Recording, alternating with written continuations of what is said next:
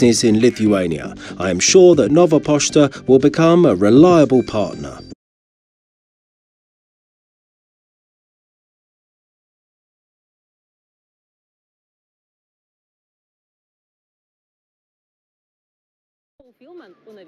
And for this episode of Eastern Express, it's the end of the line. Catch us at the same time tomorrow as we continue bringing you more latest stories from the East.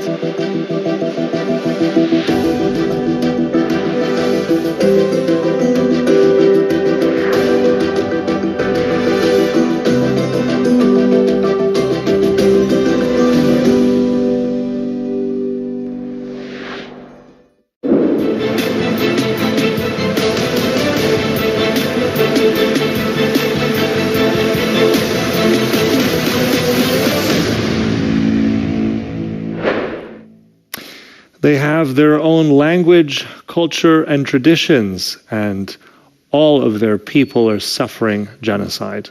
They are the Uyghurs, a unique ethnic group that reside mostly in Xinjiang in western China, a number around 12 million people. In recent years, the government in Beijing has carried out a brutal campaign against them. Reports from various human rights groups and organizations and Western governments read like something out of a nightmare, and include violence, detainment, abuses, all of which can only be classed as genocide. Although there has been some international effort to condemn Beijing's actions, global outrage and policy towards the Chinese government remains weak. Now, to discuss and analyze all this, I am honored to be joined by Rushan Abbas, founder of the US NGO Campaign for Uyghurs and Nobel Peace Prize nominee. Thank you so much, Rushan, for joining us here in the studio. Thank you, Sasha, for giving me the chance to talk about this atrocity. Before we get on a personal note, please, if we can just start from very briefly, when did this repression begin in China and with your people, the Uyghurs? What was that catalyst? Actually, ever since the occupation of the Chinese Communist regime in my homeland we call East Turkestan, they were repressing and persecuting the Uyghur people under the different labels. During the 50s, it was under the label of nationalists. During the 60s, under the Mao Zedong times, it was under the label of counter-revolutionists. All the intellectuals, thought leaders, and the professors all were targeted. That was the time of my parents, actually. And then, during the 80s, the Uyghurs were labeled as separatists after the Soviet collapsed and the establishment of Kazakhstan, Kyrgyzstan, all this stance in Central Asia. And then right after the 9/11 tragedy, the Uyghurs were labeled in overnight as terrorists. And now the last several years, beginning of 2014, they started the genocidal policies against my people and accelerated rapidly in the summer of 2017. By 2017 and 2018, we already have more than 1 million people detained in the concentration camps. And then later, actually, we had reports saying 3 to 5 million people, innocent people, taken to the concentration camps just because of their ethnicity and their historical background and their religion and the culture. I mean, it's cruel to say the least. It doesn't give it justice. And I think I just want to share briefly the definition of genocide for our viewers. Essentially, by international conventions, intend to destroy in whole or in part national, ethnic, or racial or religious group. And that's happening to the Uyghurs right now. Also, if I may, I want to ask you about that personal suffering you've suffered here. Tell us a little bit about that personal connection here. You want to show us here someone, I think. Yes. Thank you. And I'm so glad that you mentioned the Geneva Convention's description of the crimes of genocide.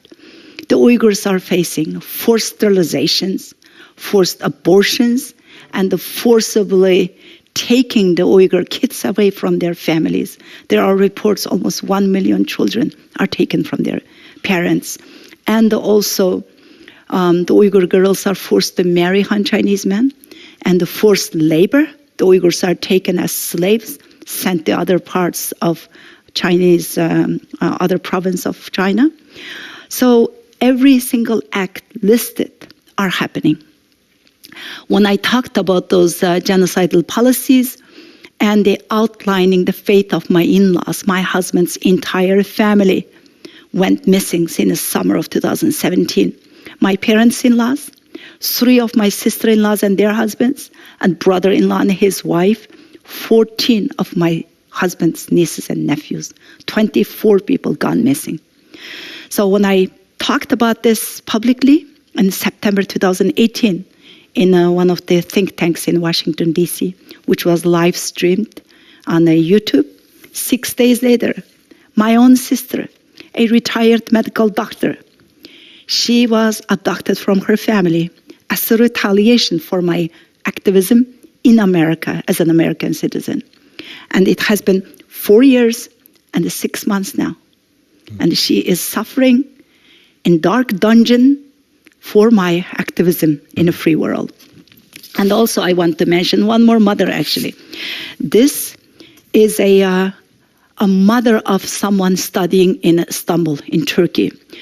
And he wanted us to take his mother's picture as well because her only crime is traveling to Turkey, visiting her son who's studying there. Traveling to any of the Muslim majority countries are crime, just like every aspect of the religion is a crime for Uyghur people. Now, you obviously shared the story with us, showing these human faces of people suffering. We had countless reports from human rights organizations, hundreds of thousands detained, horrible accounts is what you've said as well. Read something out of like a Orwellian nightmare. But if we look at the international community, there are some things that have been done. There have been reports, as you mentioned, you've traveled to the United States, you've been an activist, some Western countries stepping up to say something against China, saying that this is wrong, this is genocide. There are efforts also in 2018 by the United Nations. But then in turn I ask you though, do you think that's enough? No, unfortunately it's not. There has been a lot of talks, but we need more strong, tangible actions. Chinese governments, Chinese communist regimes, war against humanity, against the women and the children, and against the free thought and the religion, and the war against the freedom and democracy is blatant. As you mentioned, it's not only being repeatedly testimonies of, being confirmed and repeatedly with the testimonies of the camp victims, former camp victims, scholars, reporters, and also time after time, the Chinese government's own leaked data. And I hear some governments saying that this is China's internal issues. No, genocide and the slavery is not internal issues. Those are supposed to be our red line, and there is no neutrality when it comes down to genocide and the modern slavery.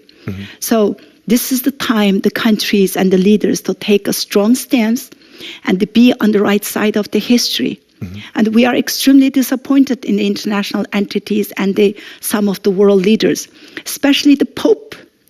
The Pope is being completely silent against the forced abortions, against China's crimes against humanity, and while the Chinese government openly telling the world in their state media that they are rewriting the Bible and the Holy Quran to make it compatible with Chinese atheist ideologies. What kind of religion can be compatible with the atheist communist ideologies? Where is the Pope supposed to defend the Bible and the religious rights, the rights of the humanity? So this is happening for several years now, and we are crying out loud for so many years. Hopefully we will get some attention, but more than ever, this is so important for people to act and hold the communist regime accountable. Otherwise, it will be the future of this free world that's at stake. And who's going to suffer is the children of every free country that enjoy the freedom and democracy.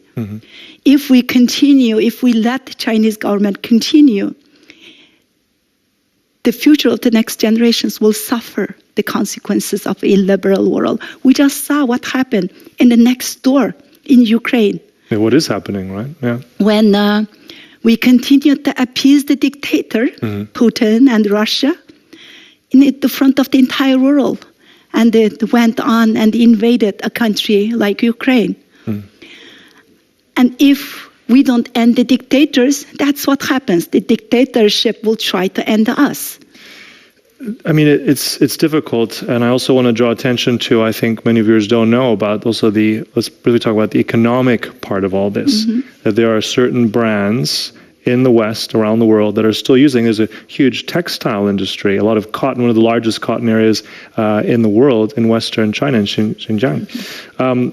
What do you think about this? I mean, we see more now being done, especially by the United States, rather, in terms of sanctions list of brands. Do you think this is also a grassroots decision? Do more citizens around the world have to take more action and be aware of this horrible situation? Absolutely. What you just stated here, what you mentioned, is how the Chinese government is making this genocide a profitable venture, and also silencing the many of the organizations or the countries and the leaders because of the profit they are making from Uyghur slaves' sweat, blood, and the tears.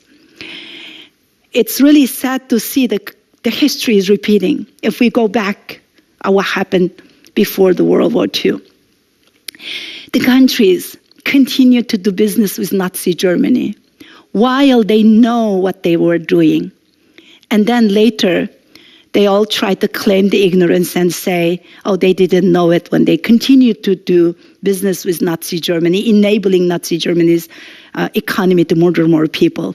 Well, this is 21st century. Nobody can claim the ignorance because they know what's happening.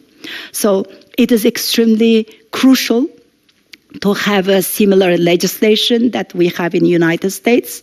We passed the Uyghur Forced Labor Prevention Act, which stopped importing the goods manufactured by the forced labor. And we need to see that in the state level in Europe, because it's against every country's constitution to have the goods made by slaves. And also in European Union level, we need to have an import ban that addresses and to stop this atrocity. Well, we need more action and, of course, work from people like you. You're on the front lines, you're around the world, saying and sharing this tragic story. It needs to be said. Thank you so much for sharing it here with us today, and we hope things will get better. My guest, Rushan Abbas, thank you so much. Thank you, Sasha. And thank you for joining us here today. That was all for this exclusive interview on TVP World. Goodbye.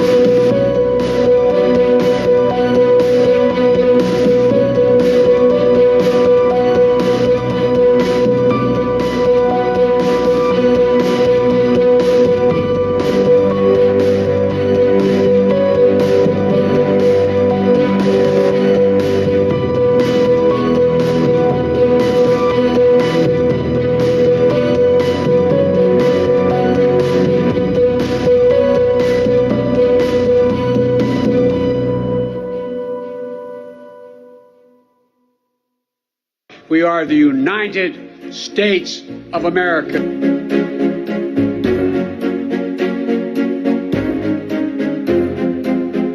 In 1972, Joseph Robinette Biden Jr. was elected as the representative for Delaware to the U.S. Senate at the age of 29. 1 month later, his wife and daughter were killed in a car accident, and his 2 sons were seriously injured.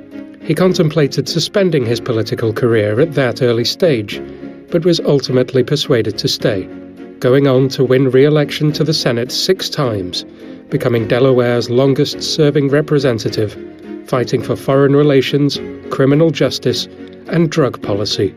In 2008, he was Barack Obama's running mate in the presidential elections and entered the White House as VC. Biden played an active role in the Obama administration, serving as an influential advisor to the president. After the pair's tenure, Biden remained involved in politics and stepped up as the Democrats' presidential candidate in 2020. The pandemic made training and competing especially difficult. His policies involved the COVID-19 pandemic, climate change, racial equality and immigration, and restoring America's standing in the world. We got to beat Donald Trump, and we will, but we can't become like him. The elections were marked by a historic turnout, and Biden secured victory over Donald Trump with a majority of 51%, receiving the most votes ever cast for a candidate in a U.S. presidential election. I, Joseph Robinette Biden Jr., do solemnly swear. In recent years, especially after the death of his eldest son, Beau, in 2015, Biden has been noted for his empathetic nature and ability to communicate about grief, as he has demonstrated by meeting Ukrainian refugees in Warsaw last year, just 1 month after Vladimir Putin's all-out attack.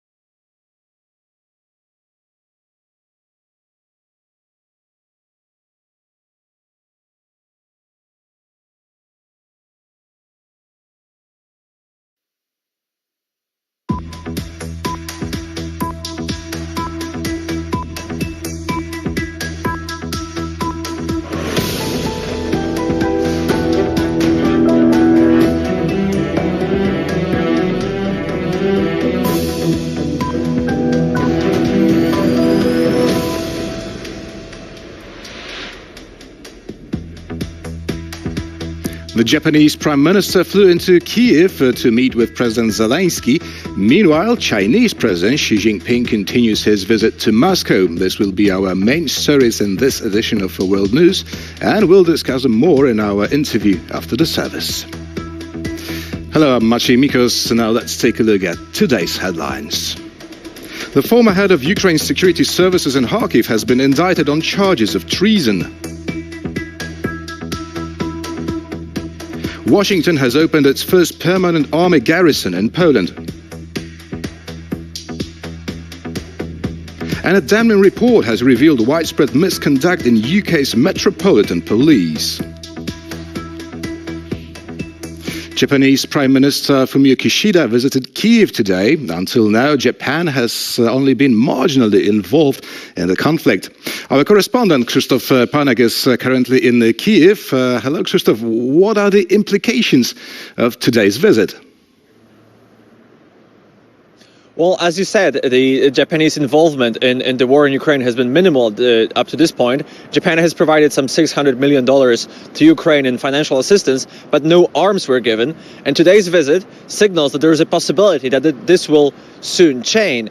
Kishida invited Zelensky to the G7 summit, which will take place in Japan in May. Zelensky will not travel there in person. He will join remotely. But still, this signals that Tokyo is indeed very much interested in the outcome of this war. Kishida has also visited Bucha, the site of Russian war crimes, and he has paid respects to the victims of this war. Let's listen. ブチャにおいて The world was astonished to see innocent civilians in Bucha killed 1 year ago. As I step on the ground of Bucha today, I really feel great anger for all the atrocious acts. I would like to give my heartfelt condolences to all the victims and the wounded on behalf of the Japanese nationals.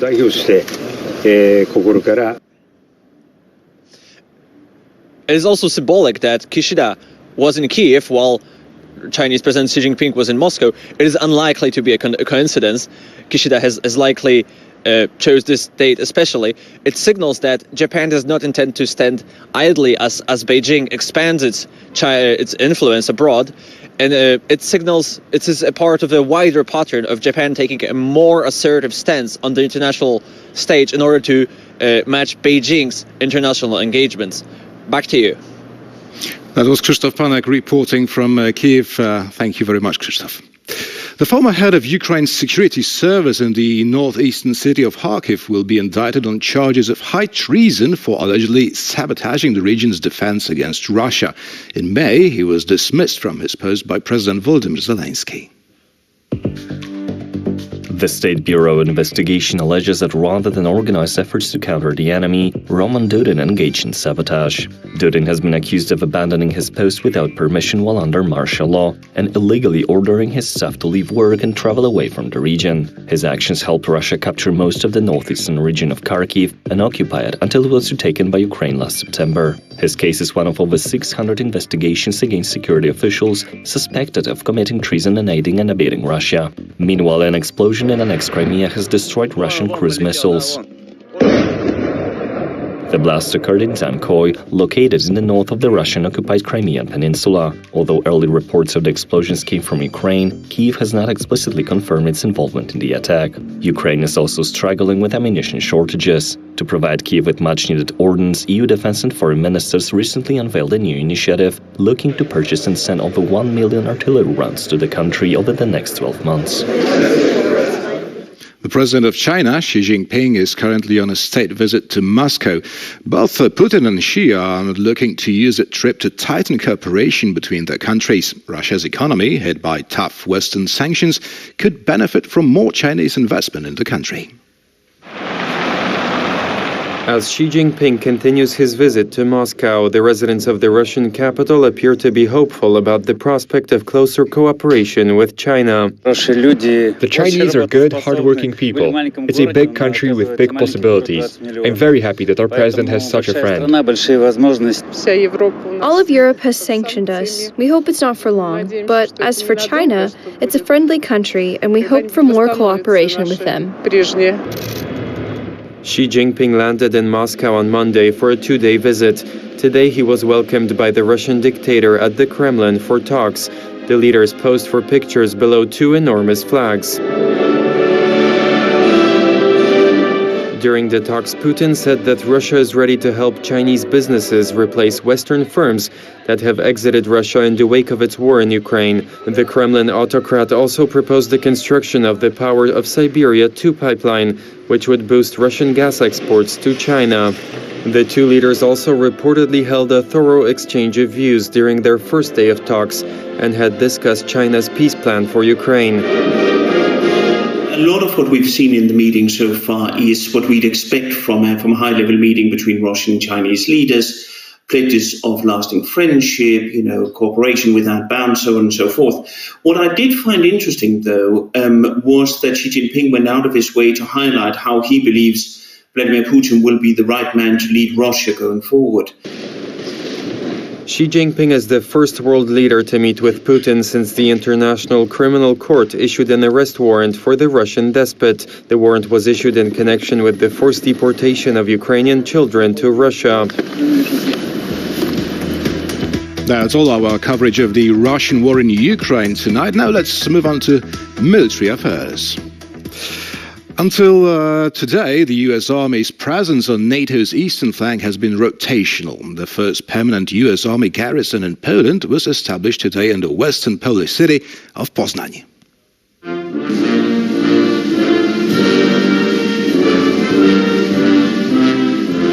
The Star-Spangled Banner was raised in Poznań to inaugurate the U.S. Army garrison in Poland. We greatly appreciate the fact that U.S. troops are now permanently stationed in Poland, especially in light of the situation Europe found itself when Russia invaded Ukraine in an attempt to rebuild its empire. It's the first permanent U.S. Army installation in Poland. There are now 8 U.S. Army garrisons in Europe, most of them in Germany, the border between East and West during the Cold War. The decision to open one on NATO's new border was made after the Russian invasion of Ukraine in 2022. The relationship of the U.S. and Poland serves as an example of the deepening ties throughout the alliance. Today's activation ceremony is a tangible reminder of the growth in our relationship. There are now about 10,000 U.S. Army servicemen in Poland, at bases such as Rzeszów-Jasionka, known among the soldiers as J-Town. But there, the U.S. presence is rotational. Camp Kościuszko is different. Here, American soldiers will be stationed permanently. And it signals that we are here to stay. It signals to the world that the United States is committed to Poland and to the NATO alliance. The patron of the base is Tadeusz Kościuszko. He led a Polish uprising against Imperial Russia in the 18th century, and later commanded American troops in the American War of Independence. He is seen as a national hero in both Poland and the US. NATO Secretary General Jens Stoltenberg presented the Alliance's 2022 annual report, which sums up the organization's activities in the past year. Stoltenberg also commented that this will be the final report of his tenure, as he is set to retire from the post later this year. NATO's annual report of the year 2022 was, unsurprisingly, focused on the unprovoked and genocidal Russian invasion of neighboring Ukraine. Secretary General Jens Stoltenberg outlined the strategic blunders made by Vladimir Putin. First, the Russian president expected Kiev to fall within days and the rest of Ukraine within weeks. In response to Russia's illegal war, Finland and Sweden decided to apply for NATO membership, which will double the length of NATO's border with Russia. Last year at a NATO summit in Madrid, all allies took the historic decision to allow Finland and Sweden to begin the accession process. Although at first Hungary and Turkey had their doubts, efforts for Finland and Sweden to join are underway. Becoming members of the alliance would certainly boost the Nordic countries' security in the face of the Russian threat. President Putin wants a different Europe. He sees democracy and freedom as a threat, and he seeks to control its neighbors. So even if the war in Ukraine ended tomorrow, the security environment has changed for the long term. And he wanted less NATO, but he has got exactly the opposite, more NATO. In response to Russia's aggression, NATO implemented the largest enforcement of collective defense in a generation. Hours after Russian tanks rolled into Ukraine, NATO was ready. Now the alliance is eager to defend its infrastructure. NATO is increasing the protection of critical national infrastructure, including undersea cables and pipelines. We have set up an undersea infrastructure coordination cell here at NATO headquarters, and established a joint NATO-EU task force. Stoltenberg stated NATO was in the process of agreeing new capability targets for production of heavy ammunition, engaging the industry to ramp up production. In 2022, of the 30 alliance countries, only 7 have achieved the target of spending at least 2% of GDP on defense. Jens Stoltenberg has held the position of NATO's Secretary General since October 2014. He was poised to leave the post by the end of September last year. However, his tenure was extended by another 12 months, so as not to change leadership at such a crucial moment. Almost 2,000 soldiers and 400 vehicles from 7 NATO countries have arrived in Slovakia for joint military drills. The Slovak Shield 2023 exercise aims to enhance interoperability between alliance militaries. The roar of engines and gun reports mark the start of Slovak Shield 2023. a highly anticipated training exercise of the multinational NATO battle group stationed in Slovakia. The goal of the exercise, apart from securing certification for the unit, is improving coordination with our closest allies within the Visegrad 4 and with the United States of America in the event of an attack on the Slovak Republic. The battle group was formed late last year. Since then, its primary objective was to conduct integration training to achieve operational status. What we achieved, 5 nations, 5 different weapon systems, to be able to harmonize and synchronize within 3 months, has proven in the course of the exercise that this is a fighting force to be reckoned with. Following Russia's unprovoked invasion of Ukraine, NATO decided last year to establish 4 new multinational battle groups in Bulgaria, Hungary, Romania and Slovakia to bolster the alliance defense capabilities on its eastern flank. And that's not all the news today. Coming up next, the origins of the COVID-19 pandemic may be revealed soon. And pension reform turmoil in France shows no signs of stopping. The Metropolitan Police is under fire after the Casey Review was published in the UK earlier today. Over its 360 pages, the document outlines the results of an investigation into the Met, and to say that the findings are disturbing is an understatement. Viewer discretion is advised, as the report deals with issues many will find upsetting. Klaudia Czerwińska has more on the story.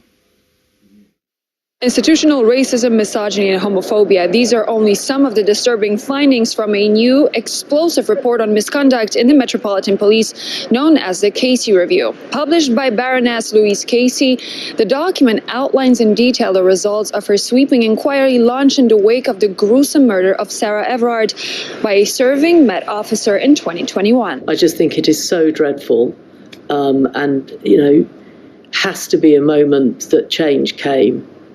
Change didn't come, so now this report has to carry that and has to take responsibility for getting the change needed that we should have had at the point that that young woman lost her life. The investigation was open to shed light on the Met's culture and standards of behavior. The findings, however, exceeded all expectations and will likely cast a long shadow over the institution explicitly tasked with protecting and serving the public.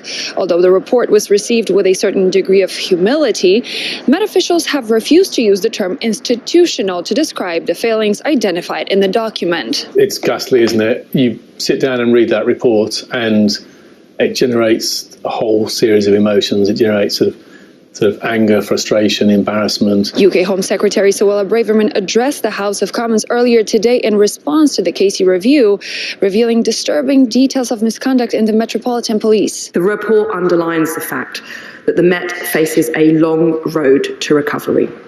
Improvements must be made as swiftly as possible, but some of the huge challenges for the organisation may take years to fully address. The document also includes harrowing testimony from anonymous Met officers who spoke out about the treatment they received from their co-workers.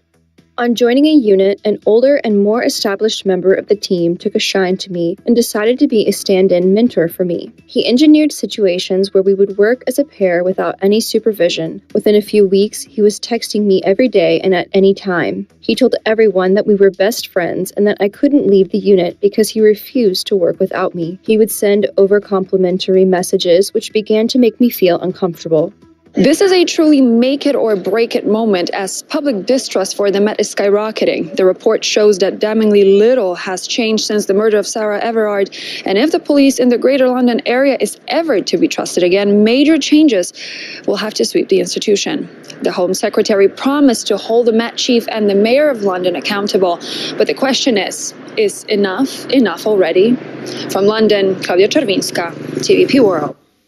Swiss trade unions raised concerns on Tuesday about job losses 2 days after UBS swept out Credit Suisse in a government-brokered bailout. The failed bank's share price dipped 50% after the takeover by the Swiss banking giant. European index funds continue their recovery. The impact is not yet known for the 40,000 employees of Credit Suisse. The president of the Swiss Union USS, Pierre-Yves Maillard, claims he called on the Swiss government to take measures to ensure a smooth transition. The first obvious fact is that there should be no bonuses for the management and the top management of these companies. That should be common decency. We should even ask them to pay back what they earned those past 2 years. Sunday saw the most dramatic state intervention since the 2008 global financial crisis, with the UBS purchasing Credit Suisse for 3 billion Swiss francs, or a little over $3.2 billion. The takeover was backstopped by unlimited funding pledges from the world's top central banks. Before the start of trading on Tuesday, European shares were anticipated to rise sharply, indicating that markets are trying to recover from the Credit Suisse shock. The attention of the banking sector has turned to Wednesday's Federal Reserve policy announcement. The European banks have done their homework in the last 10 years since the great financial market crisis. Today we have much higher capital buffers, better capitalization. Therefore, it is possible to cash in losses. Switzerland is a nation whose economy is strongly dependent on finance, with both banks' combined assets amounting to up to 140% of Swiss GDP. Investors accepted Credit Suisse's quick takeover as a reasonable measure to stop the spread of the crisis. Nevertheless, concerns are growing that other failing banks might be on the verge of collapse. President Biden has signed a bill ordering the declassification of reports on the origin of the coronavirus outbreak. A Wuhan laboratory remains the prime suspect in the investigation into the cause of the global pandemic that killed nearly 7 million people.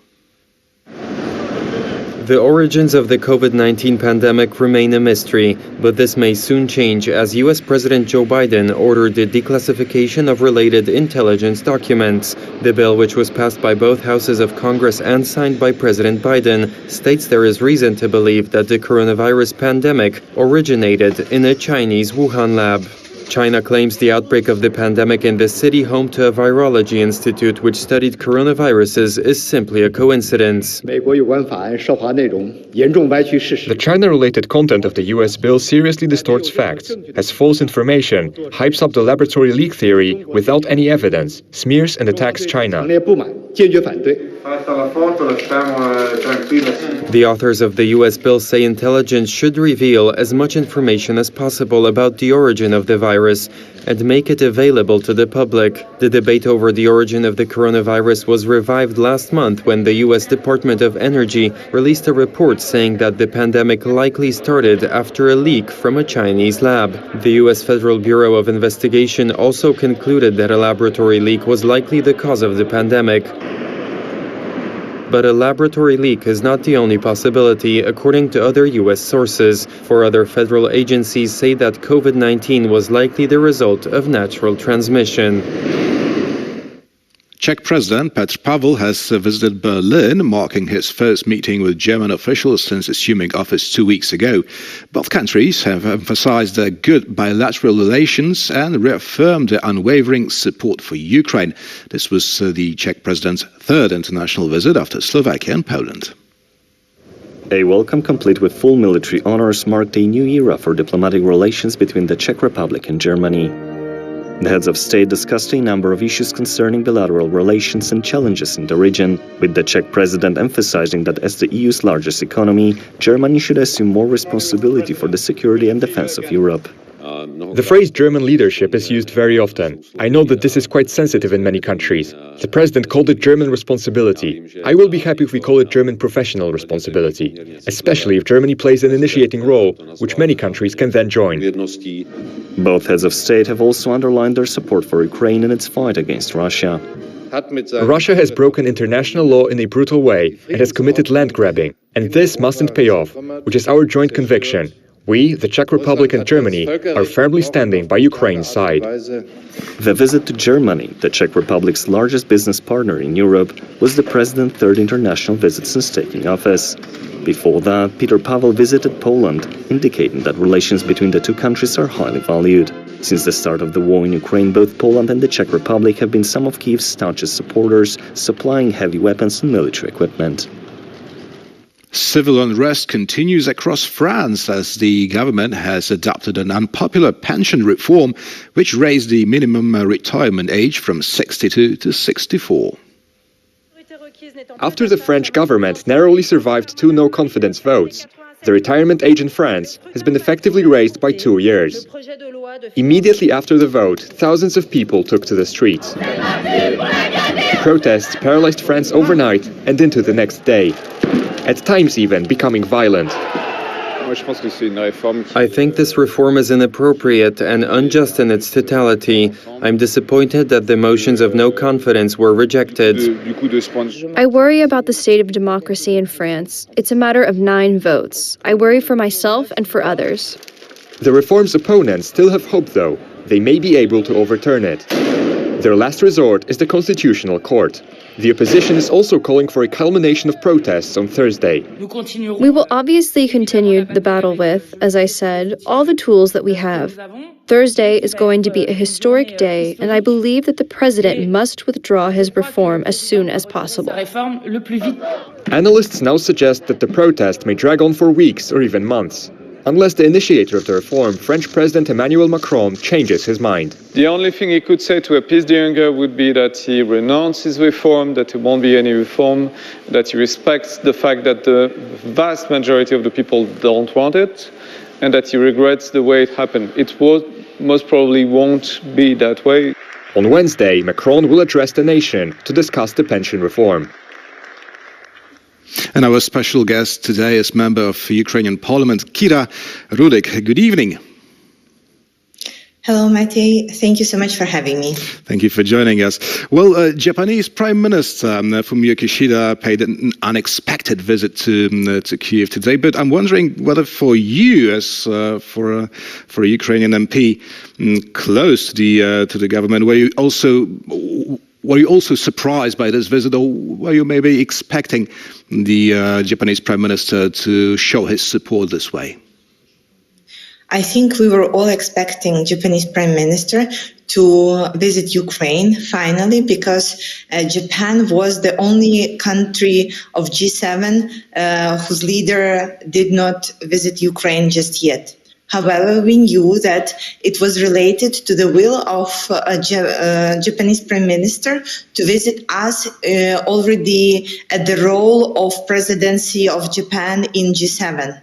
And this is why today the visit is not only an important step forward in our relations, but also an important sign internationally of Japan's support and willingness to help us not only in G7 group, but also in Collective East and Collective South.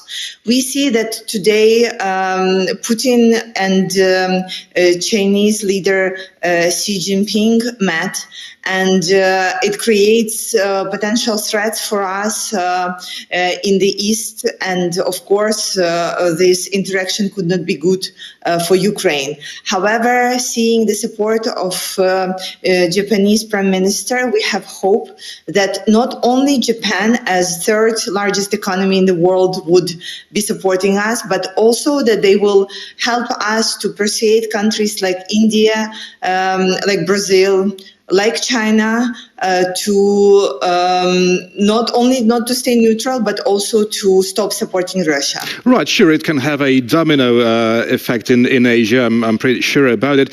But how was this today's visit received in Ukraine? We know that Prime Minister Kishida visited the site of the Bucha massacre. Of course, every single time a leader of a democratic country is visiting Ukraine, it is very well received as another token of support from the whole world. As I have been saying, we are running here on a fuel of hope.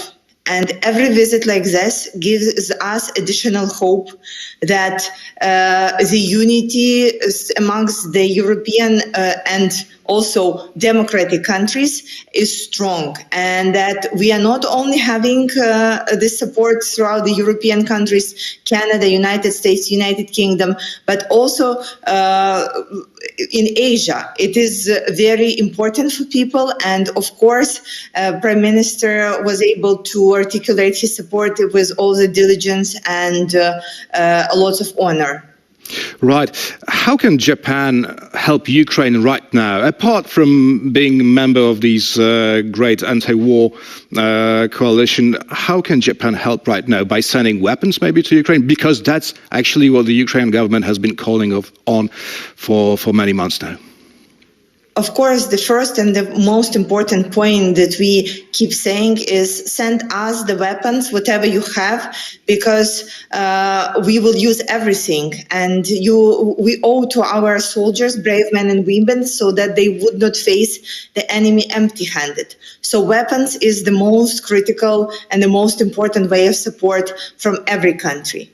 Second important point is, of course, financial support. And this is where Japan has been supporting us for quite a long time, especially through the winter, when along with our other allies, they were sending us the diesel generators and solar panels for the lighting.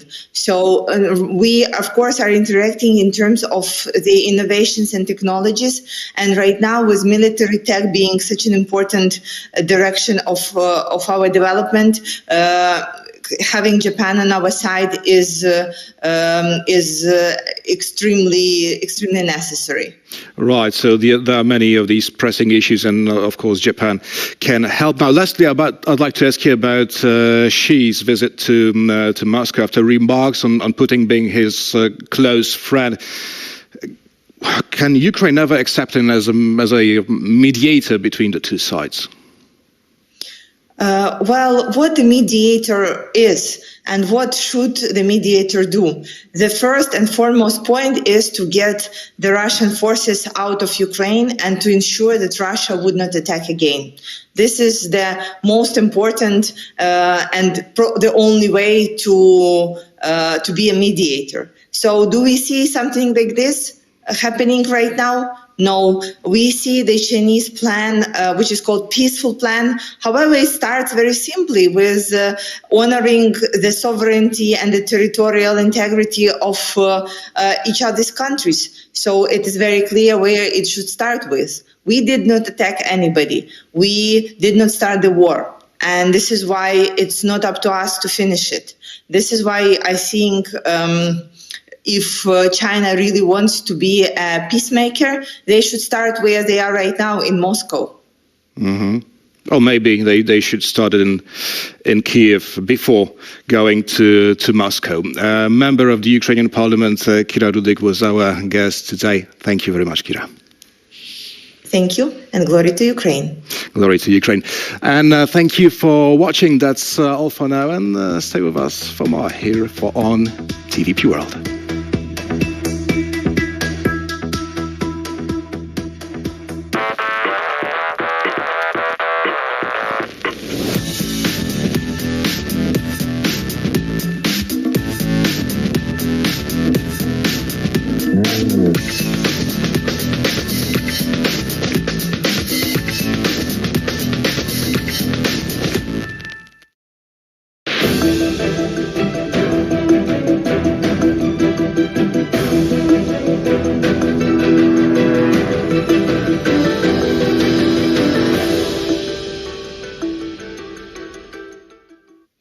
Hello, my name is Sasha Farbach, and you're watching World Today.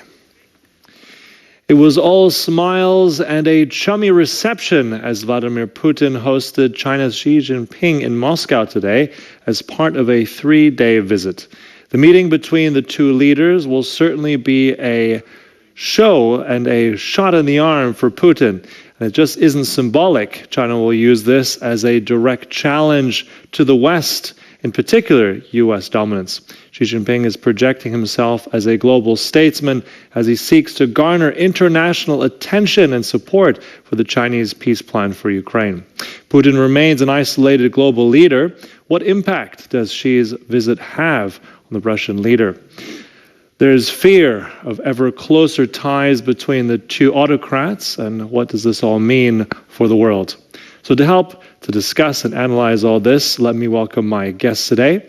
Adam King, Associate Director, Asia Pacific at the International Republican Institute, and Dr. Marcin Grabowski from the Jagiellonian University. Hello and good evening to both of you, gentlemen. Thanks for joining us. Good evening. Thanks for your invitation.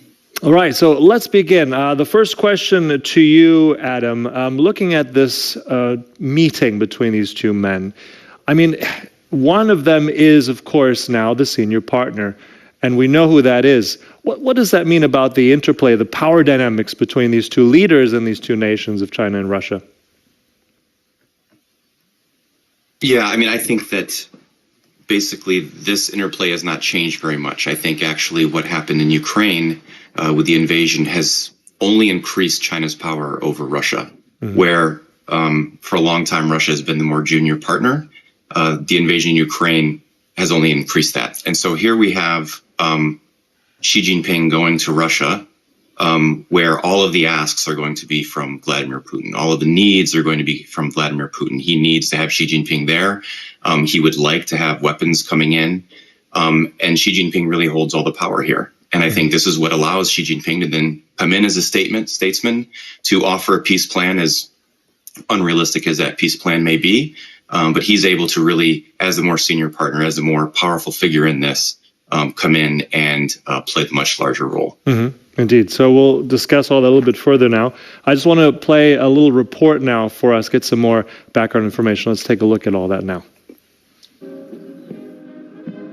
China is yet to condemn Russia for its war, but has repeatedly spoken out against the use of nuclear weapons. Beijing put out a peace proposal in February, which has so far been rejected by Russia and condemned by Ukraine. The 12-point plan excludes many points crucial for ending the war. Ukraine mainly highlights the need to remove Putin's troops from the country. The formula for the successful implementation of China's peace plan. The first and major point is the capitulation or withdrawal of the Russian occupation troops from Ukraine's territory.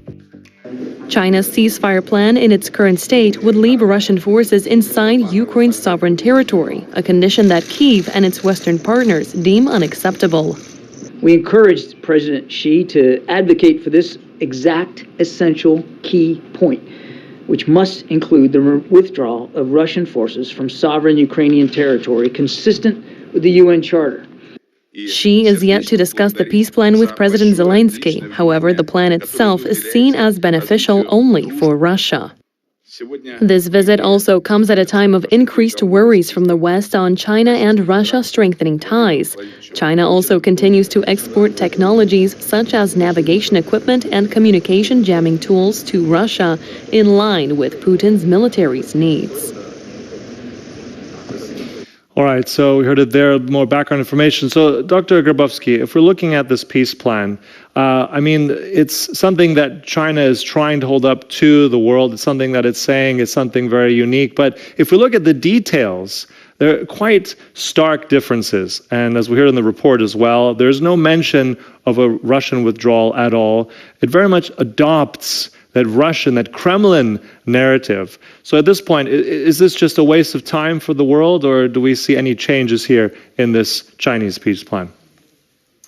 So there's a set of issues to be discussed here. First, of course, the peace plan doesn't seem to be prepared for reaching any type of peace. The peace plan is a Chinese tool to build its position in the international system and try to undermine the U.S. So the most important, the most disputable points refer basically to the United States ending the Cold War mentality or stopping unilateral sanctions are those points that directly address the United States. Even though most of those 12 points are those we could imagine could be implemented, like referring to this grain train, etc., reducing of strategic risk or safety or providing safety of nuclear power plants. All those seem like they could work despite of this huge criticism against the plan. But as I said, the most important thing here, it is now the plan for peace between Russia and the Ukraine, because even though China stresses the fact of the need to respect sovereignty, that's been China's principle for decades now, at the same time, there's no expectation of Russian troops to leave Ukraine. Therefore, it could simply lead to accept of Russian annexation of certain Ukrainian territories. Therefore, as I said, that one cannot be accepted by either Ukraine or the United States. At the same time, initial criticism, or let's say a reserve towards the plan from the Russian leader has changed. Today, we've observed that Putin said it may be a good idea, and also Zelensky invited Xi to dialogue. However, I'm pretty sure what would be the conditions, or what we expect as conditions, is that sovereignty goes with territorial integrity. Therefore, withdrawal of Chinese troops should be the basis. But at the same time, even though the plan would be good, cannot be accepted by the United States, as the United States is the global leader. China simply wants to change this position, to portray itself as a leader, at least of part of the world, and as a dove of peace, I would say. So, right. As I said, due to this fact, it cannot be accepted by the United States. Well, hang on a minute there. Cannot be accepted Martin, hang on a minute there. Ukraine. Because, I mean, you're saying that it's interesting when I listen to you, because you're saying it must be accepted by the United States. And I think any peace plan, must be accepted by Ukraine first and foremost, really. I mean, when I listen to you here, I mean, that's, I think the key issue is that the Ukrainians must also decide themselves. Do they even want to go into this negotiation with China? Do they even want to do that? They have their own plan. Zelensky has his own plan that predates this Chinese plan quite some time, quite more thorough, and I think quite much better and fair. What do you make of it, Adam? That also that Ukrainian plan from Zelensky? Well, one thing I would say is I think one thing we need to realize about this Chinese plan is that the fact that it's not acceptable is not a flaw in the plan. It is actually the intention of the plan. I don't think the Chinese have come with the thinking that this plan is going to be accepted. But what they do want is they want to be seen as attempting to make peace. The United States is giving weapons of war to Ukraine. China is not giving weapons of war to Russia. So they're able to basically show the rest of the world, or they think they can show to the rest of the world, that they are the peacemakers and that they are attempting to make peace. I would argue that that is a false argument, because their peace plan is unacceptable. Mm-hmm. I do agree there are many pieces of the plan that are not bad, but their intention is not actually for this plan to be implemented. It is for it to be rejected by the United States and by others, and then by rejecting it, they can point to the West as warmongers, for example. Yeah, so a certain ploy to a certain extent, absolutely. But on the weapons front as well, there was a recent interview by CIA Director Bill Burns just a few days ago, very much warned that China may well be in the position to sending lethal aid to Russia. And in fact, there's another report recently by Politico as well, which showed that, this wasn't direct, this is what's called dual use in terms of some of these arms. We've seen over 1,000 assault rifles, certain body armor, certain types of drones being shipped from Chinese companies actually to Russian companies. Of course, some of those Russian companies will be doing business with the Kremlin, and those will find themselves in the front line. So China not innocent here at all. But let's give him a shot. Let's give him a shot here. Let's listen to the words of Xi Jinping now about his ideas of peace. Let's see what he had to say. I would like to emphasize that on the issue of the Ukraine crisis, China has always followed the principles of the UN Charter, upholding an objective and fair stance, actively promoting peace talks. China is always standing firmly on the side of peace, dialogue, and on the right side of history. Now, Marshall, when I listen to these words by the statesman, everything seems to be fine. This is trustworthy on the right side of history, respect for the United Nations. Surely they have a good plan, don't they? Marshall, that was to you. In some sort of sarcasm I would simply say it seems that we've both commented it. So basically, the plan. I totally agree with my predecessor. The plan is not to be accepted by anyone at this point, because that was not the main goal. It seems, the plan is to show kind of opposition to the U.S. aggressive policy and make the United States acting accordingly, or basically now she cannot expect the U.S. would follow it.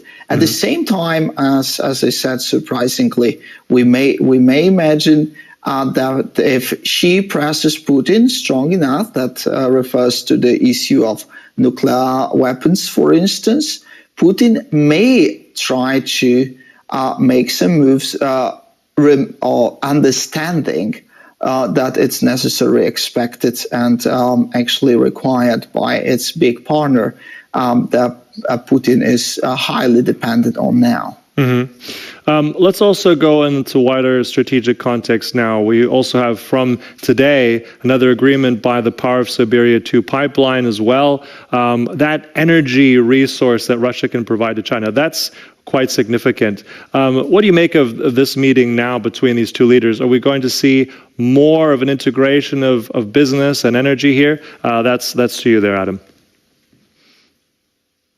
Yes, but I don't think this is anything new. I think this is continuing a trajectory that already started, and only after the invasion of Ukraine and Russia's pariah status, then this pushed Russia even further into China's orbit, right? And so China, I think, was after the invasion, they were thrown off.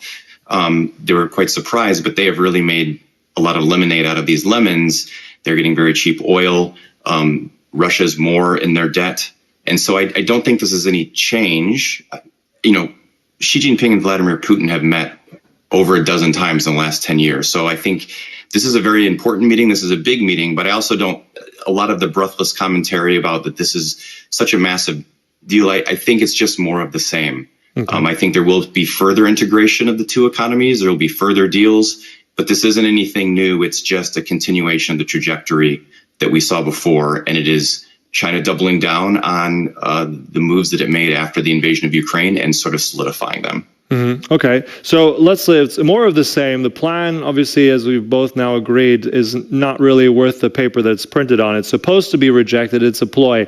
So what is the medium-term goal here? What are these two men trying to show, not just Ukraine, but the world in their meeting? What is there anything new out of this, or is this something that we could have expected a few months ago that they would just toe the line here? This is for you, Marcin. Okay, thank you. So first, I would still continue saying that that's a policy that we've been observing for the 3 decades now. So basically, you see that in 1992 meeting between Chinese and Russian leaders at that time, simply aimed at solving problems China was facing, access to nuclear military technologies, similar situation in 1996 with this declaration of multipolar world between Jiang Zemin and Boris Yeltsin, and also creation of this predecessor of Shanghai Cooperation Organization at that time, called Shanghai 5, the meetings in early 21st century. At the same time, China was gradually taking control over Central Asia, and this is what we've seen, especially when pipelines were built in 2009, connecting Kazakhstan, Uzbekistan, Turkmenistan to China, and demonopolizing Russian position in the region. Since then, we've observed that Central Asia become more assertive. That was visible also recently at the meeting in Astana. And what we see now, we see the next step. Whether it's a novelty, I'm not sure, or I don't see much novelty. Similarly to what was said by Adam a moment ago.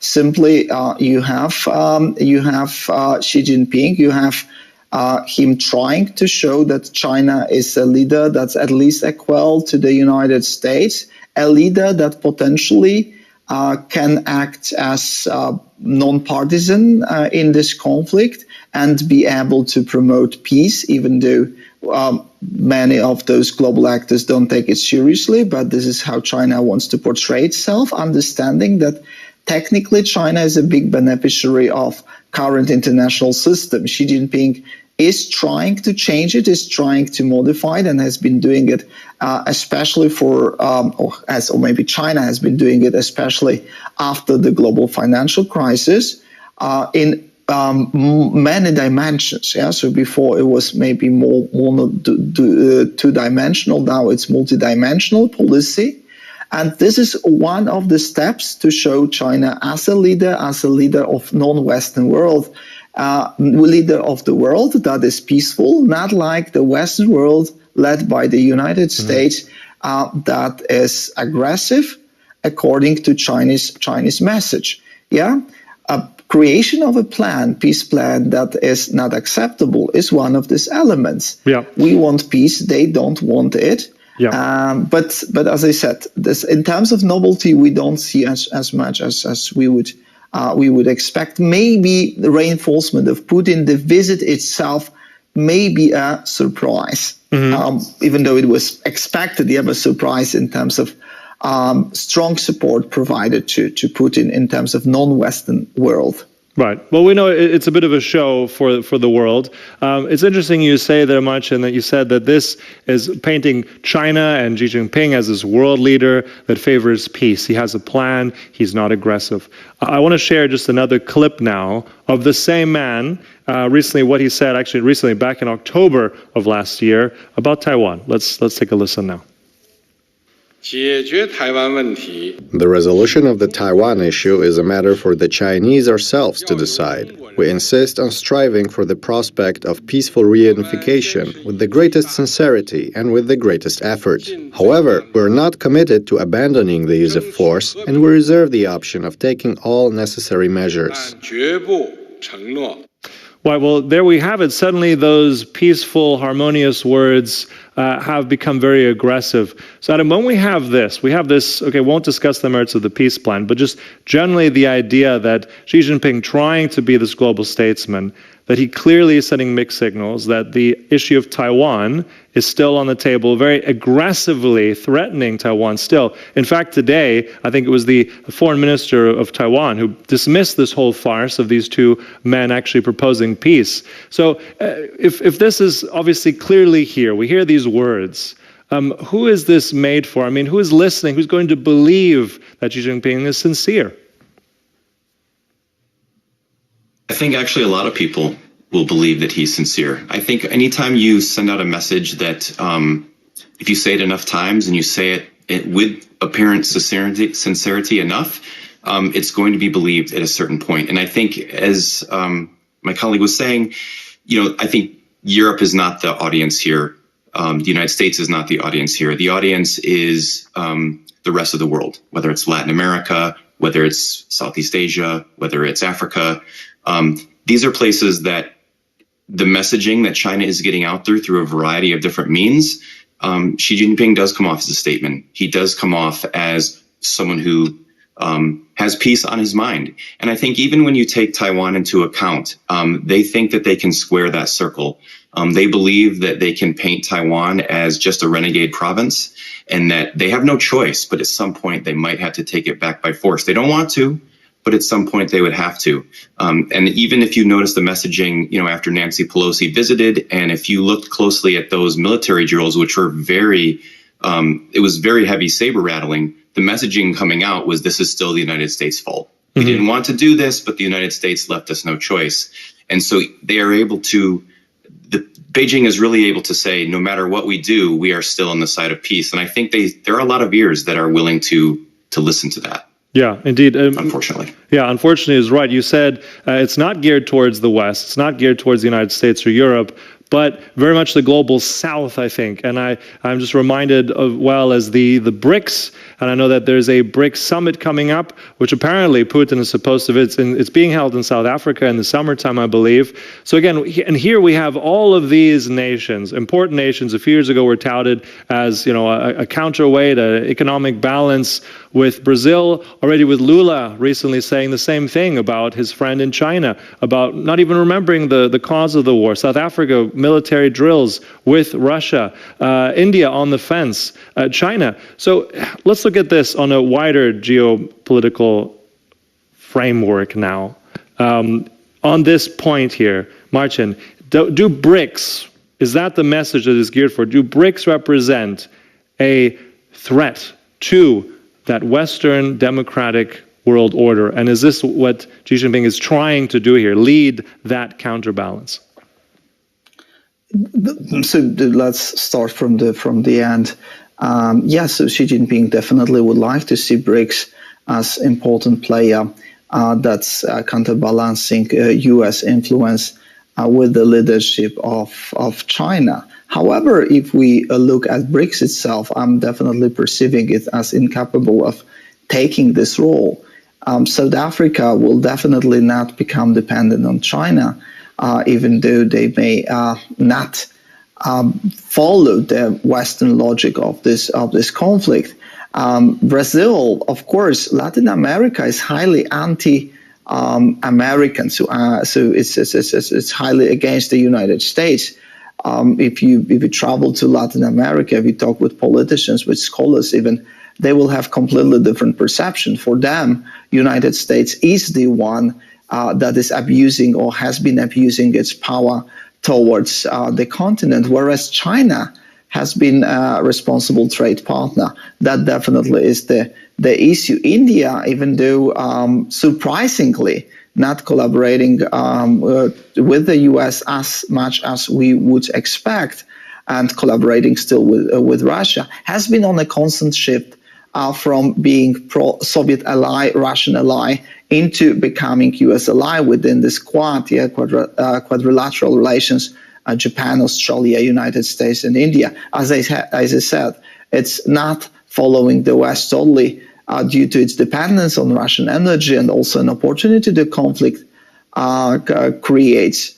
So all of those make a BRICS kind of artificial concept composed of countries that may contest American position, may be led by China if China provides enough resources in exchange, but I don't see it as a threat in reality due to the huge diversity within BRICS between all those 5 BRICS countries. Yeah? So I would rather look at this.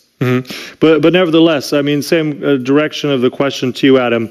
BRICS, I mean, if I look at most of these leaders and that cooperation, it favors China and Russia more than it does the West. And if you look at how they voted in the United Nations, many were against the war, but some have opted to remain abstaining and neutral in all this. So that's a bad sign, isn't it? Briefly on that one. That's for you, Adam.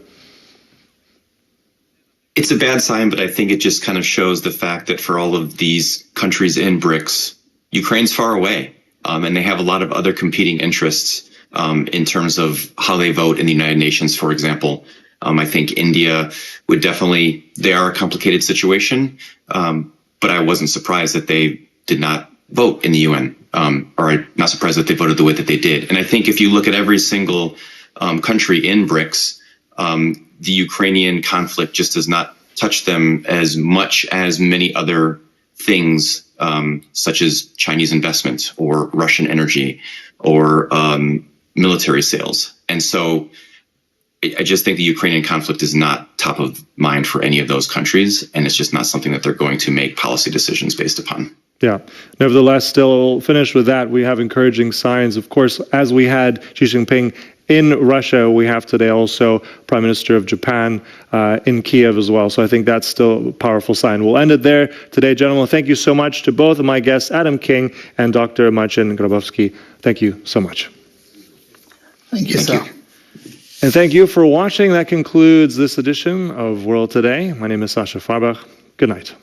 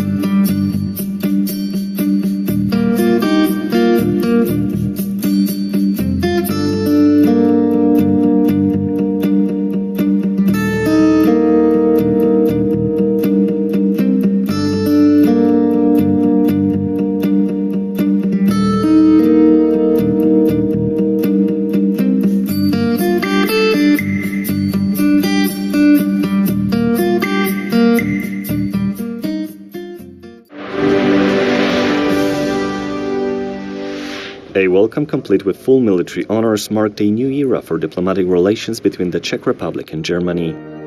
The heads of state discussed a number of issues concerning bilateral relations and challenges in the region, with the Czech president emphasizing that as the EU's largest economy, Germany should assume more responsibility for the security and defense of Europe. The phrase German leadership is used very often. I know that this is quite sensitive in many countries. The president called it German responsibility. I will be happy if we call it German professional responsibility, especially if Germany plays an initiating role, which many countries can then join. Both heads of state have also underlined their support for Ukraine in its fight against Russia. Russia has broken international law in a brutal way and has committed land grabbing, and this mustn't pay off, which is our joint conviction. We, the Czech Republic and Germany, are firmly standing by Ukraine's side. The visit to Germany, the Czech Republic's largest business partner in Europe, was the president's third international visit since taking office. Before that, Peter Pavel visited Poland, indicating that relations between the two countries are highly valued. Since the start of the war in Ukraine, both Poland and the Czech Republic have been some of Kyiv's staunchest supporters, supplying heavy weapons and military equipment. As Xi Jinping continues his visit to Moscow, the residents of the Russian capital appear to be hopeful about the prospect of closer cooperation with China. The Chinese are good, hardworking people. It's a big country with big possibilities. I'm very happy that our president has such a friend. All of Europe has sanctioned us. We hope it's not for long. But as for China, it's a friendly country, and we hope for more cooperation with them. Xi Jinping landed in Moscow on Monday for a two-day visit. Today he was welcomed by the Russian dictator at the Kremlin for talks. The leaders posed for pictures below two enormous flags. During the talks, Putin said that Russia is ready to help Chinese businesses replace Western firms that have exited Russia in the wake of its war in Ukraine. The Kremlin autocrat also proposed the construction of the Power of Siberia 2 pipeline, which would boost Russian gas exports to China. The two leaders also reportedly held a thorough exchange of views during their first day of talks and had discussed China's peace plan for Ukraine. A lot of what we've seen in the meeting so far is what we'd expect from a high-level meeting between Russian and Chinese leaders, pledges of lasting friendship, cooperation without bounds, so on and so forth. What I did find interesting, though, was that Xi Jinping went out of his way to highlight how he believes Vladimir Putin will be the right man to lead Russia going forward. Xi Jinping is the first world leader to meet with Putin since the International Criminal Court issued an arrest warrant for the Russian despot. The warrant was issued in connection with the forced deportation of Ukrainian children to Russia.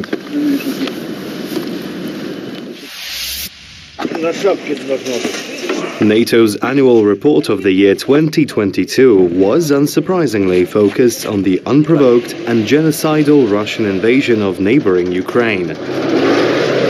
Secretary General Jens Stoltenberg outlined the strategic blunders made by Vladimir Putin. First, the Russian president expected Kiev to fall within days and the rest of Ukraine within weeks. In response to Russia's illegal war, Finland and Sweden decided to apply for NATO membership, which will double the length of NATO's border with Russia. Last year at a NATO summit in Madrid, all allies took the historic decision to allow Finland and Sweden to begin the accession process. Although at first Hungary and Turkey had their doubts, efforts for Finland and Sweden to join are underway. Becoming members of the alliance would certainly boost the Nordic countries' security in the face of the Russian threat. President Putin wants a different Europe. He sees democracy and freedom as a threat, and he seeks to control its neighbors. So even if the war in Ukraine ended tomorrow, the security environment has changed for the long term. And he wanted less NATO, but he has got exactly the opposite, more NATO. In response to Russia's aggression, NATO implemented the largest enforcement of collective defense in a generation. Hours after Russian tanks rolled into Ukraine, NATO was ready. Now the alliance is eager to defend its infrastructure. NATO is increasing the protection of critical national infrastructure, including undersea cables and pipelines. We have set up an undersea infrastructure coordination cell here at NATO headquarters and established a joint NATO-EU task force. Stoltenberg stated NATO was in the process of agreeing new capability targets for production of heavy ammunition, engaging the industry to ramp up production. In 2022, of the 30 alliance countries, only 7 have achieved the target of spending at least 2% of GDP on defense. Jens Stoltenberg has held the position of NATO's Secretary General since October 2014. He was poised to leave the post by the end of September last year. However, his tenure was extended by another 12 months, so as not to change leadership at such a crucial moment.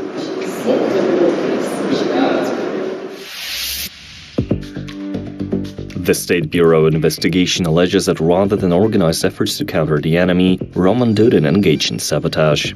Dudin has been accused of abandoning his post without permission while under martial law and illegally ordering his staff to leave work and travel away from the region. His actions helped Russia capture most of the northeastern region of Kharkiv and occupy it until it was retaken by Ukraine last September. His case is one of over 600 investigations against security officials suspected of committing treason and aiding and abetting Russia. Meanwhile, an explosion in annexed Crimea has destroyed Russian cruise missiles.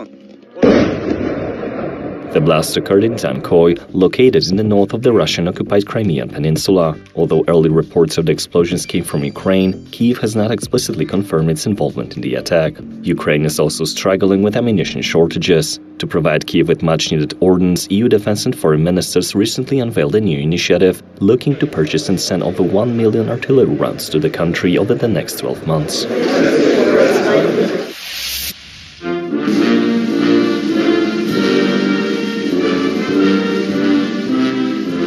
The Star-Spangled Banner was raised in Poznań to inaugurate the U.S. Army garrison, Poland. We greatly appreciate the fact that U.S. troops are now permanently stationed in Poland, especially in light of the situation Europe found itself when Russia invaded Ukraine in an attempt to rebuild its empire. It's the first permanent U.S. Army installation in Poland. There are now 8 U.S. Army garrisons in Europe, most of them in Germany, the border between East and West during the Cold War. The decision to open one on NATO's new border was made after the Russian invasion of Ukraine in 2022. The relationship of the U.S. and Poland serves as an example of the deepening ties throughout the alliance. Today's activation ceremony is a tangible reminder of the growth in our relationship. There are now about 10,000 U.S. Army servicemen in Poland, at bases such as Rzeszów-Jasionka, known among the soldiers as J-Town. But there, the U.S. presence is rotational. Camp Kościuszko is different. Here, American soldiers will be stationed permanently. And it signals that we are here to stay. It signals to the world that the United States is committed to Poland and to the NATO alliance. The patron of the base is Tadeusz Kościuszko. He led a Polish uprising against Imperial Russia in the 18th century, and later commanded American troops in the American War of Independence. He is seen as a national hero in both Poland and the US. After the French government narrowly survived 2 no-confidence votes, the retirement age in France has been effectively raised by 2 years. Immediately after the vote, thousands of people took to the streets. Protests paralyzed France overnight and into the next day, at times even becoming violent. I think this reform is inappropriate and unjust in its totality. I'm disappointed that the motions of no confidence were rejected. I worry about the state of democracy in France. It's a matter of 9 votes. I worry for myself and for others. The reform's opponents still have hope, though. They may be able to overturn it. Their last resort is the Constitutional Court. The opposition is also calling for a culmination of protests on Thursday. We will obviously continue the battle with, as I said, all the tools that we have. Thursday is going to be a historic day, and I believe that the president must withdraw his reform as soon as possible. Analysts now suggest that the protest may drag on for weeks or even months, unless the initiator of the reform, French President Emmanuel Macron, changes his mind. The only thing he could say to appease the anger would be that he renounces reform, that there won't be any reform, that he respects the fact that the vast majority of the people don't want it, and that he regrets the way it happened. It most probably won't be that way. On Wednesday, Macron will address the nation to discuss the pension reform.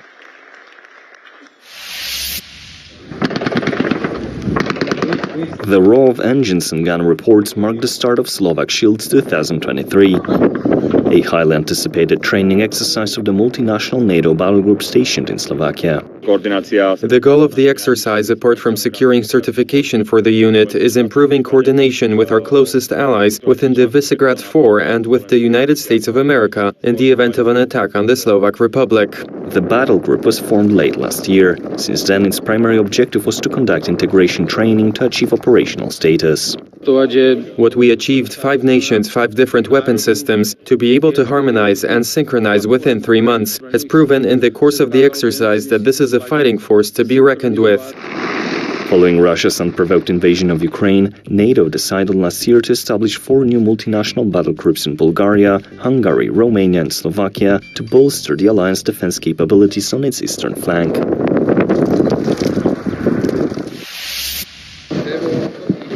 The impact is not yet known for the 40,000 employees of Credit Suisse. The president of the Swiss Union USS, Pierre-Yves Maillard, claims he called on the Swiss government to take measures to ensure a smooth transition. The first obvious fact is that there should be no bonuses for the management and the top management of these companies. That should be common decency. We should even ask them to pay back what they earned those past 2 years. Sunday saw the most dramatic state intervention since the 2008 global financial crisis, with the UBS purchasing Credit Suisse for 3 billion Swiss francs, or a little over $3.2 billion. The takeover was backstopped by unlimited funding pledges from the world's top central banks. Before the start of trading on Tuesday, European shares were anticipated to rise sharply, indicating that markets are trying to recover from the Credit Suisse shock. The attention of the banking sector has turned to Wednesday's Federal Reserve policy announcement. The European banks have done their homework in the last 10 years since the great financial market crisis. Today we have much higher capital buffers, better capitalization. Therefore, it is possible to cash in losses. Switzerland is a nation whose economy is strongly dependent on finance, with both banks' combined assets amounting to up to 140% of Swiss GDP. Investors accepted Credit Suisse's quick takeover as a reasonable measure to stop the spread of the crisis. Nevertheless, concerns are growing that other failing banks might be on the verge of collapse. The fire broke out at the Fountain of Life Center in Florence Township, New Jersey, northeast of Philadelphia at 6 p.m. local time. Dark clouds of smoke could be seen for several kilometers around. Firefighters are working around the clock to preserve a connected school building. More than 100 firemen and other emergency personnel were on the scene. The cause of the fire remains unknown.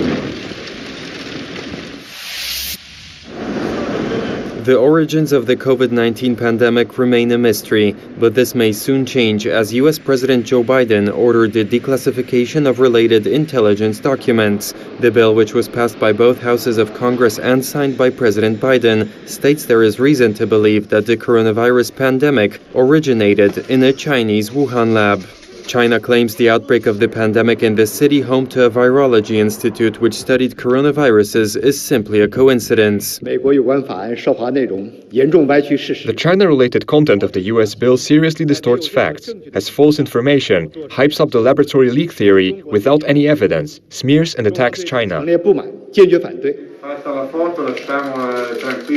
The authors of the US bill say intelligence should reveal as much information as possible about the origin of the virus and make it available to the public. The debate over the origin of the coronavirus was revived last month when the US Department of Energy released a report saying that the pandemic likely started after a leak from a Chinese lab. The US Federal Bureau of Investigation also concluded that a laboratory leak was likely the cause of the pandemic. But a laboratory leak is not the only possibility, according to other U.S. sources. For other federal agencies say that COVID-19 was likely the result of natural transmission.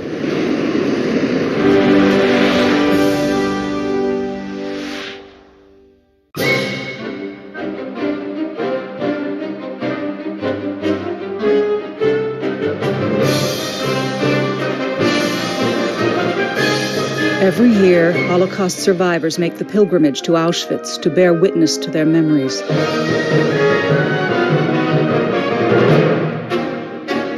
Every year, there are fewer of them.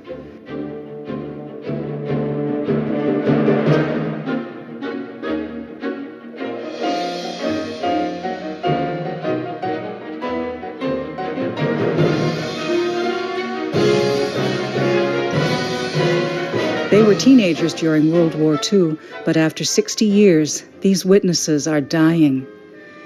In the museum at Auschwitz, contemporary teenagers stroll indifferently through the exhibits. To them, the artifacts of that great suffering are meaningless, and dangerous misinformation is circulating.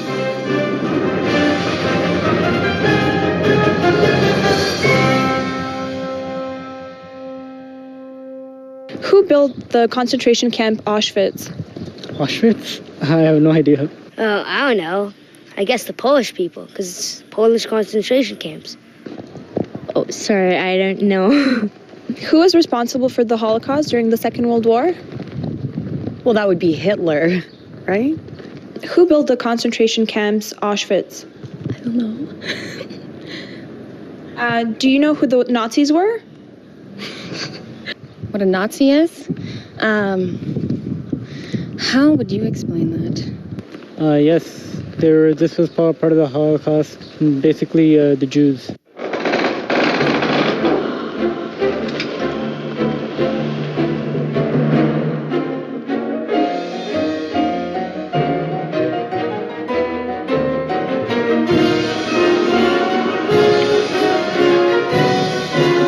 People, how can you possibly be so oblivious and ignorant of history?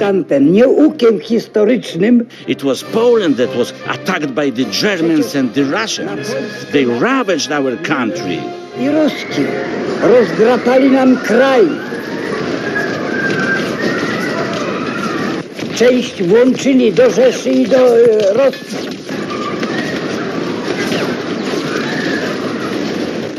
In the years since the Holocaust, the history of Auschwitz has taken an obscene twist. Nie było praktycznie dnia. Hardly a day passes when the term Polish concentration camp is not used.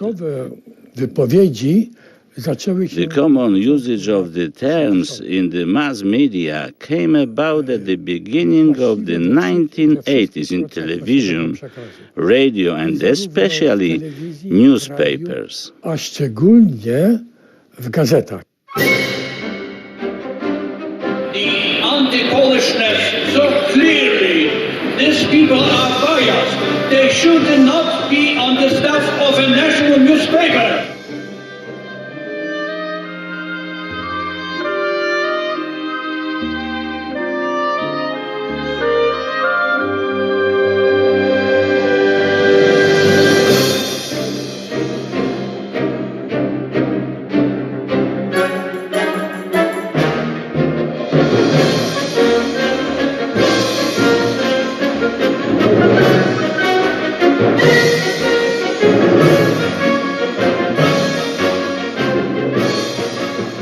In my first-year history class, I encountered an experience where a professor presented Poland, saying that a lot of Polish civilians were in fact helping the Nazis in terms of the concentration camps, as well as leading them to Jews who were hiding out.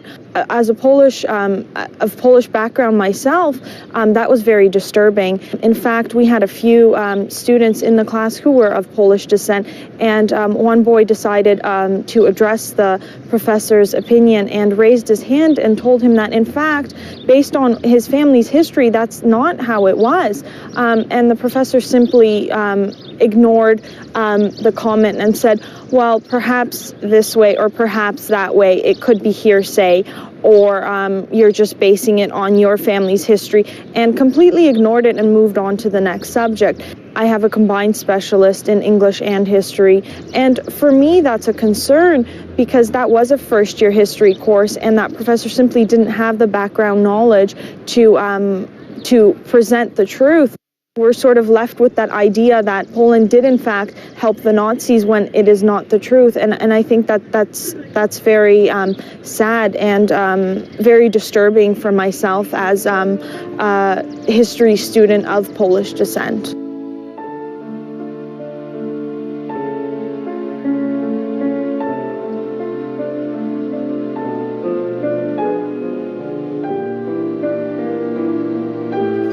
I am a prisoner of Auschwitz. Afterward, I was even deported to Neuengamme and Bergen-Belsen simply for being a Pole and for resisting German captivity. This was what my friends and I were arrested for. My friends all perished here in Auschwitz.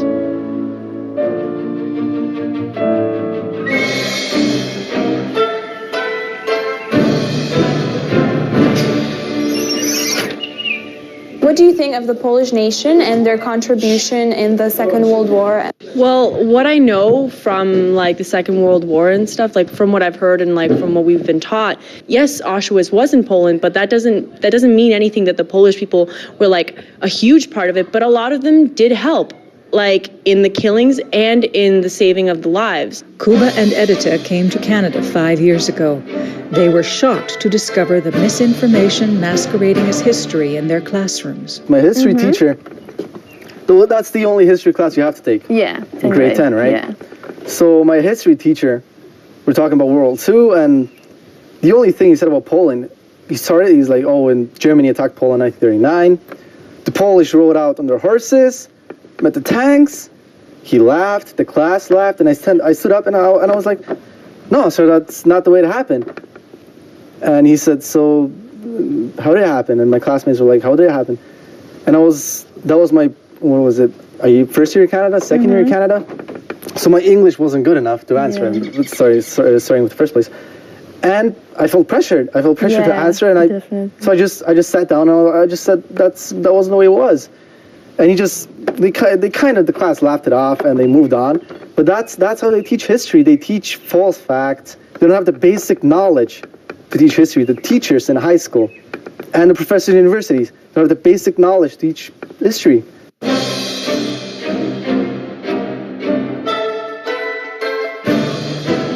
Polonia kanadyjska spotkała się z dwoma wielkimi problemami. The Polish community in Canada was faced with two great problems. There was the issue of the falsification of our history, as well as the attempt to belittle us as an ethnicity. Terms such as Polish concentration camps and Poland's Sobibor and Treblinka death camps had already begun to circulate in June of 1978, then reappeared in February of 79, again in March of 79, March of 86, once again in March of 87, and so on until the present day. Readers would protest and send letters to the editor. It is true that these letters pointing out the errors were often printed, but to this day they continue to repeat these mistakes. The problem has grown into something of an epidemic. The use of terms suggesting that it was in fact the Poles who were responsible for the torture in Nazi concentration camps is growing at an alarming rate. Letters have proved insufficient to stop the transfer of false information. As a result, readers took to the streets in protest.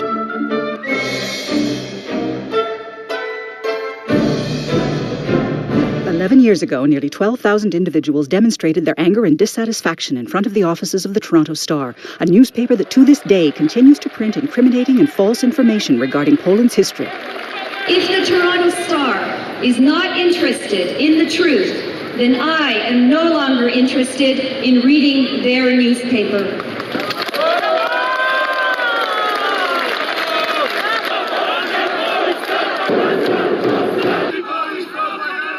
It was the largest protest of its kind staged by the Polish community in Canada. Not one representative of the newspaper came out to address the protesters. We need something, some event. We have to stand up when you have to tell people, no, that's not the way it was. We need someone who would tell them the real history that's really important to us. And damn, it only happened 50 years ago. I know. Well, I think the issue is because Poland doesn't really have such a huge voice in the international arena. Journalists from the popular Polish daily Rzeczpospolita have joined a movement protesting the use of erroneous terms and descriptions. It is made possible by the global reach of the Internet. There are over 12,000 individuals from all around the world taking part in the movement, including politicians and officials from Poland and Israel. This is really something that must be fought against. The first thing the media can do to help the cause is write letters to the editors of newspapers, providing them with facts about concentration camps, along with a request for them to acknowledge Polish concerns. Second, when an article is published, the journalists from Rzeczpospolita call either the person who is responsible for the article or the individual in charge of the newspaper itself. First, we ask them why the term was printed in this way. Second, whether they are aware that they are printing falsehoods. And finally, what they intend to do to fix the problem. The Polish Minister of Foreign Affairs, Anna Fotyga, makes sure that every representative working at each of Poland's diplomatic posts is responsible for taking note of and fixing any factual errors about Polish history. Ja zapoznałam się już kilka lat temu z I personally became familiar with the scandalous falsification of history a few years ago. I was shocked to see such blatant use of these false terms in such international forums as the European Parliament, for example. Some of the members of European Parliament, English-speaking members, were using such egregious terms as Polish concentration camps and Polish death camps. It is a fact that the media in Europe, as well as in the United States and Canada, have used these terms, and I think it's scandalous. Poland was an occupied country. Poles suffered, and they sacrificed themselves for the sake of other nations as well.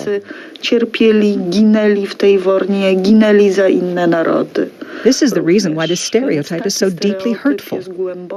What we are faced with is the relativization of history and moral responsibility.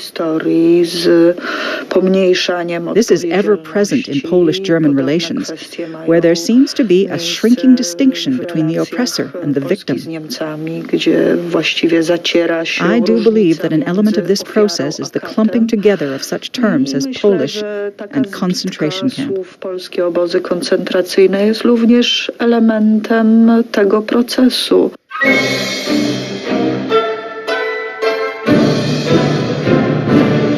Polish President Lech Kaczynski is fighting against the falsification of history.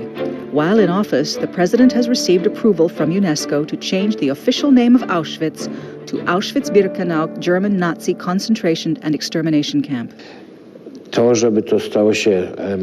will be very difficult to have it become an unlawful act under criminal law. Nevertheless, what we have previously thought to be impossible has turned out to be possible in the end. Finally, after 60 years, thanks to Lech Kaczynski, a much-anticipated monument was erected in honor of the Polish resistance fighters who rose up against the German invaders. W obliczu Boga Wszechmogącego i Najświętszej Maryi Panny, Królowej Korony Polskiej, przysięgam Ci wierny Ojczyźnie mej, stać nieugięcie na straży jej honoru, o wyzwolenie z niewoli walczyć ze wszystkich sił, aż do ofiary mego życia. Obozy koncentracyjne, obozy śmierci, zwłaszcza The concentration and extermination camps imprisoned Jews, along with Europeans of many other nationalities, the second largest group of which were the Poles. These camps were created through the policies of the German regime, a regime that was legally elected into office in 1933. These camps were planned, built, and governed by the German state. There is no question that the Germans are now a completely different nation and society, and that the nature of the German government has completely changed. Although there is no doubt that it now has one of the most democratic governments and societies in the world, we still cannot allow for history to be rewritten.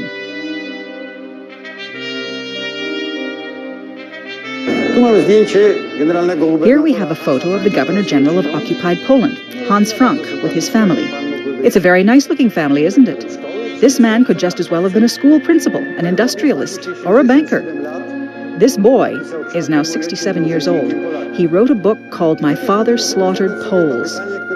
The question we keep asking ourselves, a question which the Germans have been struggling with for many years, is what happened to the German nation?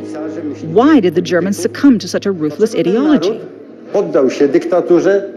Some of them were criminals. Some of them never went past the primary grades. Dlaczego Niemcy poddali się tej zbrodniczej ideologii? I to zagrożenie istnieje dzisiaj również. The potential of yielding to the ideology exists today, not only in the minds of politicians or crazy generals. If we continue to consider such metaphysical questions as what is truth? Can we know what is really true? There is only my truth, your truth, or his truth.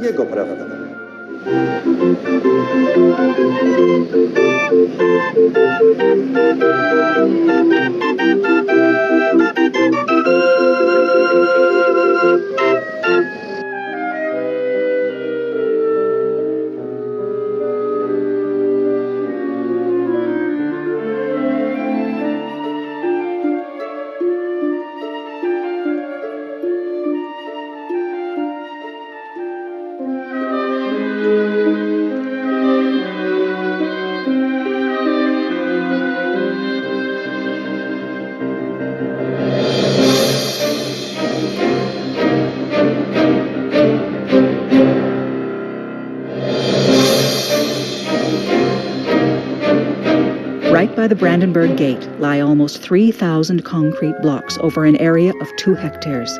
It is a memorial devoted to the lives of the murdered Jews of Europe. The German parliament, or Bundestag, claims that living with the guilt of having been responsible for Nazi war crimes has become a part of the German national identity. One can read about this in books, or like hundreds of German school youth, one can learn about the history in the museum, located just under the impressive memorial. Who built the concentration camps Auschwitz? Do you know? No. Ich rede Germany. Germany, BDR, I think. Not a really good nation because they're not good for people. So I think, which nation? Like really which country? Yeah, exactly. Russia or Germany or something. Yes, Adolf Hitler and the SS.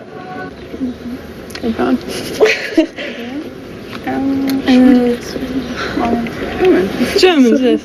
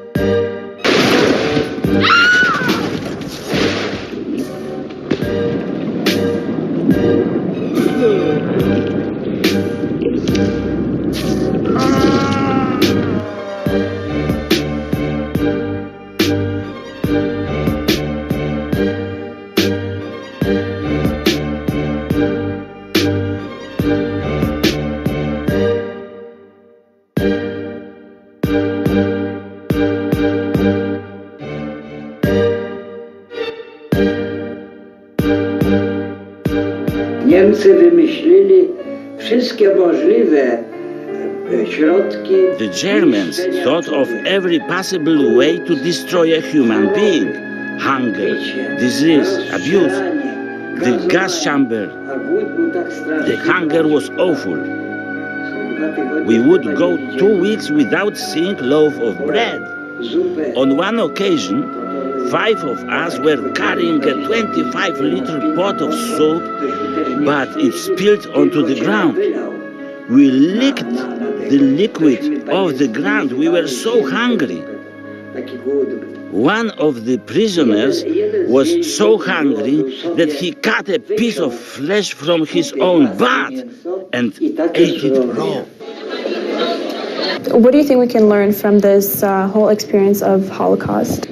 What you could take from this war, like World War II, is people's interpretation of what happened. Because there's no way that there's going to be one answer for who did this, who helped who destroyed who, what killed, like it's all hearsay. History is all what people have told you or what's written down. Like the other day, I was talking about my background in Italian, so I found out yesterday that we had a part in the war, that a leader named Mussolini, he was with the Hitler, and he killed a bunch of Jewish people. I had no idea if this, I had no idea Italy played a part like this until we hung him and we got a new leader. We didn't defend the Jewish people. But whether this is true or not, it's something that my family's told me and believes and understands what happened in the war. So it's just interesting to see what they think went on. Because I wasn't there. I have no idea what's been going on. I'm pretty sure no one else was there. So whatever you hear...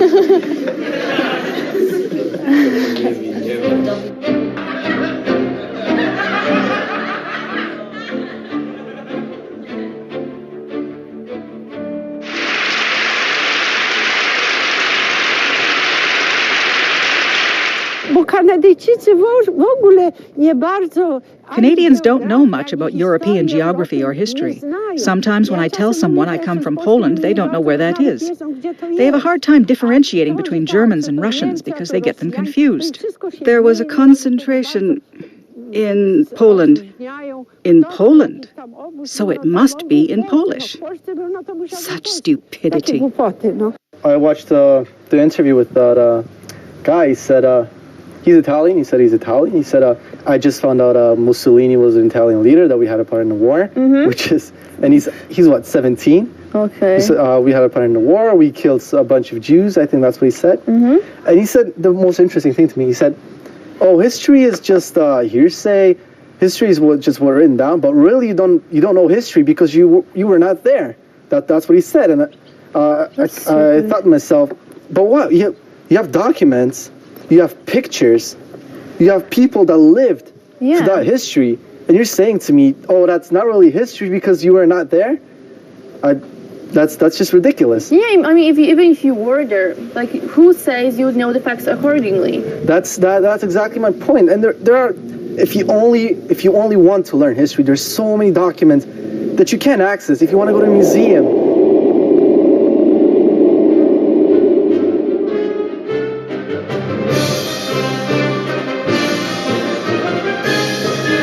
These are original numbered documents from the Auschwitz Museum.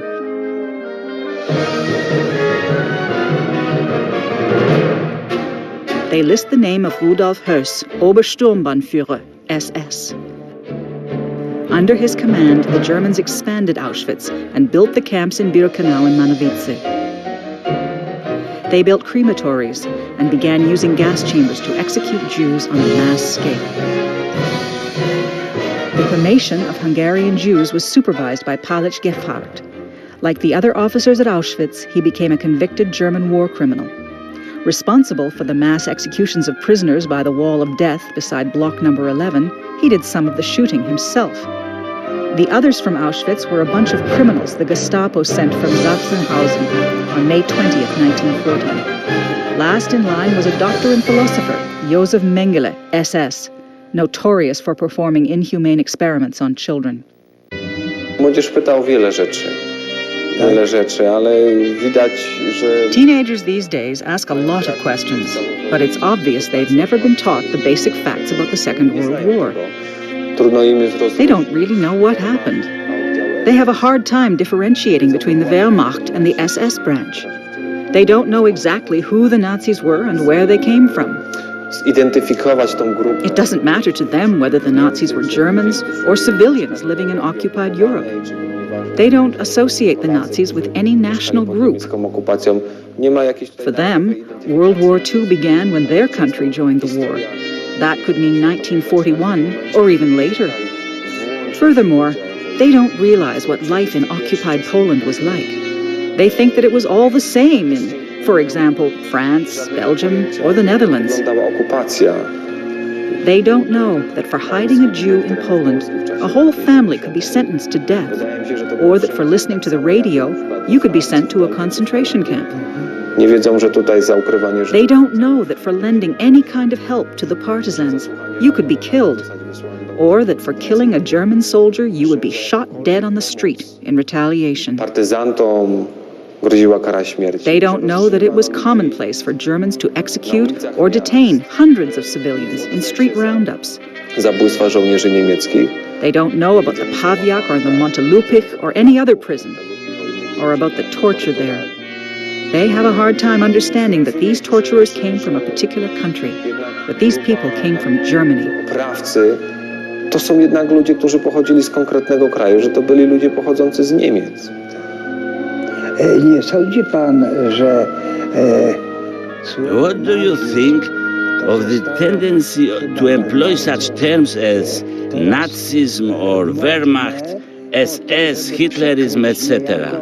It seems to me that these terms are often used when speak to Germans. If you use a term like German Nazi, they often get offended. So much tension fills the air. They prefer to use a neutral word like Nazism. Is this something you have observed as well?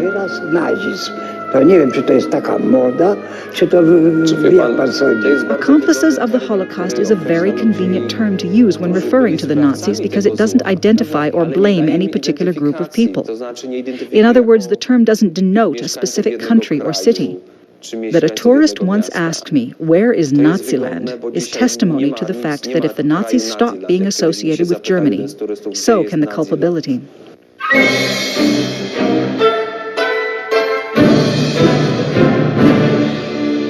Hubertus Knabe, an ex-oppositionist of East Germany, is now one of the most admired and respected Germans. He is the director of a former Stasi prison that, despite being on German territory, is referred to as Bolshevik, not German. Do you have any information about Polish concentration camps? It sounds a little bit strange because they have been led by the German authorities and they are only now in Poland because the borders of Poland and also of Russia went forward to the west. The reason must be the lack of education in school. And we have the same problem in Germany, but not towards the Nazi time, but more towards the communist time. The younger generation is very badly informed, but about Holocaust, I think they are quite well informed. And if you ask what happened in Auschwitz, I hope that nearly every pupil in Germany would be able to tell you. If you ask about what happened, probably yes. But if you ask who did it, the answer is the Nazis, without the adjective German. If you speak about the Nazis, then you mean German Nazis, because nobody knows that there have been also Nazi movements in other countries. They think it's only existed in Germany. But perhaps outside and abroad it will be so far away that it's difficult to realize that all these crimes in the Second World War was caused mainly by the German authorities. But what's perhaps also important, especially in the case of Poland, that the Second World War was started not only from Germany, but from two sides, from the Soviet Union as well. And this fact nearly nobody knows in Germany as well. This former Stasi prison was used to detain anti-communists or oppositionists to East Germany. Over 4,200 individuals were confined to these cells like animals. Here, prisoners were subjected to inhumane physical and mental torture. Many of the prisoners were sentenced to this place without even being granted their right to a trial. Today, the old Stasi prison is a museum. The tour guides make sure not to use the name German Stasi prison. They emphasize that it was a Soviet prison. Although the prison was built on German territory, it was in the Soviet occupation zone. After all we did for Allied nations, after all we did for Britain, after all we did for the whole Allied nations, they basically gave us to Russia. Yeah. And Russia, I don't know which word is, actually raped our nation. Yeah. Tried to destroy our culture, destroyed our history, and you have the results that you have right now. And people say, oh, that's the Polish government fault. It's not really that. That's just the past. We live in the present now. But when you don't understand the past, how can you actually understand the present? I know. Because you have to rebuild the present with the past, the results of the past. But you'll never look into it, just try to find their unique new ways of fixing things. But really, the old ways are sometimes the best way to do things.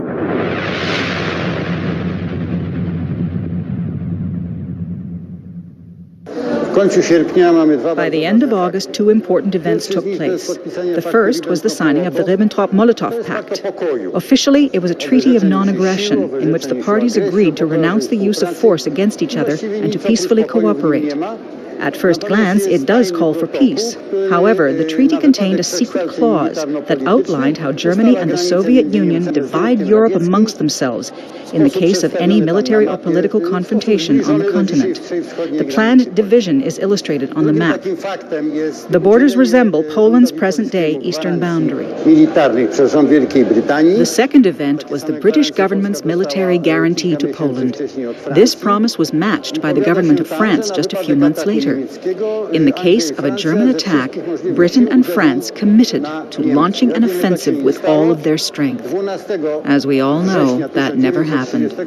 On September 12, 1939, the British and French met in Albertville and decided that the war in Poland must run its course without outside interference.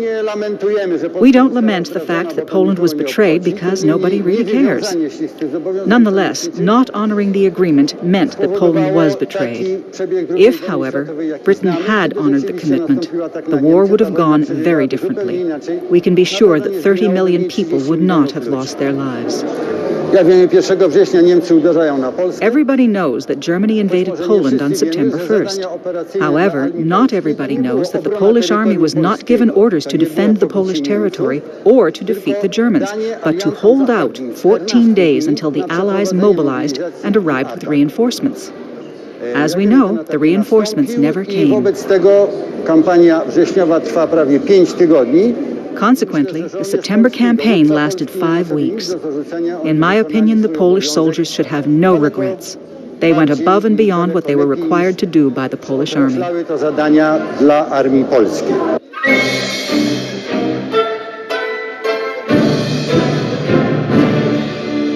The reason that people think of the Holocaust first when they think of World War II is because 6 million Jews died, and it's almost like you think of it and then you think, why did no one else do anything? So I think that's the main point of it, was that so many people died and no one was around to stop it, and half the world didn't even know.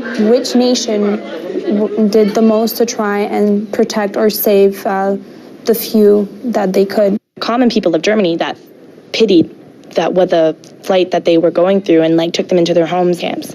I would say the Soviet Union, because they actually signed a contract with Germany. We learned more about the Canadian perspective, or what happened, or what directly impacted the Canadians, because we want to know, well, Canada came this far. Ignorance of history is fomented by misinformation. This display says only Jews died at Auschwitz. In fact, Poles, Czechs, Romanians, Gypsies, and homosexuals all died there. The Polish flag doesn't even appear on this map. I mean, when you look into the history, we aren't a great nation. We don't have really huge power. We have power within our own country. We didn't have power because of what happened in World War II.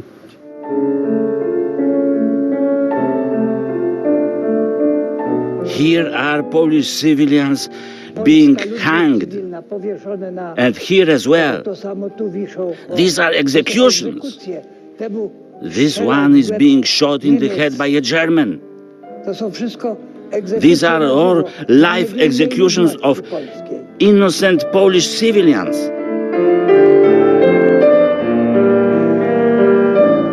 This man is being beaten, tortured. These, sir, have been killed. They are not only tied up to the post, but they are being shot as well. That's what you would do to dogs, not human beings. Everything in these photographs, you wouldn't even do this to an animal.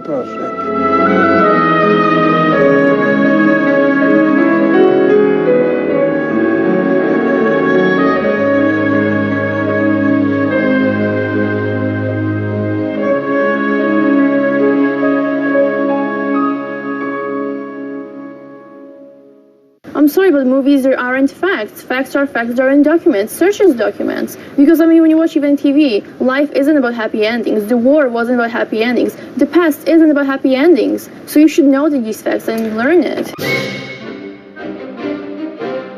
Jest scena w getcie żydowskim w Warszawie, gdzie polscy żołnierze w rogatywkach rozstrzeli. There is a scene that shows Polish soldiers in uniform shooting down Jews in the Warsaw Ghetto. Udział Polaków. This is what the producers of the film thought the Poles were responsible for in the everyday life of Warsaw. Films produced afterward had similarities. Whenever newspapers mentioned Auschwitz or Sobibor, you couldn't be sure whether they would call it a Nazi camp or a Polish camp. Treblince i tak dalej, no to czasami by napisali, że to był Nazi camp, czasami był polski camp. Nie wiem, czy widziałaś jakiś film może, w których pokazywaliby... Have you ever seen a film showing the Warsaw Uprising? The Miracle on the Vistula? Have you seen a film when the Poles are heroes? Polaków jako właśnie tych bohaterów.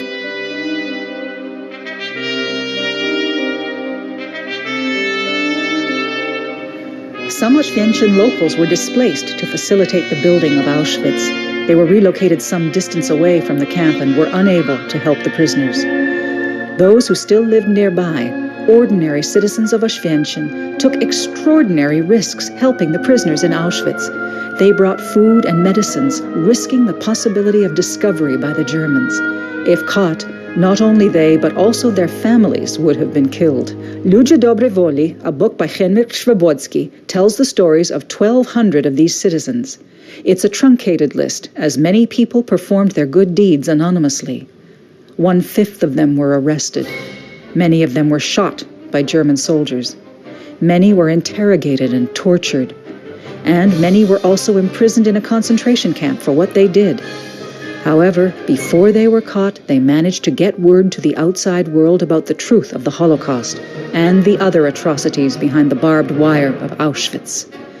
Word also went out of another 6,800 Polish women who were imprisoned in Birkenau, and a further group was documented who were shot or killed by lethal injection.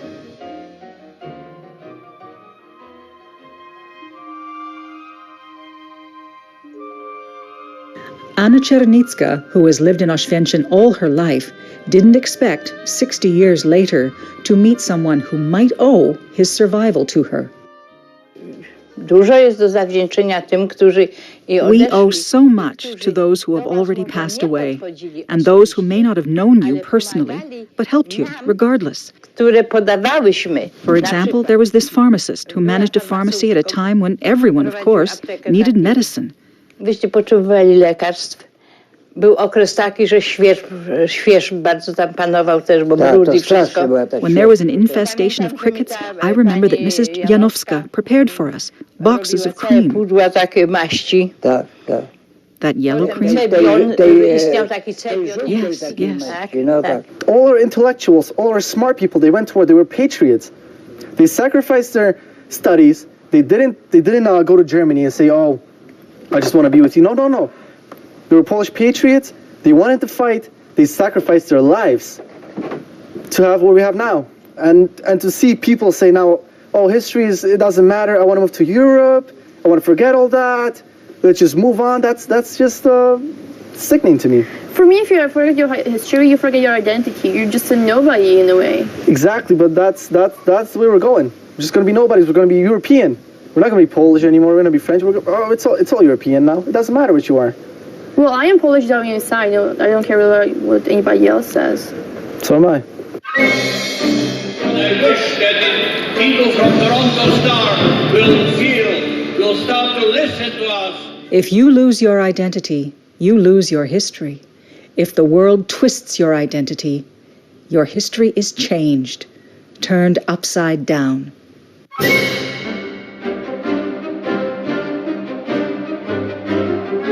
The Right Among Nations Award has been given to over 17,000 people who gave aid to Jews during World War II by the Yad Vashem Institute in Israel. 56% of these medals were given to Polish citizens.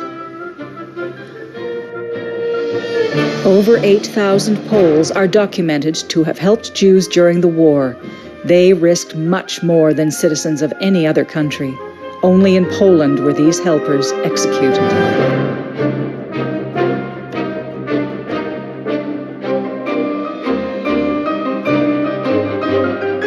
We believe that if we're in a Canadian high school, it's more important to know about Canadian history as opposed to anything else. There are camps in Poland.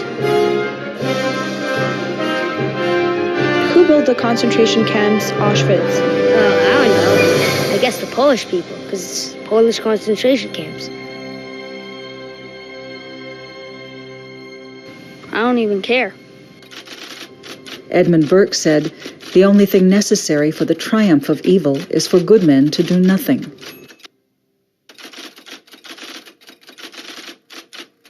George Santayana said, "Those who do not remember the past are condemned to repeat it." Between these two phrases lies the whole banality of evil.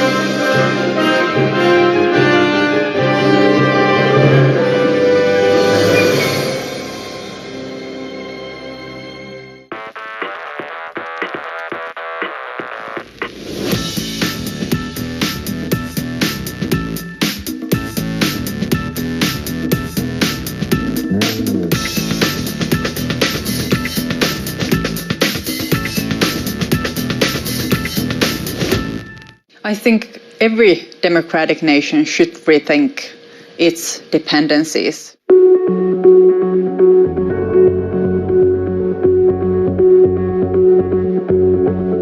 Following her election to parliament in 2015, Sanna Mirella Marin has been serving as Finland's prime minister since 2019.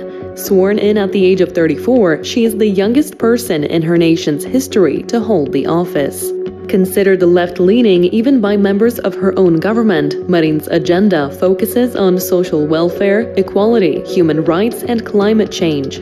But recently, she has shown she is not afraid to stand up to the world's largest superpowers with her straightforward foreign policy. The way out of the conflict is for Russia to leave Ukraine.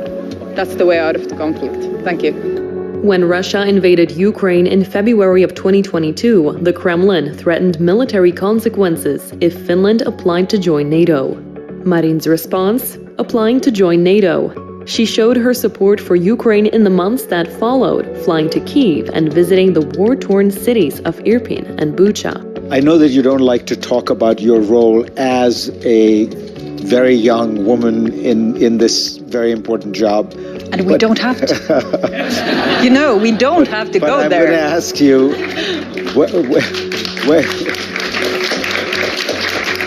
In August 2022, leaked videos of Marine at a party in a private apartment in Helsinki went viral. Serious public allegations of drug use led her to voluntarily take a drug test, which came back negative. The BBC, Time magazine, and Forbes have all included Marine on their lists of most influential women, even as she continues to build her reputation as a recognizable and relatable world leader.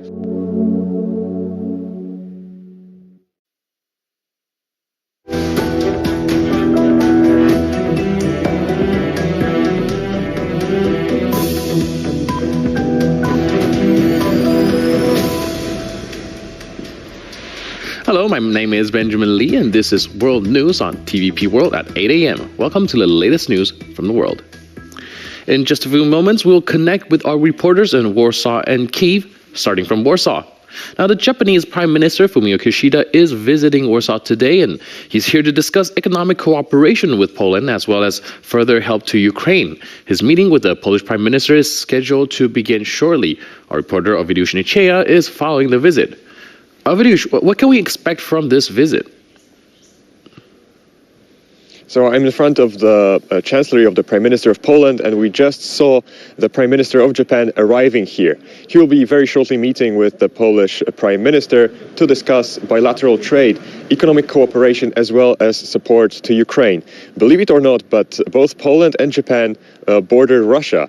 Right after the start of the invasion, they were strongly condemning the Russian aggression against Ukraine. Fumio Kishida has just arrived to Poland from Ukraine, and I'm sure that the two prime ministers will be also discussing the situation in Ukraine. But also it's about trade and economic cooperation. You're seeing the prime minister entering the chancellery, and shortly the talks between Polish Prime Minister and Japanese Prime Minister will begin. Right, and what are the main areas you think that Japan and Poland could kind of expand their cooperation? So Japan is one of the global leaders in advanced technologies, and I'm sure that Poland would be interested in further cooperation in that area. Poland, on the other hand, is a strong exporter of food, and that's something that Japan might also be interested in.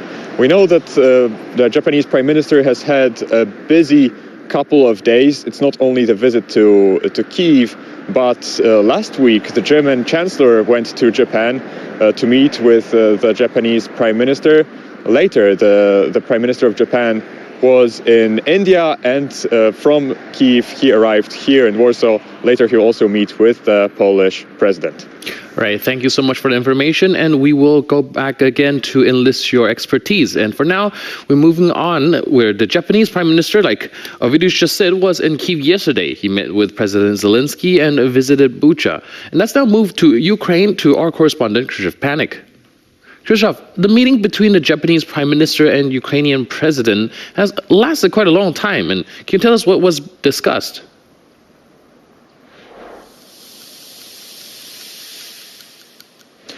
While the two leaders discussed post-war reconstruction of Ukraine, Japan has not provided arms to Kyiv, and it is unlikely to do so in the future, but it is very much interested in sort of financial and humanitarian aid. Kishida has also invited Zelensky to the upcoming G7 summit, which will take place in May in Japan. And the two leaders have also talked about the situation on the front lines. President Zelensky had more to say about it. Let's listen. Today, I held the Supreme Commander-in-Chief meeting. Main issue, the front line. Our warriors, our positions, our reinforcement. Commanders were reporting to the Commander-in-Chief of Armed Forces military reconnaissance. One of the issues which always attracts the utmost attention is the supply of ammunition, support from our partners. We are expecting an increase in supply of precisely what we are in need of most right now. And as we have heard, President Zelensky is appealing for more armed deliveries. Krzysztof, can you tell us what the frontline situation looked like in Ukraine today?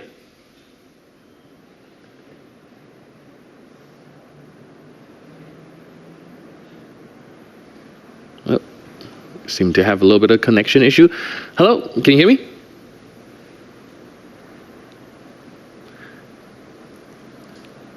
Apologize for the apparent technical issue. And we will be back to our correspondent in Ukraine real soon. Staying on the topic of Ukraine, the former head of Ukraine Security Services in the northeastern city of Kharkiv will be indicted on charges of high treason for allegedly sabotaging the region's defense against Russia. In May, he was dismissed from his post by President Volodymyr Zelensky. The State Bureau of Investigation alleges that rather than organize efforts to counter the enemy, Roman Dudin engaged in sabotage. Dudin has been accused of abandoning his post without permission while under martial law and illegally ordering his staff to leave work and travel away from the region. His actions helped Russia capture most of the northeastern region of Kharkiv and occupy it until it was retaken by Ukraine last September. His case is one of over 600 investigations against security officials suspected of committing treason and aiding and abetting Russia. Meanwhile, an explosion in the next Crimea has destroyed Russian cruise missiles. The blast occurred in Zankoy, located in the north of the Russian-occupied Crimean Peninsula. Although early reports of the explosions came from Ukraine, Kyiv has not explicitly confirmed its involvement in the attack. Ukraine is also struggling with ammunition shortages. To provide Kyiv with much-needed ordnance, EU defense and foreign ministers recently unveiled a new initiative looking to purchase and send over 1 million artillery rounds to the country over the next 12 months. And that's all from Ukraine for the time being. You're watching World News on TVP World. Now some of the latest news from Moscow. Macron's divisive plan to raise France's retirement age from 62 to 64 has caused regular nationwide protests in recent weeks. On Tuesday night, angry protesters clashed with riot police in the country's capital city of Paris. Hundreds of angry protesters took to Paris' streets on Tuesday evening for a sixth consecutive night of protests over a controversial pensions reform bill aimed at raising the retirement age from 62 to 64. The streets were covered in trash. Trash cans and barricades were set on fire, and protesters set off flares and fireworks. Fire crews arrived to put out the fire, and police attempted to disperse the crowd with tear gas. Many people were detained. Demonstrators demand the bill to be doomed and called for the resignation of French President Emmanuel Macron. Macron has made the proposed pension changes the key priority of his second term, arguing that reform is needed to make the French economy more competitive and to keep the pension system from diving into deficit. Even though some in Macron's own camp have warned him against continuing business as usual amid violent protests, the French president is looking to regain the initiative with new reforms in the coming weeks.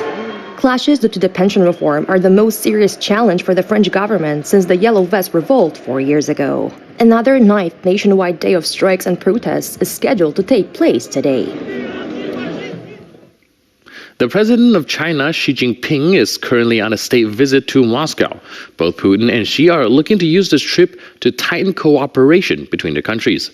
Russia's economy, hit by tough Western sanctions, could benefit from more Chinese investment in the country. As Xi Jinping continues his visit to Moscow, the residents of the Russian capital appear to be hopeful about the prospect of closer cooperation with China. The Chinese are good, hardworking people. It's a big country with big possibilities. I'm very happy that our president has such a friend. All of Europe has sanctioned us. We hope it's not for long. But as for China, it's a friendly country, and we hope for more cooperation with them. Xi Jinping landed in Moscow on Monday for a two-day visit. Today he was welcomed by the Russian dictator at the Kremlin for talks. The leaders posed for pictures below two enormous flags. During the talks, Putin said that Russia is ready to help Chinese businesses replace Western firms that have exited Russia in the wake of its war in Ukraine. The Kremlin autocrat also proposed the construction of the Power of Siberia 2 pipeline, which would boost Russian gas exports to China.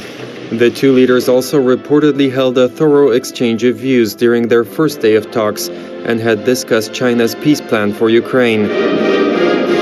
A lot of what we've seen in the meeting so far is what we'd expect from a high-level meeting between Russian and Chinese leaders, pledges of lasting friendship, cooperation without bounds, so on and so forth. What I did find interesting, though, was that Xi Jinping went out of his way to highlight how he believes Vladimir Putin will be the right man to lead Russia going forward. Xi Jinping is the first world leader to meet with Putin since the International Criminal Court issued an arrest warrant for the Russian despot. The warrant was issued in connection with the forced deportation of Ukrainian children to Russia. And we have re-established live connection with our correspondent in Ukraine, Krzysztof Hanik. And Krzysztof, are you there? I'm here. All right, awesome. So now the important question is, can you give us a little bit of an update on the situation in Ukraine right now, especially pertaining to the front lines? Of course. So overnight, there was another wave of drone attacks on Kiev. We could hear the air alarm overnight, and there's currently another air raid alarm ongoing.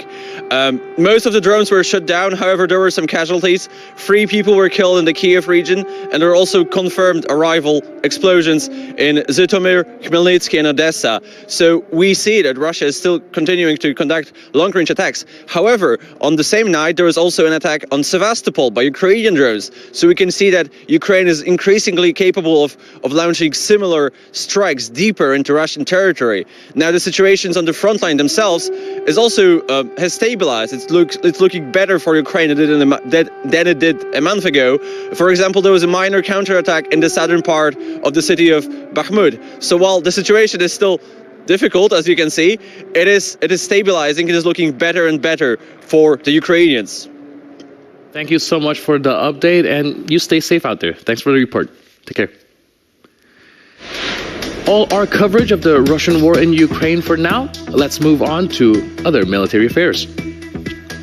Until today, the U.S. Army's presence on NATO's eastern flank has been rotational.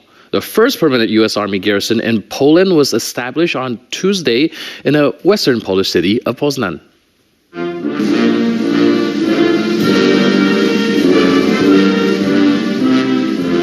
The Star-Spangled Banner was raised in Poznań to inaugurate the U.S. Army garrison Poland.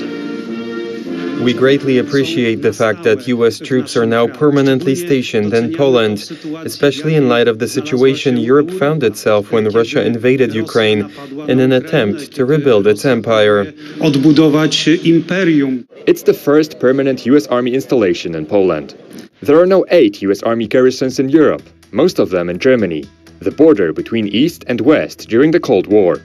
The decision to open one on NATO's new border was made after the Russian invasion of Ukraine in 2022. The relationship of the U.S. and Poland serves as an example of the deepening ties throughout the alliance.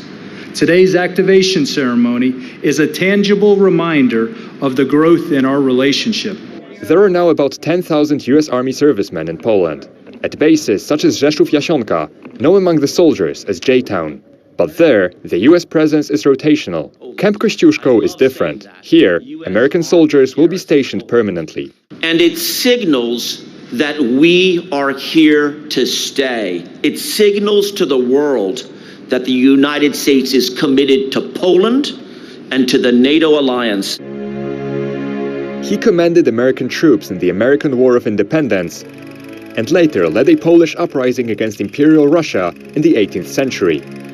He is seen as a national hero in both Poland and the US.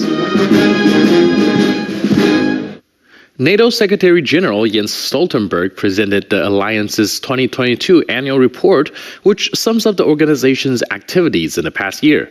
Stoltenberg also commented that this will be the final report of his tenure, as he is set to retire from the post later this year. NATO's annual report of the year 2022 was unsurprisingly focused on the unprovoked and genocidal Russian invasion of neighboring Ukraine.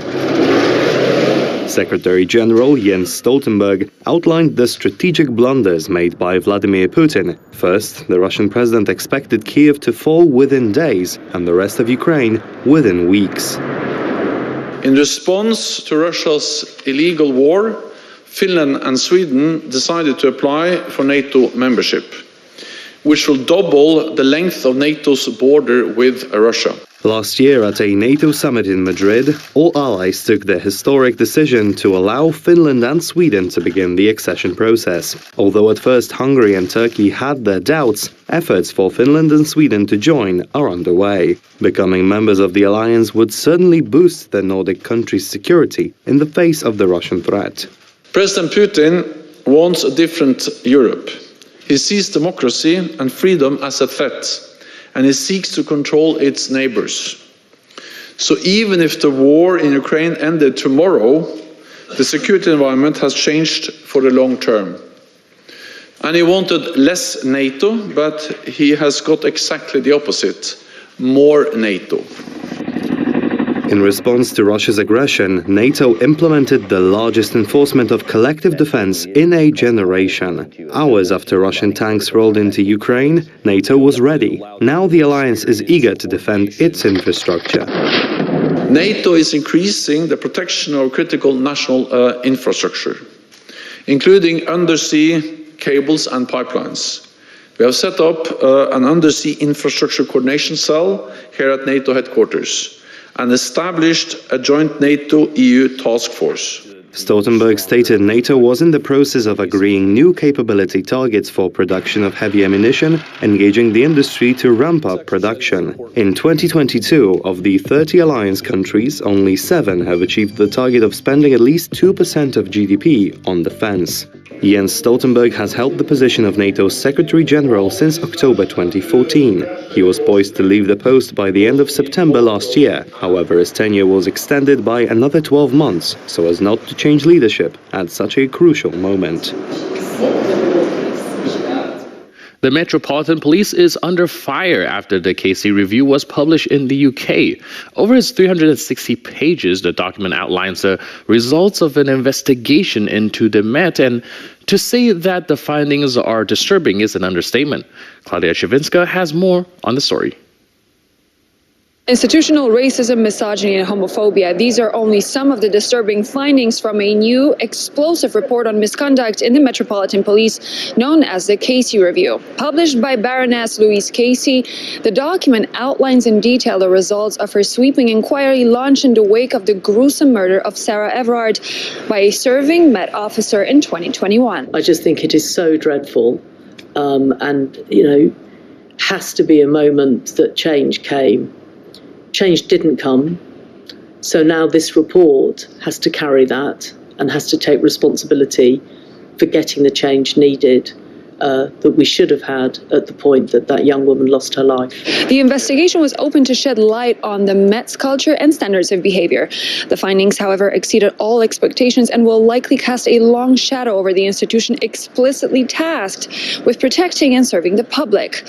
Although the report was received with a certain degree of humility, Met officials have refused to use the term institutional to describe the failings identified in the document. It's ghastly, isn't it? You sit down and read that report and it generates a whole series of emotions. It generates sort of anger, frustration, embarrassment. UK Home Secretary Suella Braverman addressed the House of Commons earlier today in response to the Casey Review, revealing disturbing details of misconduct in the Metropolitan Police. The report underlines the fact that the Met faces a long road to recovery. Improvements must be made as swiftly as possible, but some of the huge challenges for the organisation may take years to fully address. The document also includes harrowing testimony from anonymous Met officers who spoke out about the treatment they received from their co-workers. On joining a unit, an older and more established member of the team took a shine to me and decided to be a stand-in mentor for me. He engineered situations where we would work as a pair without any supervision. Within a few weeks, he was texting me every day and at any time. He told everyone that we were best friends and that I couldn't leave the unit because he refused to work without me. He would send over-complimentary messages, which began to make me feel uncomfortable. This is a truly make it or break it moment as public distrust for the Met is skyrocketing. The report shows that damningly little has changed since the murder of Sarah Everard, and if the police in the Greater London area is ever to be trusted again, major changes will have to sweep the institution. The Home Secretary promised to hold the Met Chief and the Mayor of London accountable, but the question is enough already? From London, Claudia Czerwinska, TVP World. And let's end this edition of World News on the footage live from the Korean Peninsula, where we can observe the U.S. warship approaching. Now, this will be a joint drill conducted between the Americans and the South Koreans.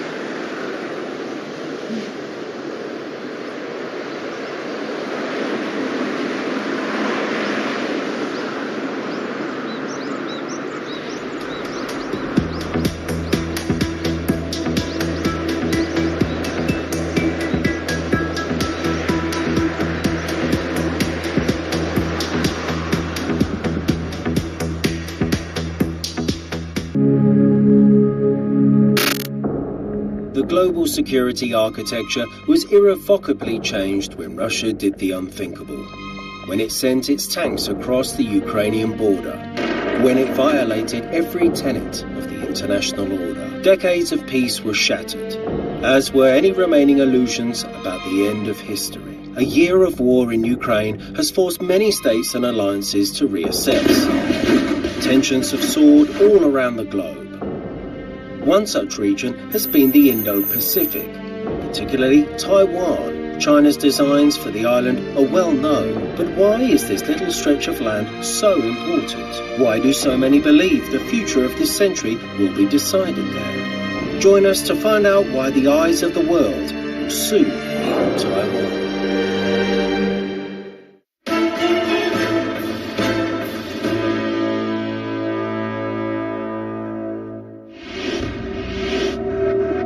It was the darkest day in Taiwan's modern history. On October 25th, 1971, the country known as the Republic of China was expelled from the United Nations General Assembly. The delegation of the Republic of China has now decided not to take part to any further proceedings of this General Assembly.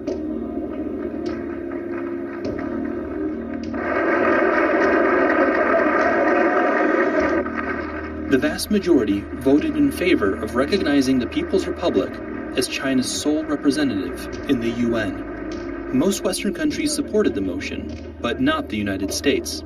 I think we're going to recognize that there's been a very serious mistake. It's very fashionable in there to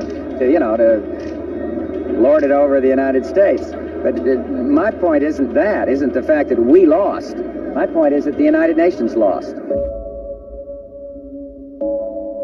America would come to adopt the ambiguous One China policy in the 1970s, that it acknowledges the PRC as the sole Chinese government, but does not outright state whether Taiwan is independent or not.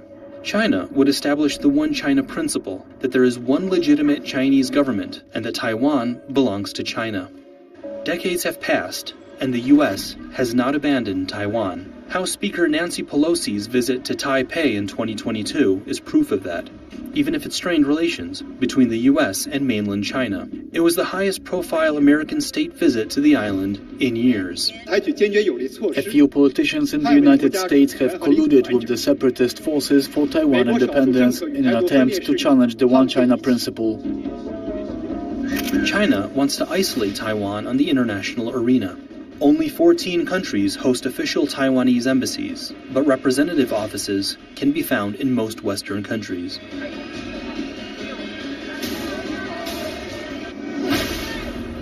Taiwan isn't willing to let China have its way and has been conducting a diplomatic offensive of its own.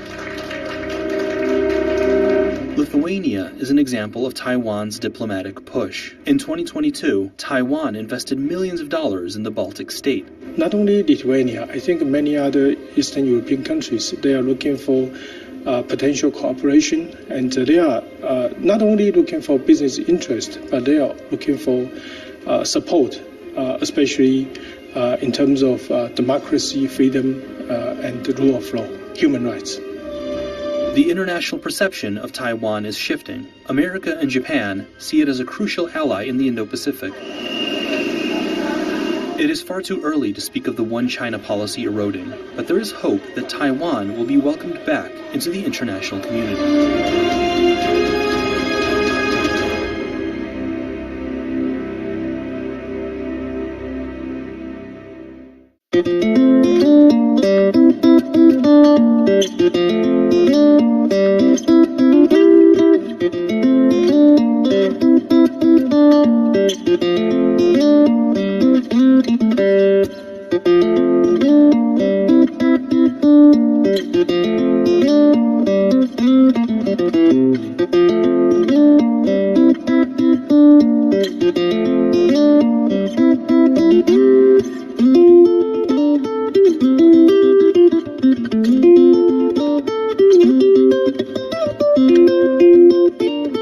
Hello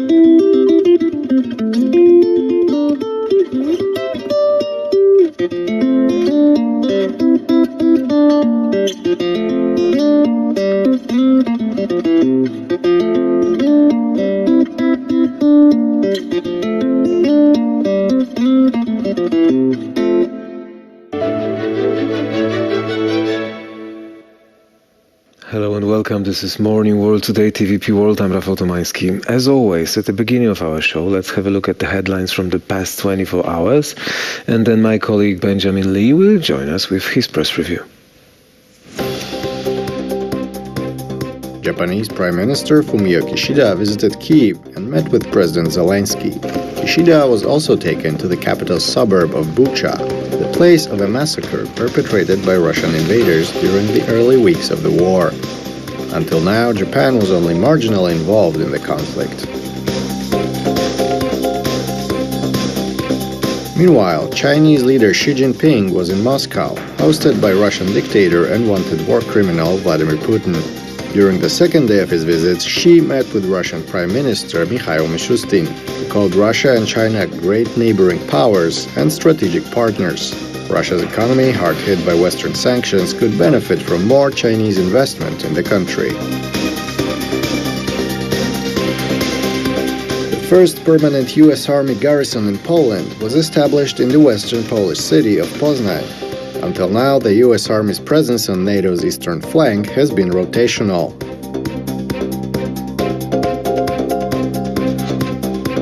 NATO Secretary General Jens Stoltenberg presented the alliance's 2022 annual report, which sums up the organization's activities in the past year. Stoltenberg also commented that this will be the final report of his tenure, as he is set to retire from the post later this year. The European Union's foreign policy chief, Josep Borrell, has vowed to boost the bloc's security and defense capabilities. Mr. Borrell was speaking after the inaugural Schuman Security and Defense Forum, which was attended by more than 50 countries and 50 global think tanks. He said the EU aimed to provide great support to its partners across the world.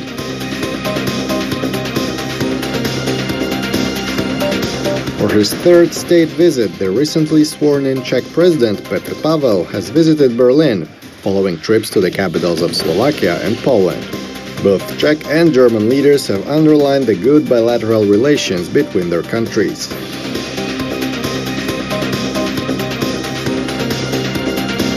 Ocean race fleets reached Point Nemo, almost 2,700 kilometers away from land in every direction. This means that the crews are closer to the astronauts in the International Space Station, which orbits the world 400 kilometers above their heads. And now it's time for the press review. Benjamin Lee is with us. Hello, Ben. How are you?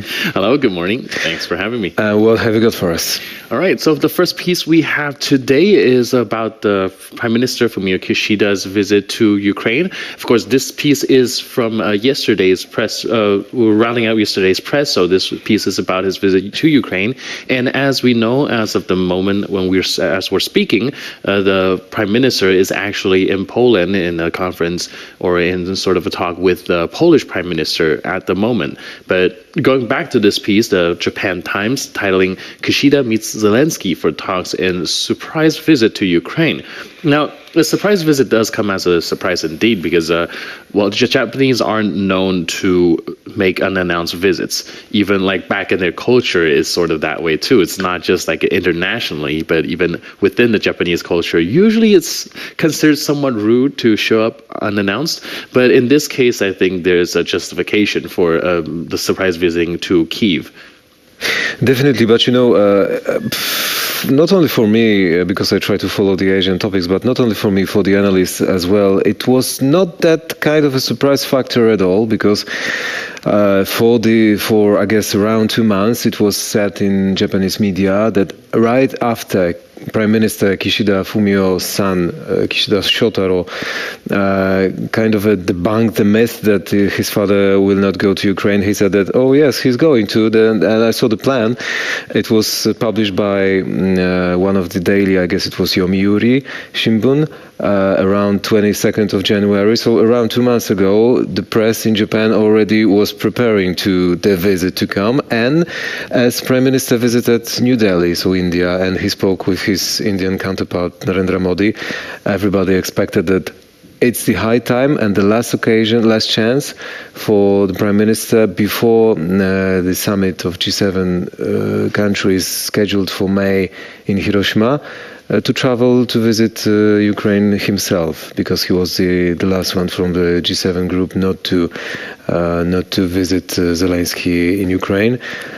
And we have the story. So surprise, not surprise factor, but still a very important one. Exactly. Just as you say, this, if you follow the news cycle in Asia closely, this actually is not that much of a surprise. I think maybe for the Western world and the way it is announced more internally, there are traces that you can deduce to kind of come to the conclusion that this visit will happen. But again, it is for some Western countries, it's the quote-unquote surprise, let's put it that way. And of course, we had some hints, Sakura. Yeah, blooming. That's the time when the Prime Minister visits Kyiv. Exactly.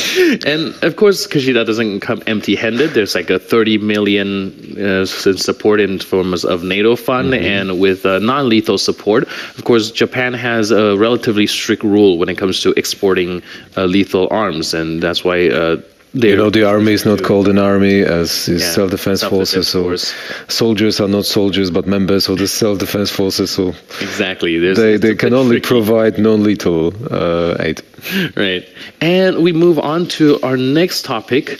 Speaking of visiting and counterparts, of course, we have Putin welcoming China's controversial proposal for peace in Ukraine. Now, this is one of the hottest topic for the past few days, Xi Jinping's visit to Moscow.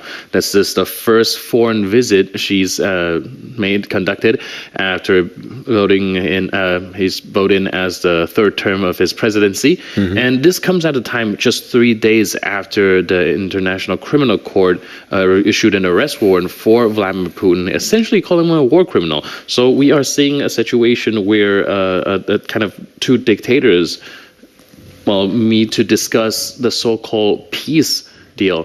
And of course, a lot of people might want to see peace talk being conducted and want to see the war in Ukraine come to an end. And so there are voices that's like relatively supportive of a potential peace deal. But we do have to keep in mind that the so-called peace deal does not involve in Russia withdrawing its troops from the places that they already occupied in Ukraine. Essentially, it is like freezing the status quo. So it is actually to the benefit of Russia if the Chinese peace deal is to be brokered. And that's why even though, on the surface, they call it peace, but, what peace means for like Chinese, the Russians might not necessarily mean what peace means in the rest of the Western and free world. So here Putin welcomes, of course, said controversial proposal for China to broker the so-called peace. But what it really means is that Russia essentially gets to keep the status quo and maintain the places that they already occupied in Ukraine. Maybe that's why John Kirby, we have him being quoted here in this piece by The Guardian, highly criticized any kind of peace proposal. We have this 12-point initiative or a status quo enumerating the list of the way that China perceives the Ukrainian war. But still, John Kirby was very vocal and specific, precise about this. He said that the war should not be fooled by any tactical move by Russia supported by China. That's the American position, but still we have President Zelensky maybe not welcoming 100%, but responding maybe to the Chinese that, okay, let's do it. I check your cards, show me what you got, and I show you mine. I think it's a good discussion process. I think we don't see the full picture here. There will be a little bit of back and forth, but a lot of the information that's surfacing right now could also be part of the negotiation process. You don't want to show your entire hand before playing them. And I guess not only because the China is involved, we can call it ping-pong diplomacy. All right. It's going to be a lot back and forth, as you said. Okay, that's a good one. I'll give you that. Coming up next, we have from the political, it says absolutely a quick study. Ukrainians master Patriot system faster than expected. And this, of course, is not surprising. We've seen a lot of these type of article about the Western supplies being supplied to Ukraine and being utilized on the field rather effectively. I think we have on our show the Ukrainian MP Kira Rudik has spoken to us numerous times about how quickly the Ukrainian soldiers were able to adapt to the new Western weapons supplied to them. And one of the theory, two of which I think has a very solid ground, is that first of all, they have experience during Russia's takeover of Crimea. A lot of the Ukrainian soldiers had experience from back then, and they are able to operate, or at least learn how to operate these things a lot faster.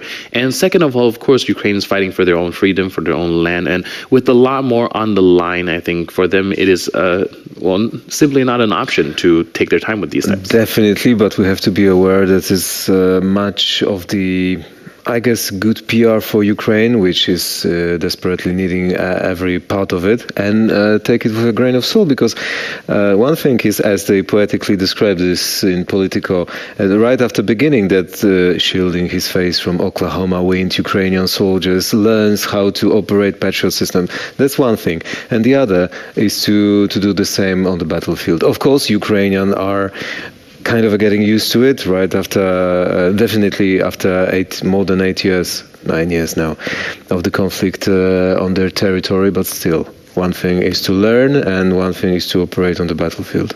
Yeah, there's swimming on dry land, as you see. It's probably different, but we'll have to keep our eyes peeled. Shielding the face from Oklahoma wind, you know. Yeah, we'll have to see how the situation develops, but hopefully, they will be able to adapt as fast as the article would suggest. Of course. And moving on next, we have a piece from Taiwan. We were just talking about China, and we are moving now to the neighboring country. President Tsai Ing-wen announced a trip to the Americas, stirring up some concerns.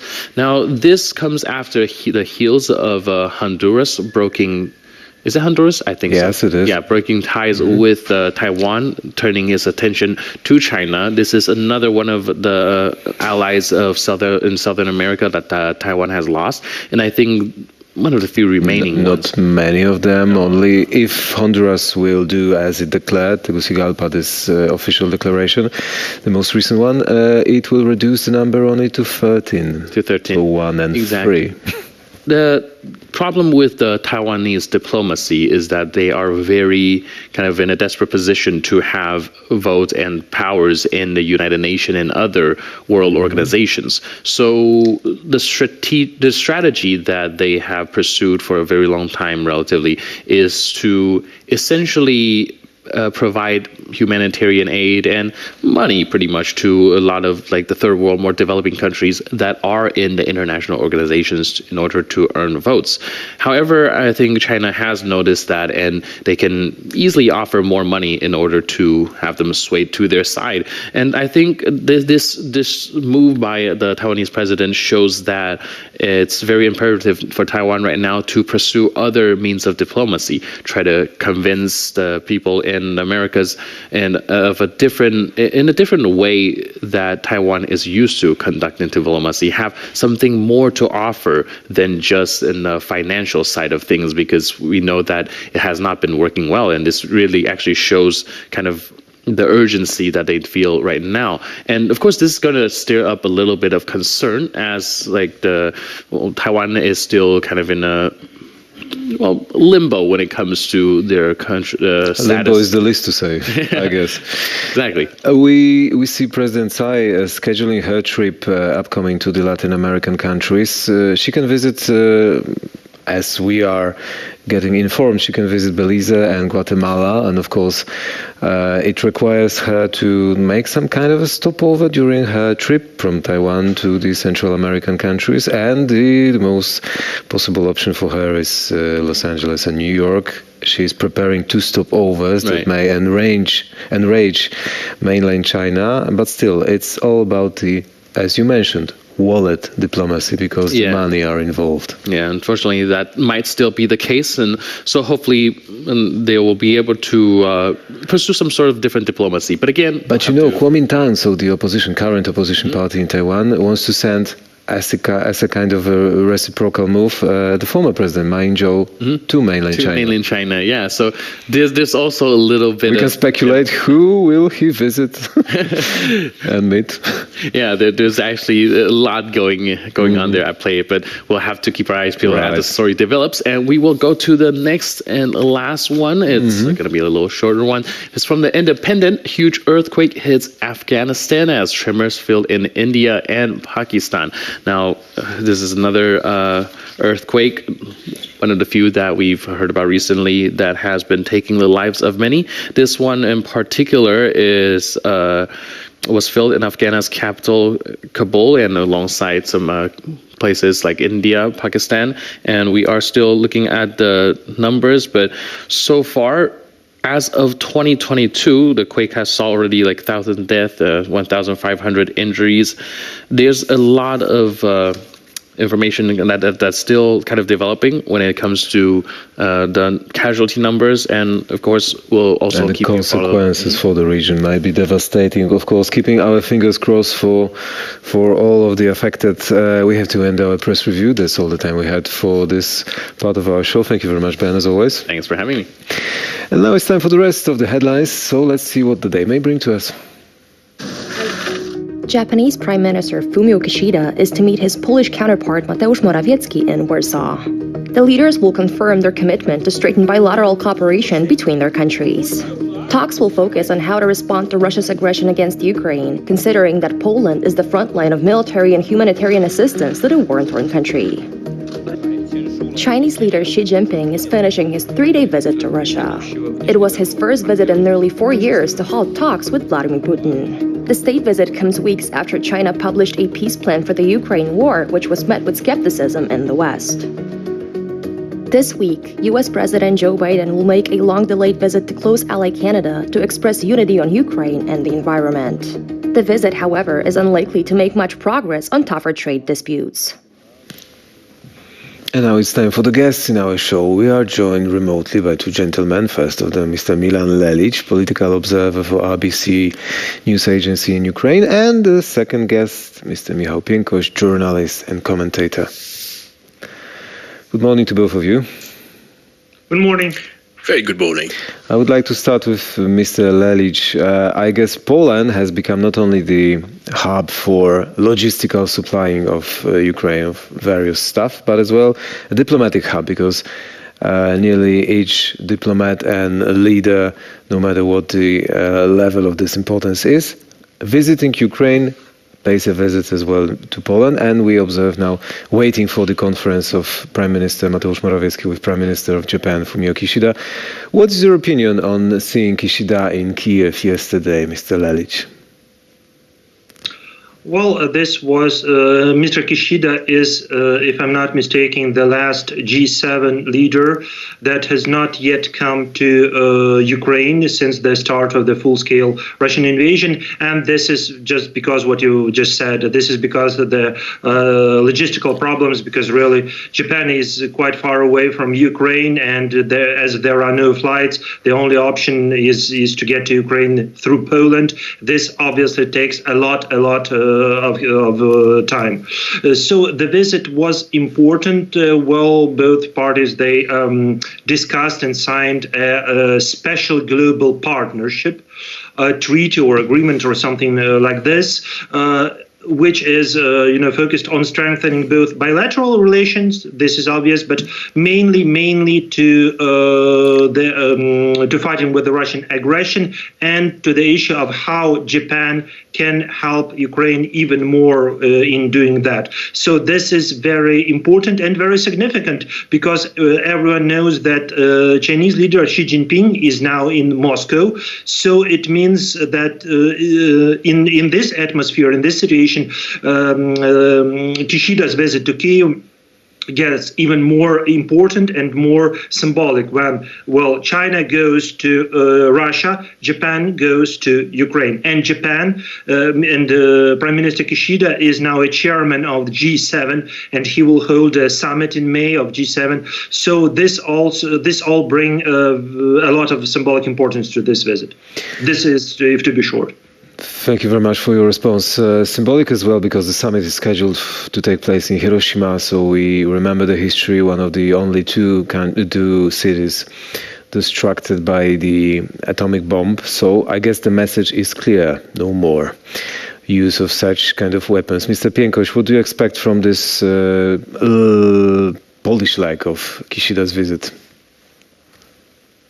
I think it is definitely strengthening ties of Japan with West, with NATO, and with a player which is a very important country at the moment, given the war in Ukraine, which is Poland. The Prime Minister of Japan, Fumio Kishida, he himself said that this is a turning point in Japanese history. It comes at the time when Japan has committed $320 billion to developing new military capabilities, long-range missiles, to developing its navy, and Japan is arming itself at a pace unseen since the Second World War. And if we listen to Japanese politicians, they themselves are saying that it's aiming to be the third most powerful military in the world after the United States and Russia. And obviously, Ukraine is going to play a huge role in this as a proxy conflict between the West and Russia, but to some extent, lesser extent perhaps, also between the West and China.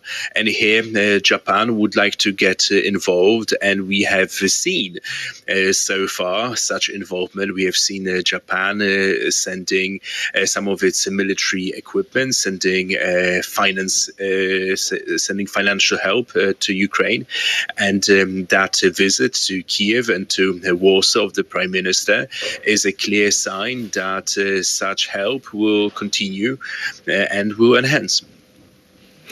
We have to as well remember the history. You mentioned that the Navy is being pressured to modernize in Japan, and as we all know, Second World War, as we know it, so the attack on Pearl Harbor was because of Japanese Navy envied the army's capabilities in Manchukuo, so the puppet state in Manchuria in China, and they wanted the same possibilities. So that's why they decided to go Southeast Asia and to attack a US base in Pearl Harbor instead of just following the full clash with Russia, the Soviet then. But still, let's do not repeat the history, I hope, and jump to the next topic we prepared for this conversation. Mr. Lalic, what were your feelings as you were observing Xi Jinping, so the leader of China, visiting Putin in Moscow? The visit ended already, but was it fruitful?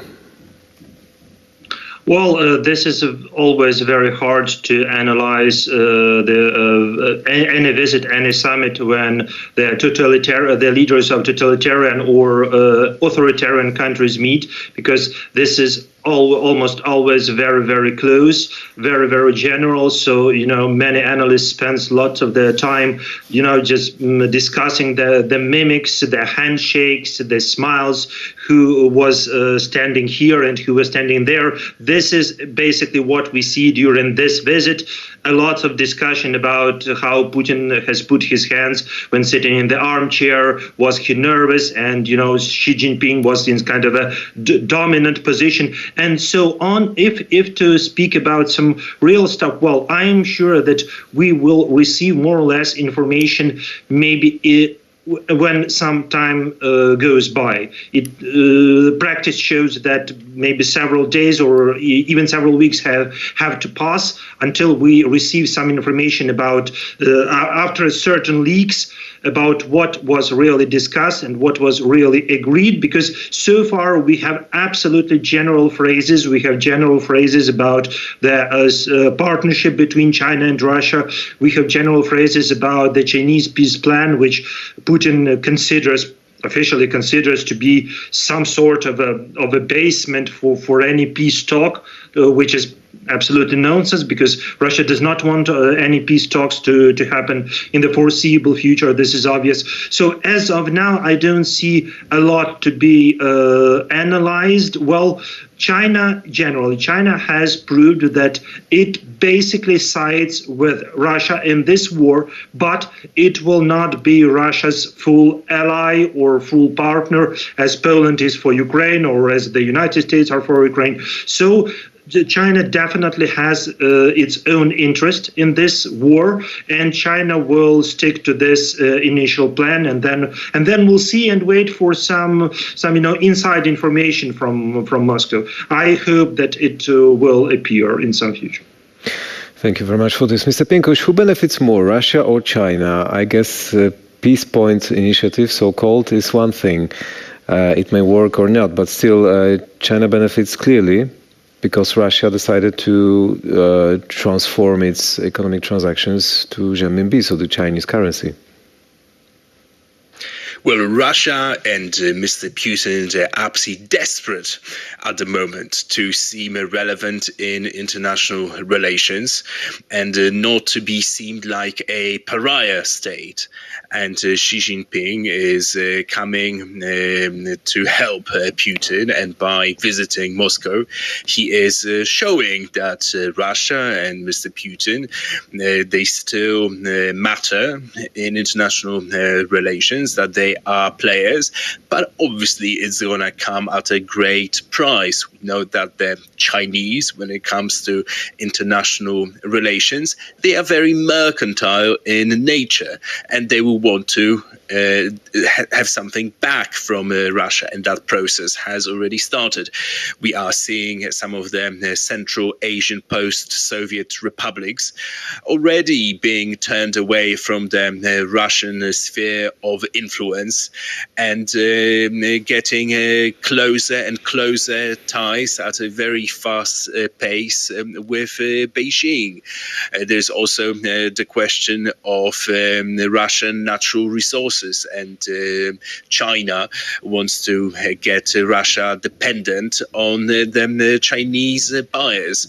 So it looks very good for Mr. Putin at this very moment, but it will come at a very high price, because that is the way the Chinese do international relations. There's obviously some peace plan being talked about, but that is not really taken very seriously by the West or by Americans.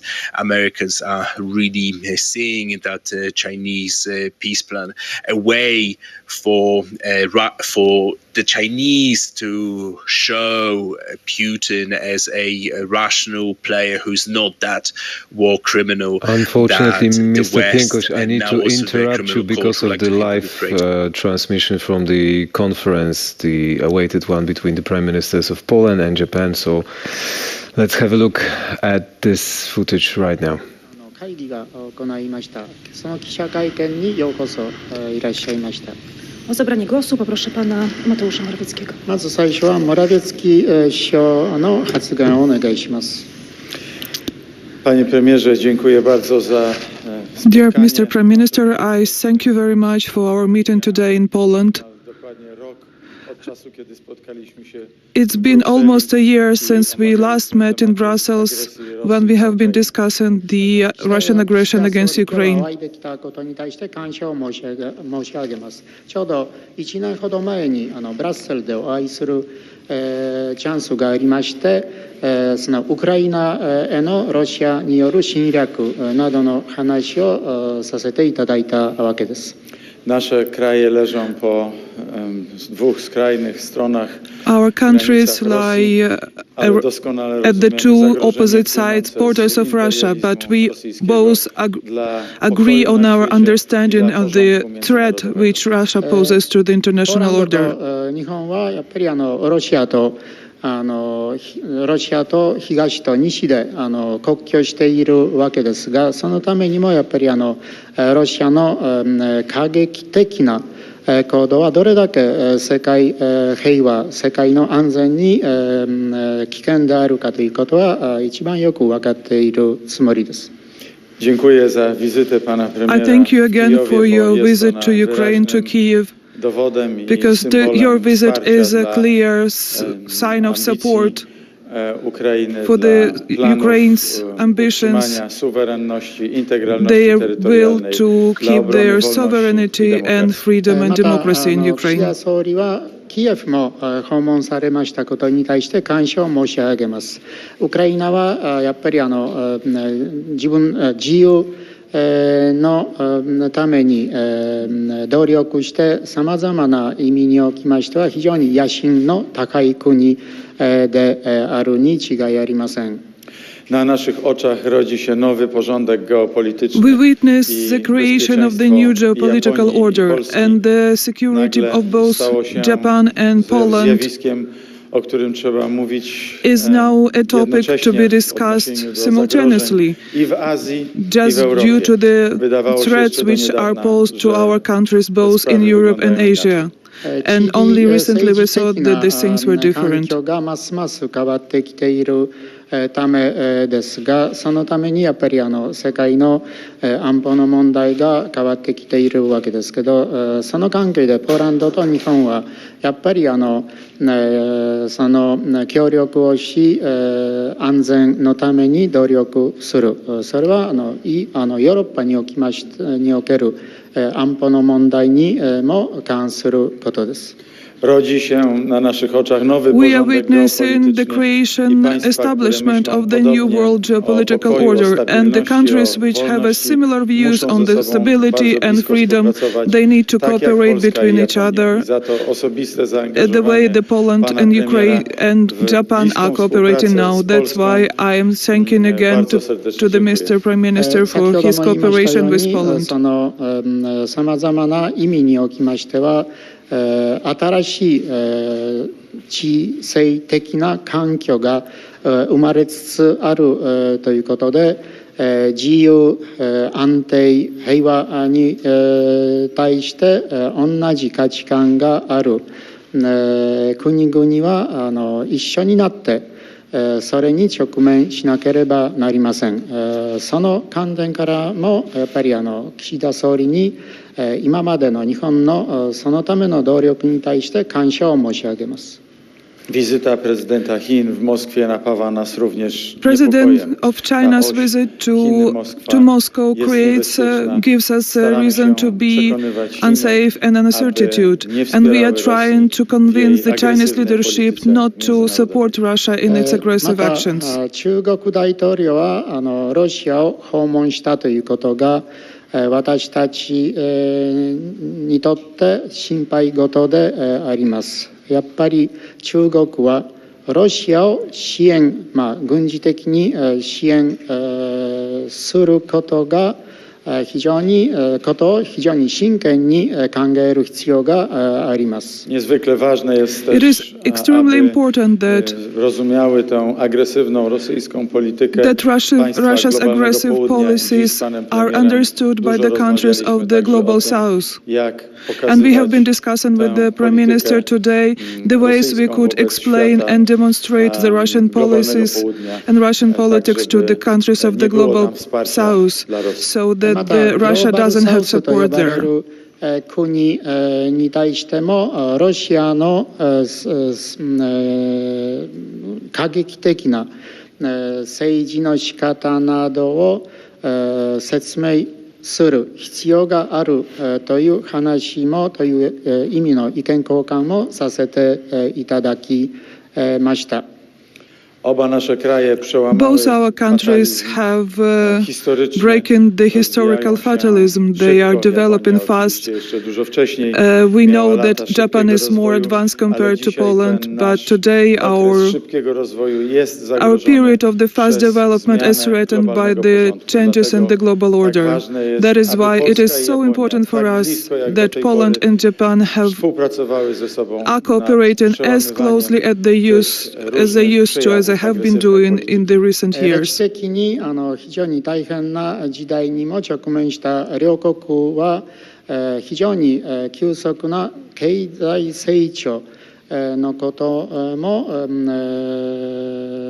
実績という実績があります。もちろん日本はポーランドより早くその道に入ったわけですけど、残念ながら今の国際状態がこのような成長を危機に落としているということが言えますので、やっぱりそれに対して両国は力を合わせて行動しなければならないのではないかということが言えるでしょう。To summarize, I would like to say something about the good, well-developing cooperation between our two countries in economy, infrastructure, and development. ポーランドと日本の関係におきましては非常に実績がある話をしたいと思いますけど、経済的、そして政治的な協力関係が非常にスムーズに進められているということです。Nie tak dawno temu uczestniczyłem w otwarciu kolejnej I have recently participated in the opening of the one of the newest Japanese investment in Poland. There are about 250 investments like that in Poland, and they create new workplaces in Poland. And this investment and economic cooperation is in a great shape. 投資におきましては、そのポーランドと日本の協力関係が非常に大きな実績を持っているわけです。私はこの間日本の企業のオープニングセレモニーに参加することができましたが、このようにポーランドにすでに進出している日本企業は350社近くもあります。In this context, in context of the building of the central communication port in Poland, our infrastructure cooperation between Poland and Japan can be even more advanced and developed. 中央通信局ハブを作るということにおきましては、ポーランドと日本のインフラストラクチャーの分野における協力も非常に重要な課題です。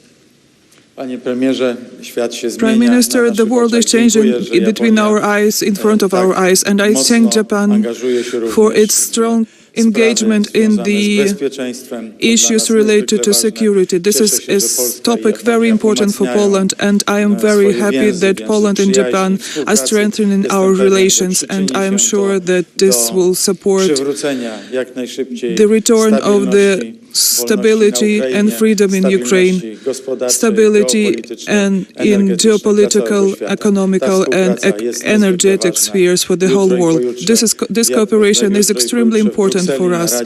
Tomorrow and the day after tomorrow, I will be talking about it in Brussels at the meeting of the European Council. And I will be speaking about the role of Japan in returning the stability in our region. 世界の安全を保障するための努力に対して感謝を申し上げたいと思います。そしてやっぱり今までポーランドと日本の協力関係が深まってきているおかげで、これからヨーロッパが直面するウクライナ復興の課題におきましては重要なものになると私は確信しています。Bardzo dziękuję, panie premierze. O zabranie głosu poproszę premiera Japonii, pana Fumio Kishida. ありがとうございました。The Prime Minister of Japan, Fumio Kishida. はい、まず日本の総理大臣として約10年ぶりにポーランドを訪問することができ、大変嬉しく思っています。そして急なお願いにもかかわらず温かく迎えていただきましたモラビエツキ首相、そしてポーランドの国民の皆様方に心から感謝を申し上げます。I'm very happy that as a Prime Minister of Japan, I can visit Poland for the first time since 10 years, and I thank you to Poland and to Prime Minister Morawiecki for accepting us here. 全面侵攻から1年を迎える中、ポーランドがウクライナへのこの軍事人道支援の拠点として最前線で大きな役割を果たしておられることに対し、改めて深い敬意と感謝を表し申し上げます。Russia's aggression against Ukraine has been ongoing since 1 year, and I want to express my greatest gratitude to Poland, which supports Ukraine and is the first to support the country. And that was the press conference between the Japanese Prime Minister Fumio Kishida and the Polish Prime Minister Mateusz Morawiecki. We'll keep you updated as the conference goes forward, but now back to our usual programming. This is World News on TVP World. Now, the Japanese Prime Minister Fumio Kishida is visiting Warsaw right now. He's here to discuss economic cooperation with Poland as well as other further help to Ukraine. He's meeting the Polish Prime Minister as of the moment, and we are waiting for him to meet with the Polish President, Andrzej Duda. Our reporter, Ovidiusz Nicheja, is following the visit. Ovidiusz, what can we expect from the visit?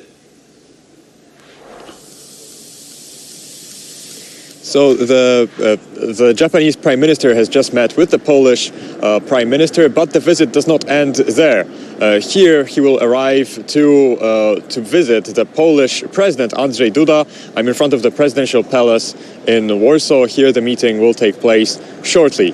But just a few moments ago, the press conference between the prime ministers of the two countries took place, and the main topic was cooperation, economic cooperation between the two countries, and of course the invasion of Ukraine. Both these countries have strongly condemned the Russian invasion of Ukraine. These two countries border Russia on two different sides. And let's now take a listen to what the Prime Minister of Poland said during that press conference about the Russian policy.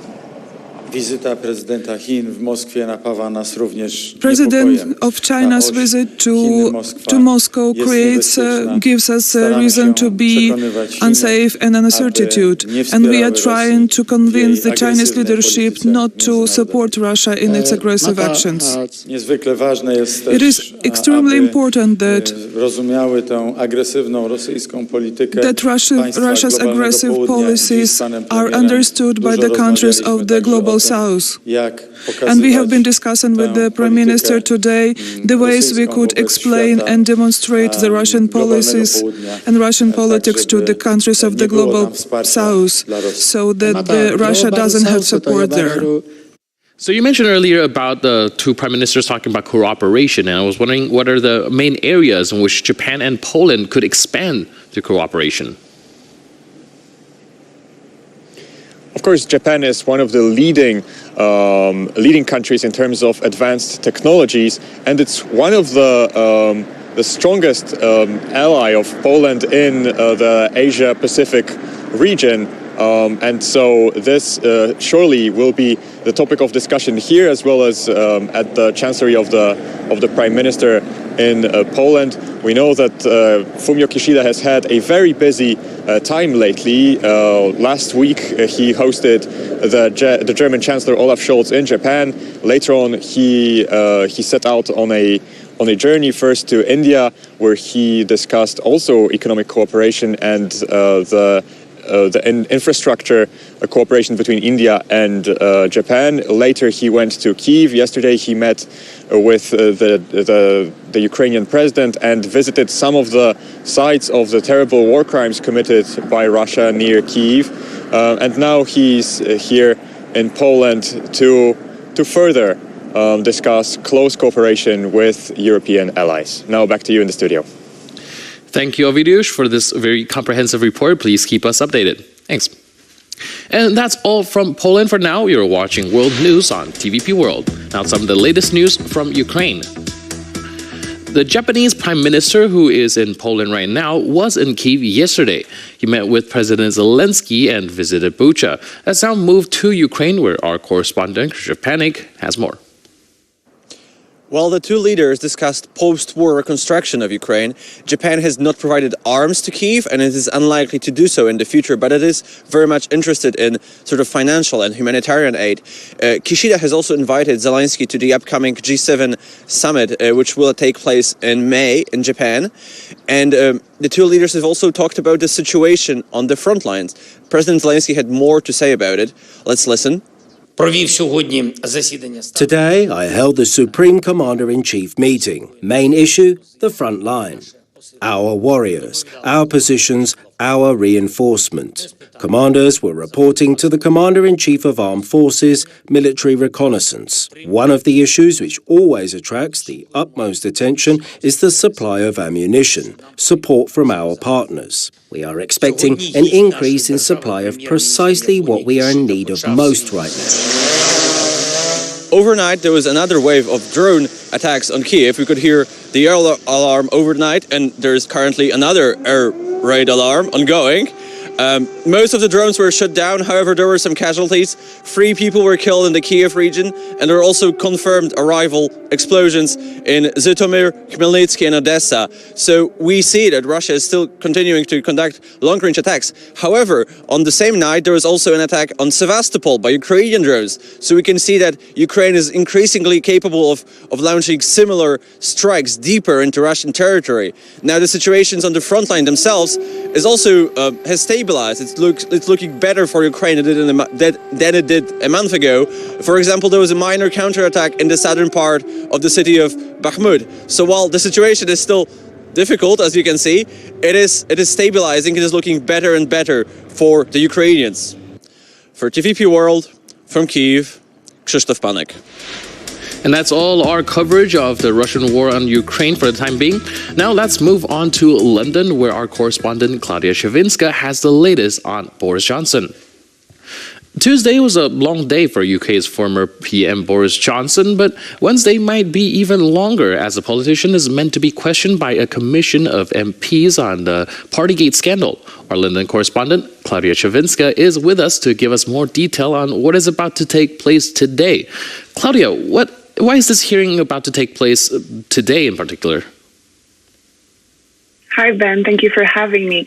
So we're back to square one when it comes to the Partygate scandal that eventually led to former Prime Minister Boris Johnson resigning from his post.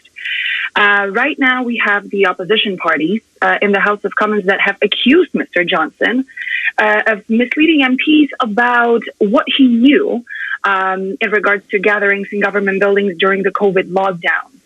As we were looking at yesterday, we had a 52-page document which was published by former Prime Minister Boris Johnson. It was a written submission where he kind of accepted that he misled the MPs. Today, we are looking at a televised hearing, which is about to take place at 2 p.m. local time, and we will get more details. As of yesterday late evening, we know that the MPs have published an additional evidence, which is going to be used during the so-called grilling of former Prime Minister during the televised hearing today. So, Claudia, can you tell us what could be the possible outcomes of today's hearing? Well, so there are 3 possible outcomes. One is that he's completely cleared of misleading the parliament, which is actually quite unlikely. I would say it's absolutely unlikely for this scenario to take place. The second scenario, which I think is the most extreme and is definitely going to change former Prime Minister Boris Johnson's career, is that he's going to be found to have misled the parliament, and he's going to lose his seat. So his political career could come to an end when it comes to the House of Commons, or he is going to be found to have misled the parliament, but they are going to find a different punishment for him. So there could be a written statement, there could be some sort of a fine that he would have to pay, or he would be just suspended. All right, thank you so much for the update, and please keep us updated as the situation unravels. Thanks. And I'll be bringing you more. Thank you. From London, let's now move to Paris. Macron's divisive plan to raise France's retirement age from 62 to 64 has caused regular nationwide protests in recent weeks. On Tuesday night, angry protesters clashed with riot police in the country's capital city of Paris. Hundreds of angry protesters took to Paris's streets on Tuesday evening for a sixth consecutive night of protests over a controversial pensions reform bill aimed at raising the retirement age from 62 to 64. The streets were covered in trash. Trash cans and barricades were set on fire, and protesters set off flares and fireworks. Fire crews arrived to put out the fire, and police attempted to disperse the crowd with tear gas. Many people were detained. Demonstrators demand the bill to be doomed and called for the resignation of French President Emmanuel Macron. Macron has made the proposed pension changes the key priority of his second term, arguing that reform is needed to make the French economy more competitive and to keep the pension system from diving into deficit. Even though some in Macron's own camp have warned him against continuing business as usual amid violent protests, the French president is looking to regain the initiative with new reforms in the coming weeks. Clashes due to the pension reform are the most serious challenge for the French government since the Yellow Vest revolt 4 years ago. Another ninth nationwide day of strikes and protests is scheduled to take place today. And that's all for now on this edition of World News, but please stay tuned as we turn our attention to my colleague Rafa Tomański with his exclusive interview. Recently, Kuwait's Constitutional Court nullifies last year's legislative elections and rules to reinstate the previous parliament. Why were the results voided? Kuwait is the only Gulf Arab state with a fully elected parliament and, of course, one of the world's biggest oil exporters. Our next guest, Mr. Dominic Pratt, country analyst for Kuwait at the Economist Intelligence Unit, joins us now. Hello, sir. Good to have you with us. Hello. Thank you for having me on. This is not a first-page story at all. It's kind of not covered at all. Can you describe us the picture at the beginning? Why this turmoil in Kuwait is important and what is happening there? So as you mentioned, the Kuwaiti Constitutional Court issued a verdict on Sunday, which annulled the results of the 2022 National Assembly elections, which were held last September. This was on the grounds of discrepancies in the decree which dissolved the previous parliament, which had been, appointed in 2022. And so the effect, the path now is unclear. The Constitutional Court ruling stipulates that the Speaker and all members of the former National Assembly, which was elected in 2020, are to return to their seats and are to resume their positions in Parliament, and the current bout of MPs are to resign their seats, and it's unclear what direction it's going to take right now. No one in the Kuwaiti government or in the royal family has actually said what the course is. Are these MPs going to take their seats? It just adds to this existing climate of uncertainty in Kuwait, which has plagued Kuwaiti politics for 3 to 4 years now, where there's a contestation between Parliament and the government. Parliament is dominated by opposition MPs since 2022, and the government is filled with pro-royal family figures. So there's a lot of disputes about policy, and this just adds to that climate of uncertainty, which has really hindered Kuwaiti economic growth and development in the past 2-4 years. Should we care the point of time, trying to understand the situation right now there? Sorry? Should we care about that this issue is developing currently in this reality that we deal with, and especially right after 20th anniversary of the intervention of the war started by the Americans in Iraq? And we know that 2 decades ago, it was the second phase of this that started in 1991 when Iraq attacked Kuwait. Definitely it's a cause for concern in terms of Kuwaiti domestic politics. I think Kuwait is one of the world's major oil producers. It produces around 2.6 million barrels a day. And the key issue that we should be concerned about is that the ongoing dispute between Parliament and the government and this nullification of the previous election, it creates a very difficult environment for effective policy to be created. And this prevents effective investment into the oil industry. It prevents effective investment into the rest of the economy. Government plans are always stalled and the bureaucracy remains disrupted by this. So in terms of a Kuwaiti development angle, this is definitely a cause for concern. In terms of political stability, it's also a risk for concern. It's primarily a domestic issue. There's a very low risk of domestic unrest in Kuwait anyway. It's a very stable country and has been since the invasion in the 90s.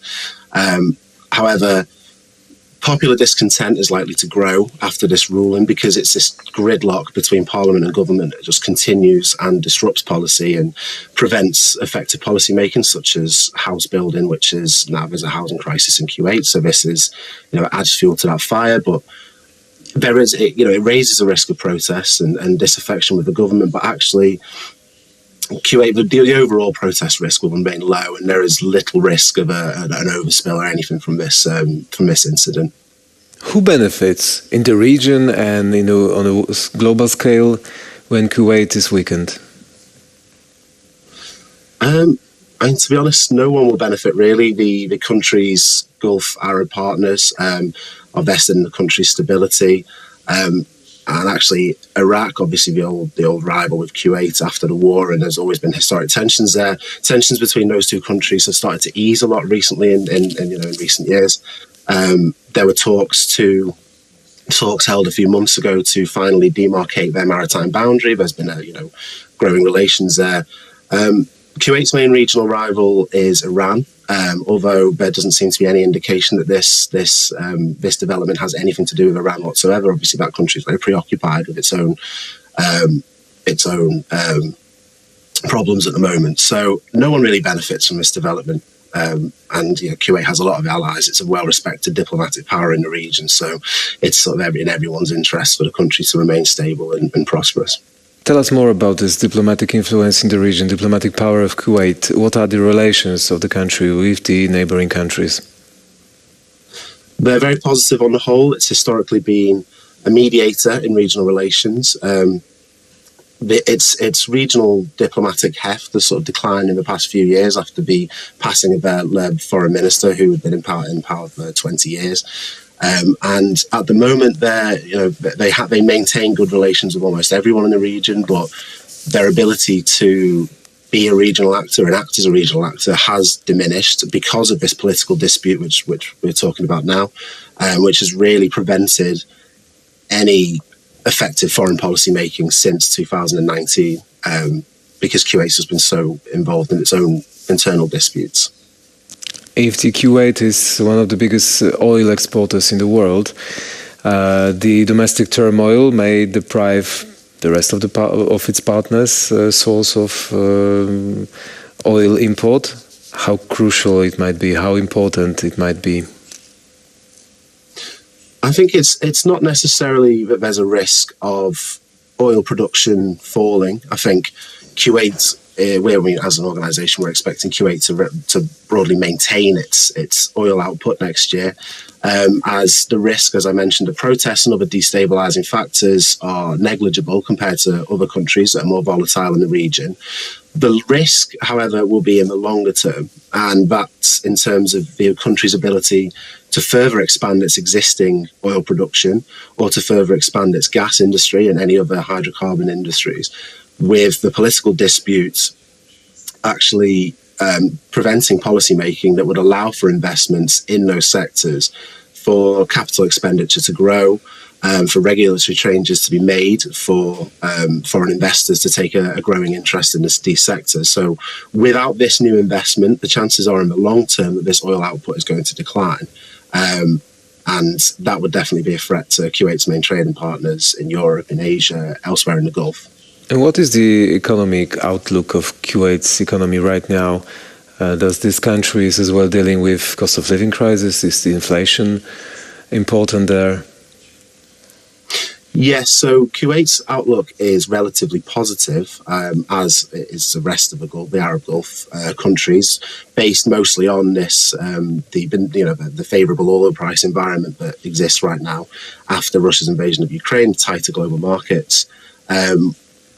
But as you were mentioning, Kuwait has there are inflationary issues there compared to the rest of the Gulf, and Kuwait has a higher rate of inflation, which will probably feed into popular discontent over the political dispute.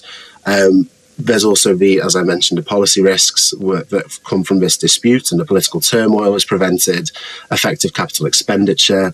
And so investment growth is relatively low. But overall, I mean, on a globally comparative scale, Kuwait's economic outlook will remain strong. The country's very prosperous. It's, there's still a lot of non-oil economic activity growing there. So it's positive, but this definitely presents a risk to growth in the next year and beyond.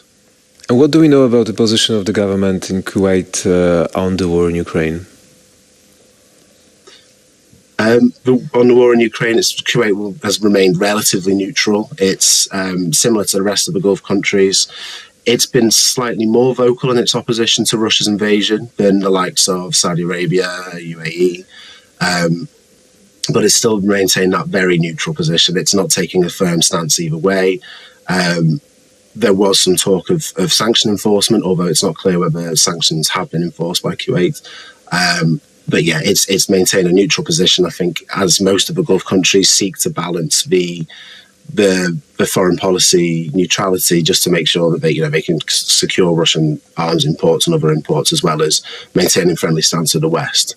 And how about its relations with the United States?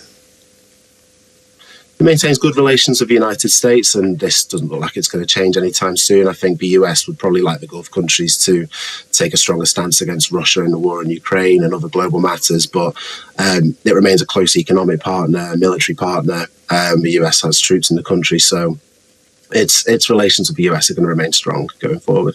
And how about being successful in elevating its position as an oil exporter to the European countries as they try to transform its supply model as the war erupted? This is definitely going to be a priority for Kuwait, as it is with the rest of the Gulf Cooperation Council. They see market opportunities there, as you mentioned, with Russian hydrocarbons being taken from the market. I think the priority for most countries in the Gulf is to develop the gas sector to actually exploit that market, which is probably has more market opportunities than oil right now in terms of exporting to Europe. Kuwait's not been as active as other countries in the region. Oman and Qatar have both signed gas export agreements with European and Asian partners. And Kuwait is, again, this political dispute has taken a lot of attention away from this possible economic development angles and exploiting these current market opportunities. So we might see more of it going forward, and it'll definitely be a priority for the government. Is Kuwait interested in taking its side in the Abraham Accords in relations with Israel? So Kuwait has quite a strong stance against Israel compared to the UAE, Saudi Arabia. It's very, I think, highly unlikely to join the Abraham Accords and to forge any relations with Israel, any formal diplomatic relations. Having a popular elected parliament exposes the country more to the opposition to Israel amongst the population, unlike the UAE and Saudi Arabia and other countries. It's more sensitive to public opinion on the issue, especially at the moment when there's this political crisis already raises the risk of volatility. It's likely to seek to avoid provoking any opposition in the form of protests or unrest against any moves to formalise diplomatic relations with Israel. And what are the historical rationale for the Kuwait parliament being the only one among the Gulf states with the fully elected parliament, as you said, the public elected? The idea is to take some of the heat perhaps out of potential opposition to the government and to allow a forum in which popular discontent can be displayed. I think it's also a way of patching over divisions in Kuwait, but in a way you could argue that it's backfired against the Kuwait government over the past few years, because it's entrenched this conflict between the government and parliament, and actually there is speculation that given how long this dispute has been going on for, the Emir might actually decide to revoke Parliament's power in the coming years. That remains an outside risk, but it's still a possibility if if this dispute continues to disrupt policymaking and prevent constrain economic growth. Thank you very much, sir, for this insightful interview. Dominic Pratt, country analyst for Kuwait at the Economic Intelligence Unit, was our guest. Have a good day, sir. Thank you again. Thank you, you too. And of course, much more still to come on TVP World. Stay tuned.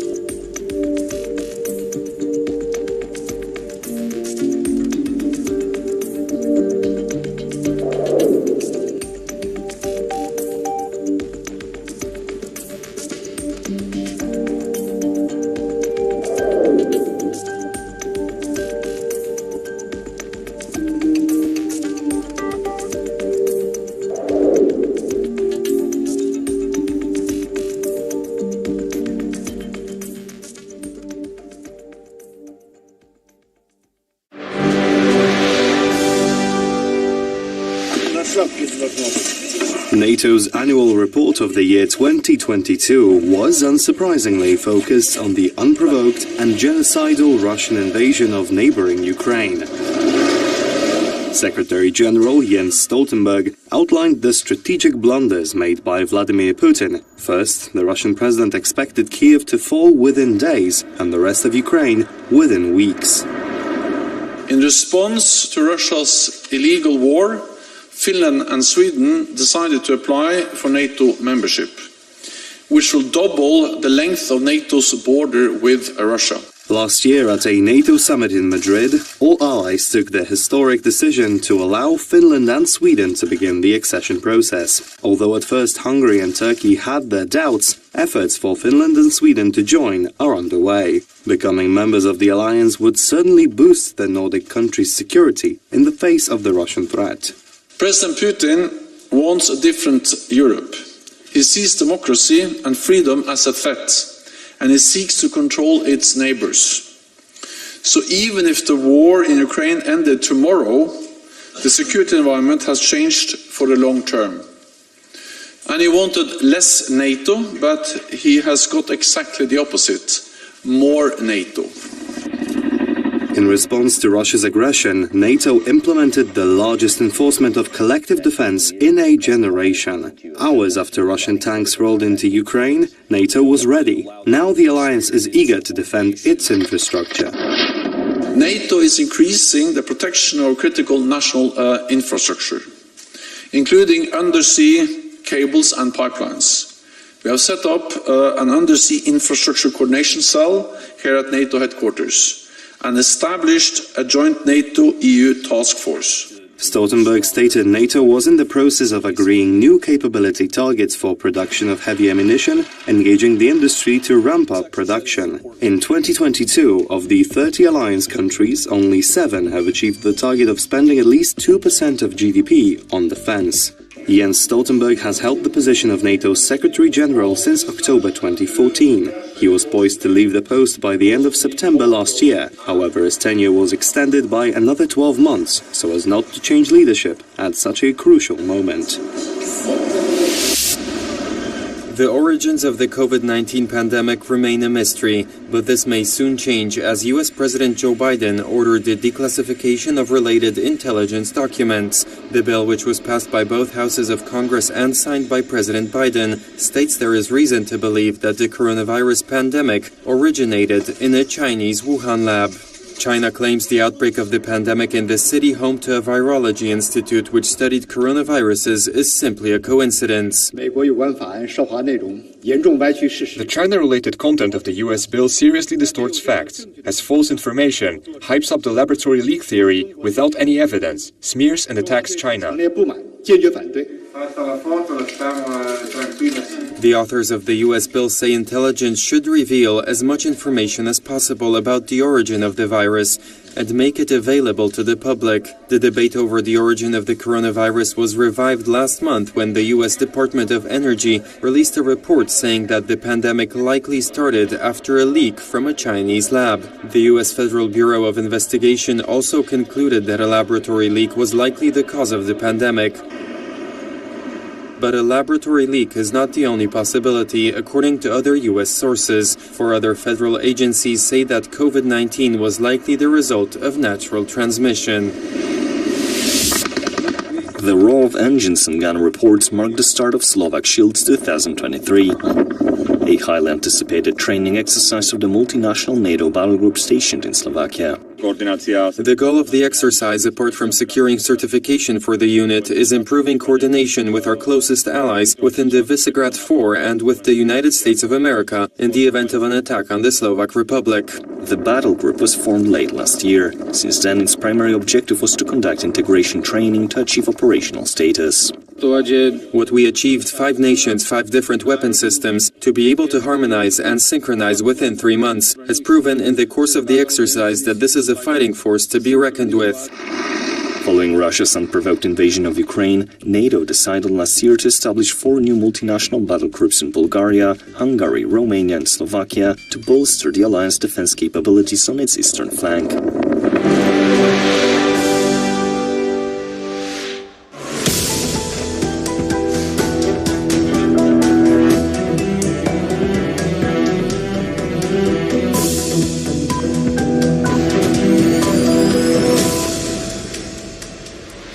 Hello and welcome to TVP World. You're watching another edition of Social Media Review. I'm your host, Benjamin Lee, and let's take a look at what is on the internet. Now, today, our first topic will be on Prime Minister Fumio Kishida's visit to Kyiv. Now, the Japanese Prime Minister was in Ukraine, and according to this tweet, it can be a political signal to other Asian countries in view of Xi Jinping's visit to Russia. Now, we know that the Japanese Prime Minister has made what he calls a surprise visit to Kyiv. It's uncharacteristic of Japan to show up on some country without a former prior diplomatic announcement, but this is what Fumio Kishida did. And of course, the Japanese Prime Minister didn't just come empty-handed. He also brought in $30 million worth of support and aid to Ukraine. It's called non-lethal support because unfortunately there's a lot of limitations in which type of support and military exports that Japan can conduct, but this it's more important in a symbolic sense that it is showing where Asia stands in terms of the war between Russia and Ukraine. And following the same line, we have some commentary, according to other commentators, saying that the geopolitical significance of Japan Prime Minister Fumio Kishida's visit to Kyiv today can't be overstated. Like the tweet said, it's the first time since the end of World War II that a Japanese prime minister has visited a country that is embroiled in a war. And it's also like we need to take into account that this is happening as the ICC, International Criminal Court, has issued an arrest warrant for Vladimir Putin as a war criminal, and Chinese President Xi Jinping visiting what's essentially a war criminal. And you put that side by side, you see a very contrasting picture, as we also know that Japan is a part of the ICC board, and it is one of the countries that decided to issue the arrest warrant of Vladimir Putin. And of course, following that line, we have the next tweet coming up. Do we? Maybe we do, maybe we don't. But following that line of logic, we have, there's a picture. Anyhow, we are looking at, All right. Now, apologizing for the technical difficulty. Now we do have the tweet. This is about the Putin's visit. Xi Jinping's visit to Russia. We are still sticking to the same topic of the Asian leaders visiting their counterparts.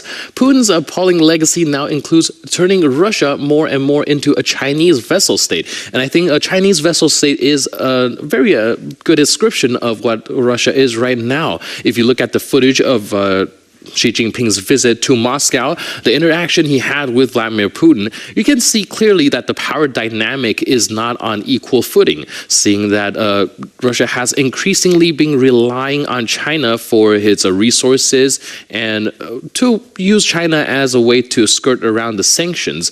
It's not hard to see that Putin is playing into Xi's hands. And we can see also from the next tweet, something following the same line of logic. This tweet here says, did Xi announce a new military assistance package from Russia? No. Did he pledge to provide chips and high-tech components to Russia? No. Did Xi offer Putin one supportive word about his annexation of Ukraine? No. But instead he took a photo with Vladimir Putin. Now this tweet also kind of sort of downplays the importance of his visit to China, but he soon walked it back in the next one, saying that essentially, even though it is not being talked about on the table, maybe there are still under the table talks, of course. Maybe she secretly offered military and economic support. Time will tell, but nothing is public as of right now. And of course, we know that according to U.S. report just not long ago, there has been Chinese ammunition found in Ukrainian ground fire from the Russian side. Of course, the U.S. haven't provided information of whether or not these Chinese-made ammunition did indeed come from China and if it's a support from China to Russia, but a lot can be insinuated here. And just as this tweet said, even though it's not being made public, a lot of things are still probably going on under the table. And it's definitely something we need to keep an eye out on, especially when we talk about the two dictators and big players in the geopolitical area. We can look at the next tweet. We are going now to France. Now this is some protests on the square, and with the translation it says that several thousand people are now gathering at the call of the inter-union. Now the world continues to flock after several days of massive protests despite the crackdown. Now of course the French government is cracking down on the protests right now. A lot of water cannons were being firing at the crowd, but the protests continue. And this concludes this edition of Social Media Review, but for more news update and commentary, please stay tuned to TVP World.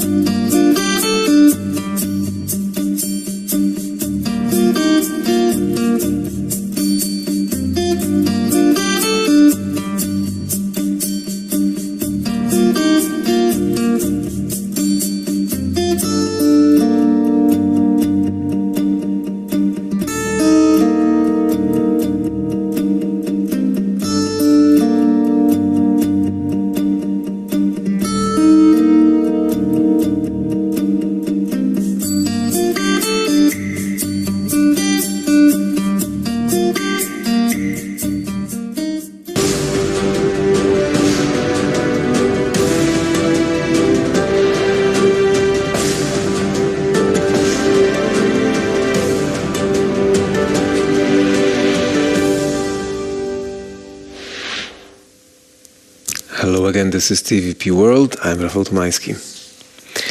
What is China's Xinjiang and Uyghur policy? It's been a source of international controversy for many years, and the government has been accused of carrying out a campaign of cultural genocide against Uyghurs.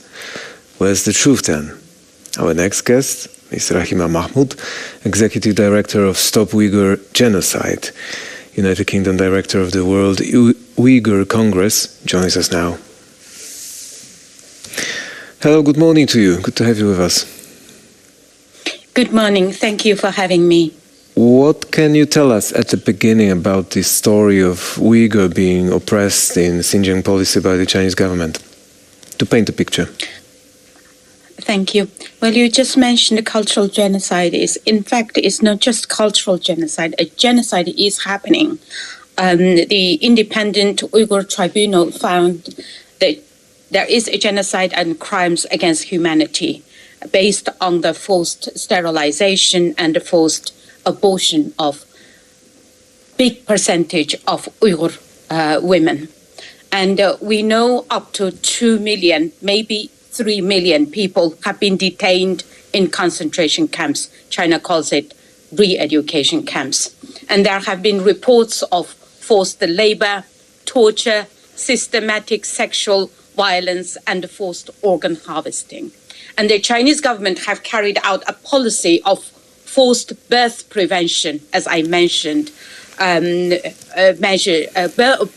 birth prevention measures, and forced sterilizations and abortions, including a 8 or 9 month pregnancy. And Dr. Adrian Zenz estimated that these policies could reduce the Uyghur population by up to a third over the next 20 years, preventing up to 4.5 million new lives. And there is high-tech mass surveillance throughout the region, including facial recognition technology, checkpoints, CCTV cameras, and mass data collection. And this technology has already been exported to foreign authoritarian regimes. There is infrastructure of in-person surveillance, including visit to homes of Uyghurs in which officials share beds with their female Uyghur hosts. This has led to allegation of state-sponsored rape, and children are taken from their parents and placed in state-run orphanages where they are indoctrinated, fed pork, taught to hate Islam, and told to speak only in Chinese. So this is what is happening to Uyghur people and other Turkic people living in the region. But the Chinese government dismisses all those allegations. What is your response to this? Well, Chinese government dismissed the Tiananmen massacre, the Rujia massacre, the Urumqi massacre. Since 1949, CCP committed so many massacres. They denied. They're still denying the Tiananmen massacre, that people know how tanks drove in and killed so many thousand students. Chinese government has no other proof rather than just plainly deny everything. How many Uyghurs live in Xinjiang?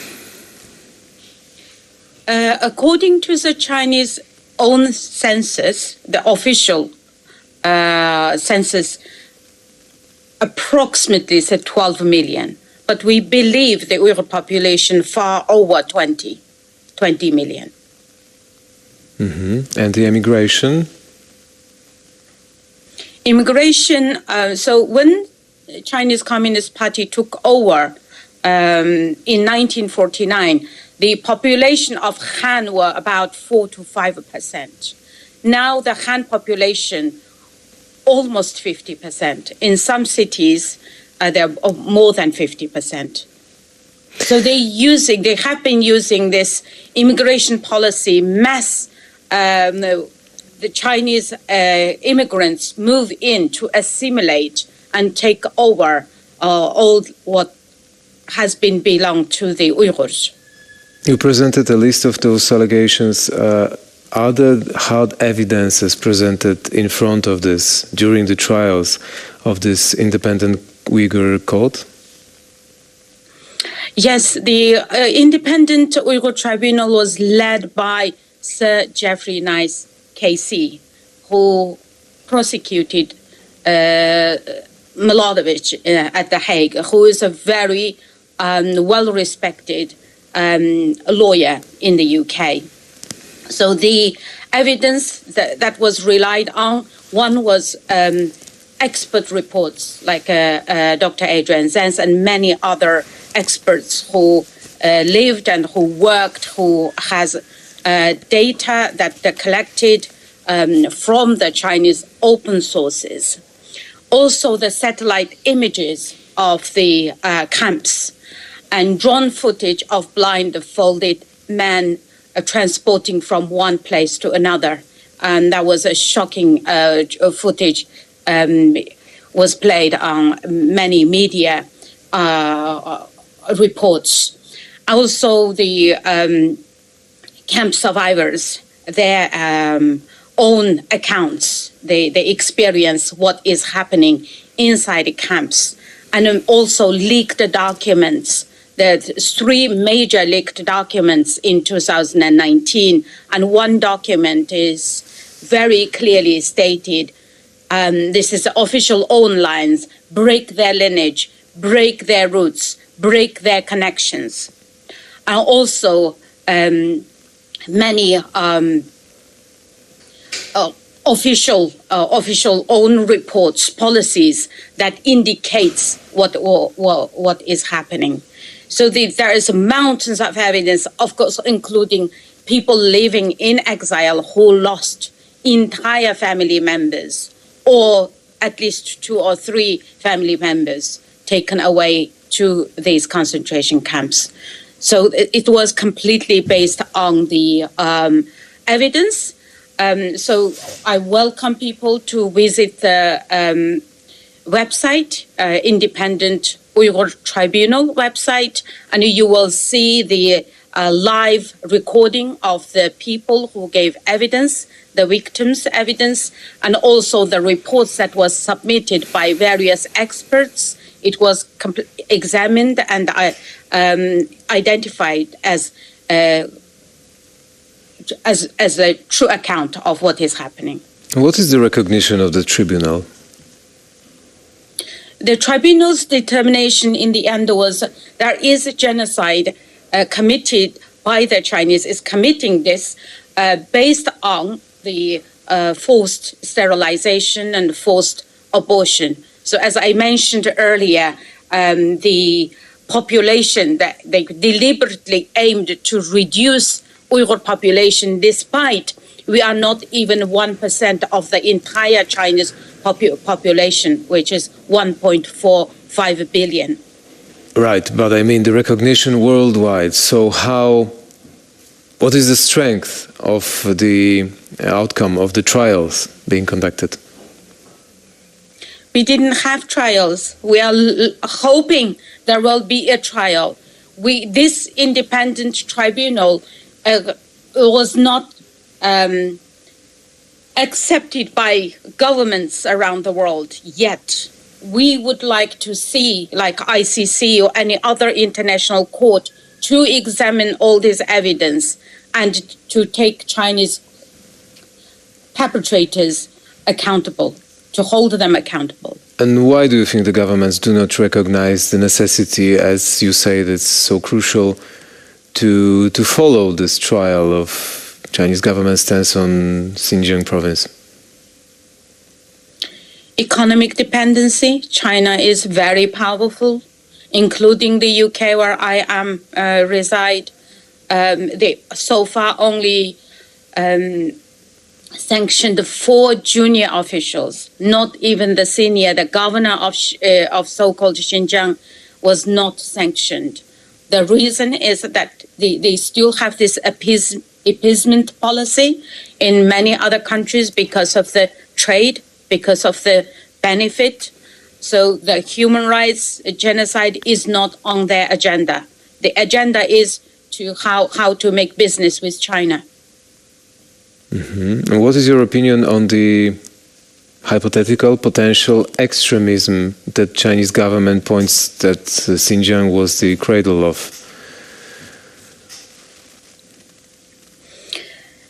Well, there is no such extremism in where I come from, what the Chinese government calls Xinjiang, we call East Turkestan. It's the decades of discriminative policies and the genocide, especially the so many massacres that happened, that the Chinese government, the CCP, is responsible in planting hatred into the people. And there are some incidents that Chinese government has been using to criminalize the Uyghur people, because in our own land, we don't own anything. Now they are even trying to take away our language, our culture, everything that belongs to the Uyghur people. And how about the attempts, the programs that the Chinese government says it develops in Xinjiang province to make Uyghur people more dependable on themselves? Trainings, new career possibilities? There is no such trainings, career possibilities. These camps are designed to destroy the people. It's very stated very clearly in China's own official documents. Break their lineage, break their roots, break their connections. Those places with so-called training camps are there to break, destroy the Uyghur identity and the Uyghur people. Uyghurs, we have now thousands of intellectuals, professors, writers, poets, business owners are all in camps. And then many of those now forced to work in factories are highly qualified intellectuals. So there is no truth to the claim that the Chinese government is providing these trainings. The Uyghur farmers lost their lands, their homes to the Han Chinese that is moved from mainland China to take over everything that belongs to Uyghur people. And the last question, who is responsible for financing this World Uyghur Congress? The World Uyghur Congress is funded by NED and also some Uyghur exile business people. So the National Endowment for Democracy, right? NED? Sorry? National Endowment for Democracy, NED, you mean? Yes, National Endowment for Democracy. And the other entities you mentioned? It's like individual donors. As I said, individual, mainly like Uyghur businessmen, business people, and even ordinary people sometimes donate to the work for the Uyghur, for the World Uyghur Congress. Thank you very much for sharing all those details with us. Ms. Rahima Mahmoud, Executive Director of Stop Uyghur Genocide, UK Director of the World Uyghur Congress, was our guest. Have a good day. Thank you. Thank you. And of course, much more still to come on TVP World. Stay tuned.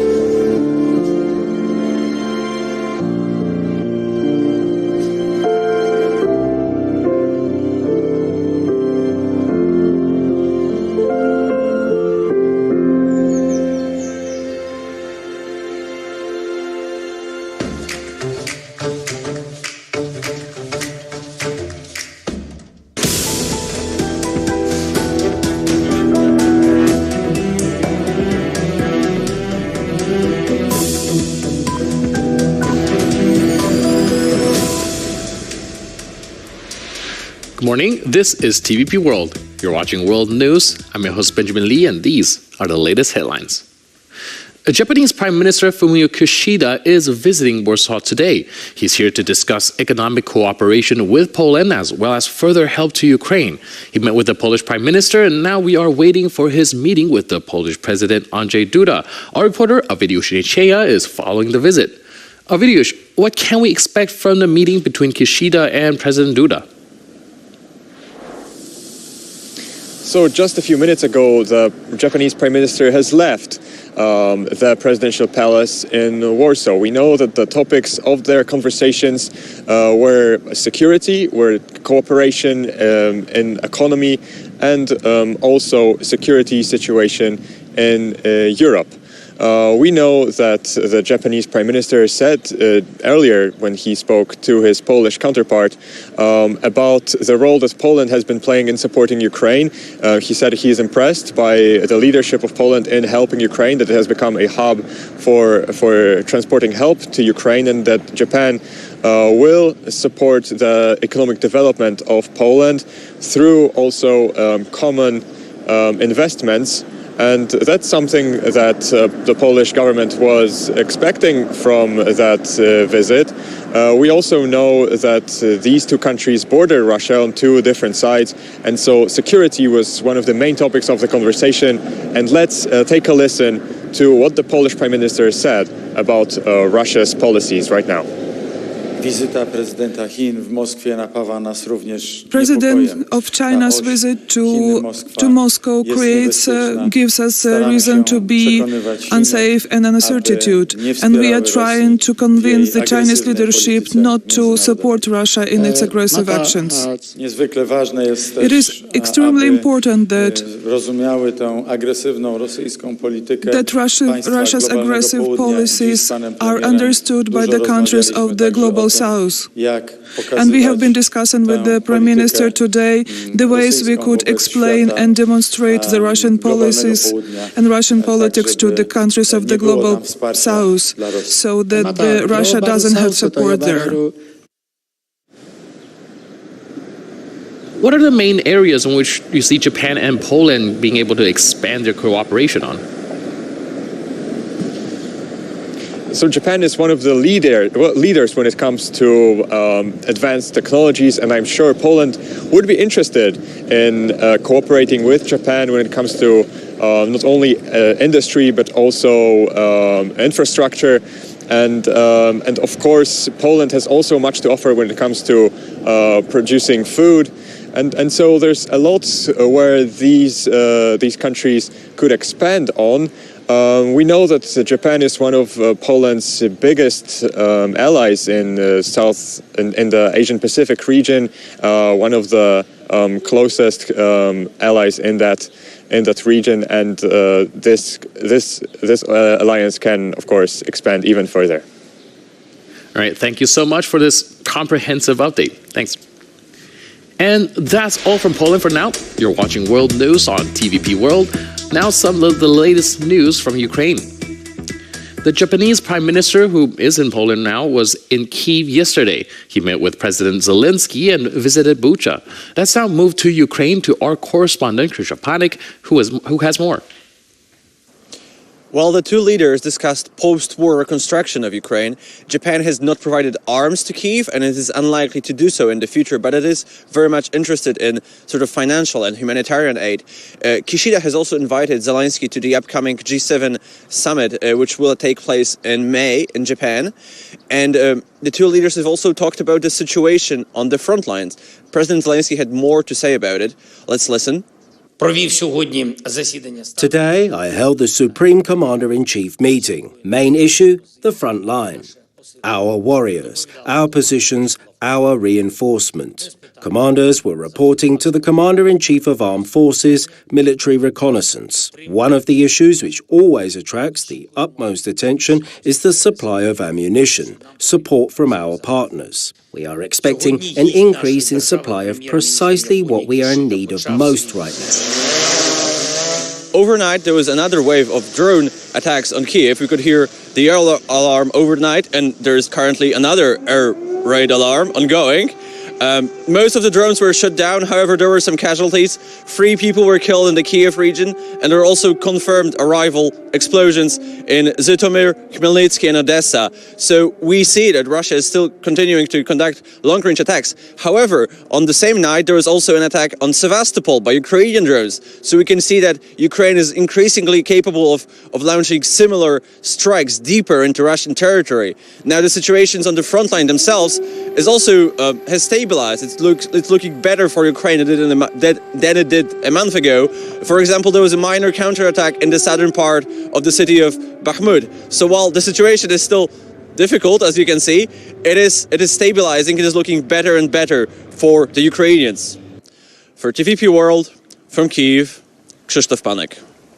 And staying in Ukraine, the former head of Ukraine's security services in the northeastern city of Kharkiv will be indicted on charges of high treason for allegedly sabotaging the region's defense against Russia. In May, he was dismissed from his post by President Volodymyr Zelensky. The State Bureau of Investigation alleges that rather than organize efforts to counter the enemy, Roman Dudin engaged in sabotage. Dudin has been accused of abandoning his post without permission while under martial law and illegally ordering his staff to leave work and travel away from the region. His actions helped Russia capture most of the northeastern region of Kharkiv and occupy it until it was retaken by Ukraine last September. His case is one of over 600 investigations against security officials suspected of committing treason and aiding and abetting Russia. Meanwhile, an explosion in annexed Crimea has destroyed Russian cruise missiles. The blast occurred in Zankoy, located in the north of the Russian-occupied Crimean Peninsula. Although early reports of the explosions came from Ukraine, Kyiv has not explicitly confirmed its involvement in the attack. Ukraine is also struggling with ammunition shortages. To provide Kyiv with much-needed ordnance, EU defense and foreign ministers recently unveiled a new initiative looking to purchase and send over 1 million artillery rounds to the country over the next 12 months. Czech President Petr Pavel has visited Berlin, marking his first visit with German officials since assuming office 2 weeks ago. Both countries have emphasized their good bilateral relations and reaffirmed their unwavering support for Ukraine. This was the Czech president's third international visit after Slovakia and Poland. A welcome complete with full military honors marked a new era for diplomatic relations between the Czech Republic and Germany. The heads of state discussed a number of issues concerning bilateral relations and challenges in the region, with the Czech president emphasizing that as the EU's largest economy, Germany should assume more responsibility for the security and defense of Europe. The phrase German leadership is used very often. I know that this is quite sensitive in many countries. The president called it German responsibility. I will be happy if we call it German professional responsibility, especially if Germany plays an initiating role, which many countries can then join. Both heads of state have also underlined their support for Ukraine in its fight against Russia. Russia has broken international law in a brutal way and has committed land grabbing, and this mustn't pay off, which is our joint conviction. We, the Czech Republic and Germany, are firmly standing by Ukraine's side. The visit to Germany, the Czech Republic's largest business partner in Europe, was the president's third international visit since taking office. Before that, Peter Pavel visited Poland, indicating that relations between the two countries are highly valued. Since the start of the war in Ukraine, both Poland and the Czech Republic have been some of Kyiv's staunchest supporters, supplying heavy weapons and military equipment. And that's all our coverage of the Russian war in Ukraine for the time being. Now let's move on to Moscow and Paris. The president of China, Xi Jinping, was on a state visit to Moscow. Both Putin and Xi used the trip to tighten cooperation between the countries. Russia's economy, hit by tough Western sanctions, could benefit from more Chinese investment in the country. As Xi Jinping continues his visit to Moscow, the residents of the Russian capital appear to be hopeful about the prospect of closer cooperation with China. The Chinese are good, hardworking people. It's a big country with big possibilities. I'm very happy that our president has such a friend. All of Europe has sanctioned us. We hope it's not for long. But as for China, it's a friendly country, and we hope for more cooperation with them. Xi Jinping landed in Moscow on Monday for a two-day visit. Today he was welcomed by the Russian dictator at the Kremlin for talks. The leaders posed for pictures below two enormous flags. During the talks, Putin said that Russia is ready to help Chinese businesses replace Western firms that have exited Russia in the wake of its war in Ukraine. The Kremlin autocrat also proposed the construction of the Power of Siberia 2 pipeline, which would boost Russian gas exports to China. The two leaders also reportedly held a thorough exchange of views during their first day of talks and had discussed China's peace plan for Ukraine. A lot of what we've seen in the meeting so far is what we'd expect from a high-level meeting between Russian and Chinese leaders. Pledges of lasting friendship, cooperation without bounds, so on and so forth. What I did find interesting, though, was that Xi Jinping went out of his way to highlight how he believes Vladimir Putin will be the right man to lead Russia going forward. Xi Jinping is the first world leader to meet with Putin since the International Criminal Court issued an arrest warrant for the Russian despot. The warrant was issued in connection with the forced deportation of Ukrainian children to Russia. The Chinese President Xi Jinping left Moscow today after a state visit to the country to hold talks with Russian dictator Vladimir Putin. It was the Chinese president's first trip to Russia since the country invaded Ukraine last year. The president of the People's Republic of China, Xi Jinping, paid his state visit to Russia at the invitation of Vladimir Putin. Talks focus on topical issues of further development of comprehensive partnership relations and strategic cooperation between Russia and China. The two leaders also discussed the war in Ukraine. However, according to Xi, China has an impartial position on the issue. The visit began on March 20th. Jinping is the first world leader who met with Putin after the International Criminal Court ordered an arrest warrant for the Russian dictator for war crimes committed in Ukraine. And let's move on to Paris. Macron's divisive plan to raise France's retirement age from 62 to 64 has caused regular nationwide protests in recent weeks. On Tuesday night, angry protesters clashed with riot police in the country's capital city of Paris. Hundreds of angry protesters took to Paris's streets on Tuesday evening for a sixth consecutive night of protests over a controversial pensions reform bill aimed at raising the retirement age from 62 to 64. The streets were covered in trash. Trash cans and barricades were set on fire, and protesters set off flares and fireworks. Fire crews arrived to put out the fire, and police attempted to disperse the crowd with tear gas. Many people were detained.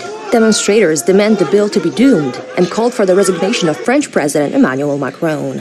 Macron has made the proposed pension changes the key priority of his second term, arguing that reform is needed to make the French economy more competitive and to keep the pension system from diving into deficit. Even though some in Macron's own camp have warned him against continuing business as usual amid violent protests, the French president is looking to regain the initiative with new reforms in the coming weeks. Clashes due to the pension reform are the most serious challenge for the French government since the Yellow Vest revolt 4 years ago. Another ninth nationwide day of strikes and protests is scheduled to take place today. NATO Secretary General Jens Stoltenberg presented the alliance's 2022 annual report, which sums up the organization's activities in the past year. Stoltenberg also commented that this will be the final report of his tenure, as he is set to retire from the post later this year. NATO's annual report of the year 2022 was unsurprisingly focused on the unprovoked and genocidal Russian invasion of neighboring Ukraine. Secretary General Jens Stoltenberg outlined the strategic blunders made by Vladimir Putin. First, the Russian president expected Kiev to fall within days and the rest of Ukraine within weeks. In response to Russia's illegal war, Finland and Sweden decided to apply for NATO membership, which will double the length of NATO's border with Russia. Last year at a NATO summit in Madrid, all allies took the historic decision to allow Finland and Sweden to begin the accession process. Although at first Hungary and Turkey had their doubts, efforts for Finland and Sweden to join are underway. Becoming members of the alliance would certainly boost the Nordic countries' security in the face of the Russian threat. President Putin wants a different Europe. He sees democracy and freedom as a threat, and he seeks to control its neighbors. So even if the war in Ukraine ended tomorrow, the security environment has changed for the long term. And he wanted less NATO, but he has got exactly the opposite, more NATO. In response to Russia's aggression, NATO implemented the largest enforcement of collective defense in a generation. Hours after Russian tanks rolled into Ukraine, NATO was ready. Now the alliance is eager to defend its infrastructure. NATO is increasing the protection of critical national infrastructure, including undersea cables and pipelines. We have set up an undersea infrastructure coordination cell here at NATO headquarters and established a joint NATO-EU task force. Stoltenberg stated NATO was in the process of agreeing new capability targets for production of heavy ammunition, engaging the industry to ramp up production. In 2022, of the 30 alliance countries, only 7 have achieved the target of spending at least 2% of GDP on defense. Jens Stoltenberg has held the position of NATO's Secretary-General since October 2014. He was poised to leave the post by the end of September last year. However, his tenure was extended by another 12 months, so as not to change leadership at such a crucial moment. And that's all for now on World News, but please stay tuned as we turn our voice and our attention to my colleague Rafael Tomański with his exclusive interview. Is the era of oligarchs in Russia already over? Do they still remain influential as before, or maybe have become extinct? Do they stay silent, voicing no objections to the country becoming ruined by Putin? Or maybe it is still profitable for them, just profitable. Our next guest, Ms. Jane McGlynn, author of recently published Russia's War and research fellow at the Department of War Studies, King's College London, joins us now. Hello, good to have you in the morning. Is the Russian oligarchy as we know it already, present? I don't think it is, and I don't think it's been there for a long time. If we're defining oligarchy as sort of where great wealth guarantees political influence, then in Putin's Russia, the opposite is true. Business elites are very much subject to what we might describe as the tyranny of officials. Have we heard some critical comments on Putin from the Russian oligarchs already, as the war started a year ago? No, there haven't been. I mean, there have been a few less than supportive comments. If we think about Mikhail Friedman, who members of the Russian opposition have been lobbying to have sanctions removed from him, he said that the war is a tragedy, but he didn't condemn the war, and he balked at the idea that he should or could influence Vladimir Putin, and instead his anger was actually directed against alleged Western Russophobia rather than Putin. And apart from Friedman, all the others remain silent? Not necessarily silent. Oleg Deripaska has also sort of made some comments. I mean, the only person who has really come out has been Oleg Tinkov, who has outright condemned the war. But other than that, most of them have largely remained silent or stayed within the line. And that makes sense, because in Russia, great wealth doesn't equal political power. It's rather that the closer you are to political power, the more wealth you have, or the safer your wealth is. And what was the reason, in your opinion, as you gathered the evidence for your book, the one Russia's War, published on March 17, as far as I know, so the kind of a recent publication, as you were gathering the data, what was your impression of the rationale of the reasons that the oligarchs did as we all have seen, so voice no opinion at all, or slightly being vocal about this? Maybe they were waiting for some kind of other profits in the Donbas region, or other reasons? Well, I think there are a few reasons. So one of the reasons is that, to be honest with you, the sanctions haven't been that systematic. From the Western side, there's lots of loopholes. We've heard of Roman Abramovich, for example. He managed to transfer a lot of assets to his children just before the war began. The other reason is that even if they do cause a big obstacle, then the business elites are able to just transfer their money to other jurisdictions, like the United Arab Emirates. Dubai has been a very popular point of relocation.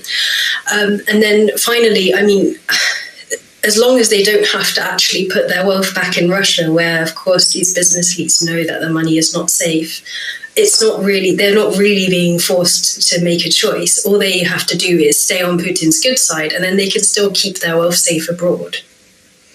So keeping their wealth safe abroad might be the reason of their behavior? Yes, essentially. Mm-hmm. Is there any chance that from this society of oligarchs might be the next person arising interested in taking the power and changing Putin? Yes, it's very possible, but they don't really have that much political power, because ever since the showdown with Mikhail Khodorkovsky, 20 years ago, the agreement has always been, if you stay out of politics, the business elites, then you can keep your money. And so that's one group, and they've long stopped seeing themselves largely as political players. And then the second group of people who are super rich are those who are, people like Igor Sechin, for example, whose all of his position is due to Putin. So he's never going to turn against him, because everything he has is essentially because of his closeness to Putin. So I think that more likely any potential replacement, if we're being, well, I mean, I'm not necessarily sure that we're at the point of replacement anyway, but if we were being, depressing, we might talk about a replacement from the Securocrats, somebody like Dmitry Patrushev, Nikolai Patrushev's son, or we might talk about, if we're being a little bit more positive, though not exceptionally positive, we might talk about a technocrat, somebody like Mishustin, the current prime minister. Are we able to understand the way of living and the way of perceiving reality of Russian elites? Yes, I think so. I think in some ways my book is largely about why ordinary Russians appear to support the war, and basically I argue that maybe support isn't the right term, but broadly they approve of the war, and I look into the different reasons why. For the elites, they tend to support the war for different reasons, often just for self-interest. So you have different groups. You have those groups who are true believers, the Eurasianists and people who believe that Ukraine is Russia and Ukraine should either be punished or that they're saving Ukraine. They're very few and far between. You have a large group of opportunists, people like the St. Petersburg governor, Biglov, who clearly, and Dmitry Medvedev, who are trying to kind of relaunch their careers by being more hawkish than the hawks. So, and then you have people like Ramzan Kadyrov and Yevgeny Prigozhin, who are the sort of turbo patriots, ultra patriots, who again, there's an element of opportunism and some political posturing there. And then you have the people who don't really like the war, but just kind of getting on with it. And in some ways, I find them the hardest to understand. People like Kudrin, people like the governor of the Bank of Russia, who essentially are making this war possible. And after collecting all the data for your book, what is your assessment of the situation that you mentioned? So why are the Russians not opposing the war that their country started? Not opposing, I think that's not that difficult to explain, because Russia is an incredibly atomized society, and there's an incredible amount of political apathy and self-interest and a lack of sympathy and empathy and a willingness to buy into the propaganda about Ukraine. But I think the broader issue is why do they approve it? And there I think the issue is that the entire conception of Russia's identity at the moment, by at the moment, I mean that it is possible for them to create a different identity, but at the moment that national identity is predicated on subjugating Ukraine and on the idea that Ukraine is Russian and that Russia's great power status depends on its inheritance of Kiev and Rus, its entire understanding of history, of World War II or the Great Patriotic Wars, as they would refer to it, and of their origins depends on being able to control Ukraine. And so there's no way to really stop Russia being a threat to Ukraine until their entire identity is undone, or until they can be deterred. Can the war be used to strengthen the Russian identity then? Yes, I think it is being used to strengthen Russian identity, although the problem is that this war is not winnable for Vladimir Putin. And then the issue is that if it's not winnable, then it's a direct challenge to that identity, because really what sort of great power, if we think in that mindset, it's not my mindset, if we think in that mindset, what sort of great power can't take a city 40 kilometers from their border? What sort of great power or cultural messianic power can't convince what they perceive as Russian people, Ukrainians, but they perceive them as Russian speakers in the east of Ukraine, if it can't even convince them to join in some sort of cultural communion. So the failure of the war in Ukraine, and it very much is a failure, is a direct challenge to this notion that Russia is this great power that has a right to dictate to countries within its sphere of influence. How would you then describe the relation that Putin has with his own elites? Is he kind of an oligarch creator? He's yes, to a certain extent, but he is traditionally, Putin's greatest strength has been his ability to mediate within sort of intra-elite debates. And so, particularly among business elites, increasingly he's unable to fulfill that function because he's become so obsessed with the war.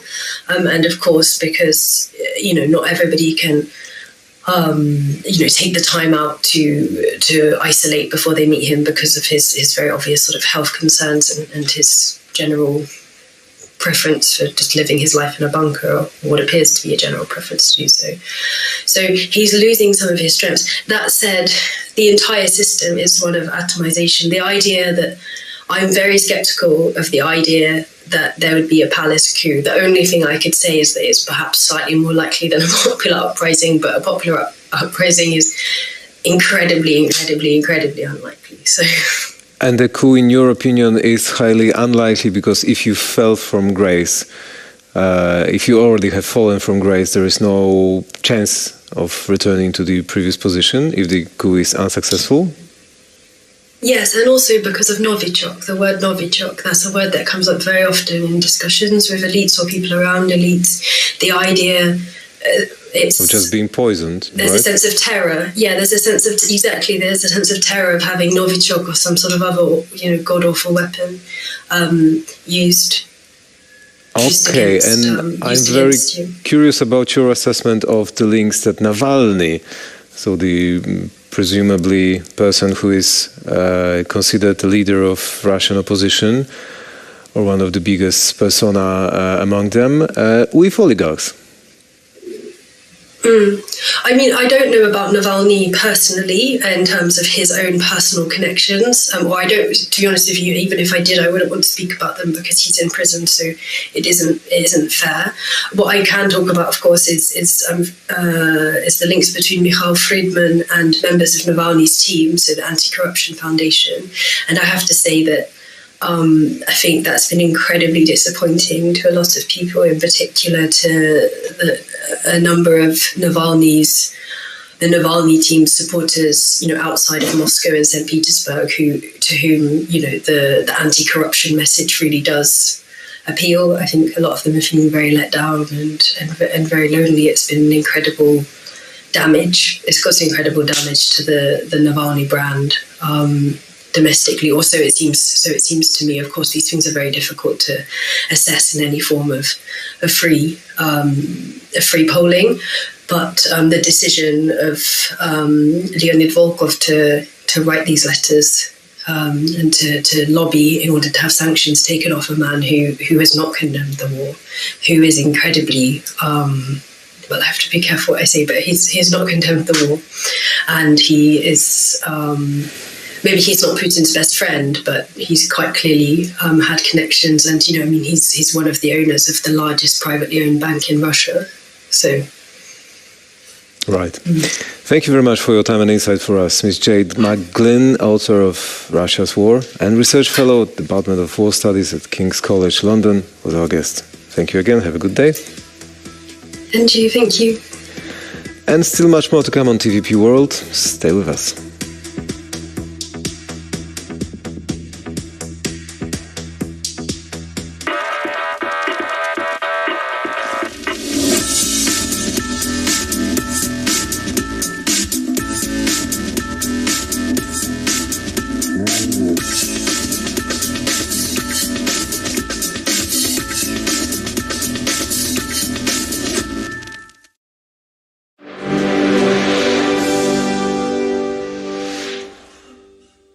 The Secretary-General of NATO presented the annual report on the alliance activities, including the defense spending by all 30 members of the alliance. In 2014, the alliance set a target of 2% of GDP spending on defense for its members.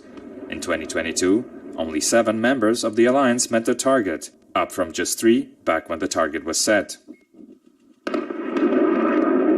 Since 2014, allies have increased defense spending, and we are moving in the right direction. But we're not moving as fast as the dangerous world we live in demands. This was also 1 member less than in 2021. But as Stoltenberg explained, this was due to an increase in the GDP of 2 NATO countries, which would have otherwise met the target. He also said that during a NATO summit in Vilnius, which will take place in July, he intends to push for the old target to become the new minimum. In this new and more contested world, we cannot take our security for granted. It is our security that underpins our prosperity and our way of life. Stoltenberg also addressed the fears that China might provide military aid to Russia. As he said, there is no evidence this is the case at the moment. However, close ties between Beijing and Moscow, underscored by the visit paid to the Russian dictator by Chinese leader Xi this week, are cause for concern. So the meeting in Moscow is part of that pattern where China and Russia are working more and more closely and building a stronger and stronger partnership. And therefore our message has been that China should not provide lethal aid to Russia. That will be to support an illegal war. China and Russia have previously made a joint declaration, promising each other what they called, quote, a partnership without any limits. Recently, their close cooperation has been underscored by joint naval exercises conducted in the Gulf of Oman, together with Iran. The origins of the COVID-19 pandemic remain a mystery, but this may soon change as US President Joe Biden ordered the declassification of related intelligence documents. The bill, which was passed by both houses of Congress and signed by President Biden, states there is reason to believe that the coronavirus pandemic originated in a Chinese Wuhan lab. China claims the outbreak of the pandemic in the city home to a virology institute which studied coronaviruses is simply a coincidence. The China-related content of the US bill seriously distorts facts, has false information, hypes up the laboratory leak theory without any evidence, smears and attacks China. The authors of the US bill say intelligence should reveal as much information as possible about the origin of the virus and make it available to the public. The debate over the origin of the coronavirus was revived last month when the US Department of Energy released a report saying that the pandemic likely started after a leak from a Chinese lab. The US Federal Bureau of Investigation also concluded that a laboratory leak was likely the cause of the pandemic. But a laboratory leak is not the only possibility, according to other U.S. sources. 4 other federal agencies say that COVID-19 was likely the result of natural transmission. A welcome complete with full military honors marked a new era for diplomatic relations between the Czech Republic and Germany. The heads of state discussed a number of issues concerning bilateral relations and challenges in the region, with the Czech president emphasizing that as the EU's largest economy, Germany should assume more responsibility for the security and defense of Europe. The phrase German leadership is used very often. I know that this is quite sensitive in many countries. The president called it German responsibility. I will be happy if we call it German professional responsibility, especially if Germany plays an initiating role, which many countries can then join.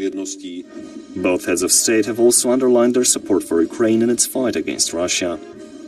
Russia has broken international law in a brutal way and has committed land grabbing, and this mustn't pay off, which is our joint conviction. We, the Czech Republic and Germany, are firmly standing by Ukraine's side. The visit to Germany, the Czech Republic's largest business partner in Europe, was the president's 3rd international visit since taking office. Before that, Peter Pavel visited Poland, indicating that relations between the two countries are highly valued.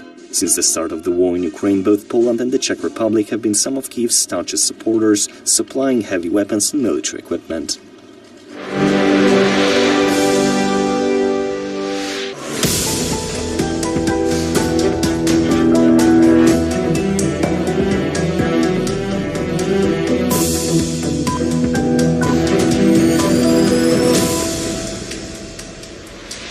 Hello and welcome to TVP World. You're watching another edition of Social Media Review. I'm your host, Benjamin Lee, and let's take a look at what is on the internet. Now, today, the first hot topic is the visit of Japanese Prime Minister Fumio Kishida to Poland. But this is about his visit to Kyiv, and this is a political signal to other Asian countries in view of Xi Jinping's visit to Russia. Now, as we see that the hot topic of a few days ago is Xi Jinping's visit to Russia, and now we see Fumio Kishida paying what they call a surprise visit to Ukraine. Now, this, of course, he didn't come empty-handed. He arrived with the support of $30 million in additional supply to Kyiv. However, those are not military supplies, as they have a very strong policy when it comes to exporting arms. However, the most important thing about his visit is a symbolic gesture that this part of Asia is indeed standing with Ukraine. We have to also take into consideration that Japan actually does border Russia, and by showcasing their support for Ukraine, it actually does say a lot, taking into consideration that Japan is a country of the International Criminal Court of Justice. We see the Japanese Prime Minister Fumio Kishida paying tribute to the fallen soldiers of Ukraine. Again, further demonstrate his will to support Ukraine and standing in solidarity with a country that is being torn apart by the war. And now we put that side by side to comparison with Xi Jinping's visit to Moscow. This really paints a stark picture. So let's take a look at the next one. As we said, well, this is another visit from Kishida to Poland, and this is his meeting between Fumio Kishida and Prime Minister Mateusz Morawiecki. Now, there's something very important to pay attention to here. He calls it, the Polish Prime Minister, that is, call it a new geopolitical order being born before our eyes, and states that think alike about peace, stability, and freedom must cooperate very closely. Now, I think the Polish Prime Minister here actually mentioned a very crucial phenomenon that has been happening in the recent days. We see not only the Japanese Prime Minister, but also the newly elected Czech President arriving in Poland to pay a visit. And of course, we can't forget that just over about a month ago, we see the U.S. President Joe Biden's visit, as well as the Bucharest 9 summit, also all taking place in Poland. It really speaks volumes and mountains about how the geopolitical gravity is slowly shifting into the Baltic states and this part of Europe. So I think it is something to take into consideration of. And coming up next, we have now to the topic of Xi Jinping's visit to Moscow. It says that Putin's appalling legacy now includes turning Russia more and more into a Chinese vassal state. And I think the description of a Chinese vassal state is relatively fitting, as if you see any footage coming out from Moscow from a recent day during Xi Jinping's visit, it is very clear of the power dynamic at play here. You can see that as opposed to his usual manner, Putin is relatively kowtowing to China. And it's a very little surprise as we see that Russia is increasingly relying on China for resources, for trade, and to skirt around the sanctions being pushed on Russia by the West. But of course, that brings out concerns of whether or not Russia can be independent of Chinese assistance, which looking increasingly less likely. And of course, we can't forget the fact that the U.S. has recently reported that there's been Chinese ammunition found fired from Russia to Ukraine. Now, we still don't know whether these arms were provided to Russia by China. However, it is a fact that we saw Chinese ammunition being utilized. And coming up next, we are sticking to the topic of foreign visits, and this one is regarding the Czech President Petr Pavel's visit to Germany. Now, this is his third stop in his diplomatic his diplomatic trips. The first trip is to Slovakia, as per a tradition of all Czech presidents after being elected. In the second place, he visited actually Poland, like I recently just described. And this is, of course, a showcase of Petr Pavel's position on foreign policy, because we know the previous Czech president has relatively more strict in terms of establishing foreign and diplomatic ties. Now, Petr Pavel has stated that he will be visiting all the neighboring countries in the first 100 days in his office, as well as the Brussels. So again, this is another showcase of Petropavlov's willingness and Czech Republic's opening up for foreign policies. We have to keep our eyes peeled for the future development of the country and where he visits next. And with that, we conclude this edition of Social Media Review. But for more news update and commentary, please stay tuned to TVP World.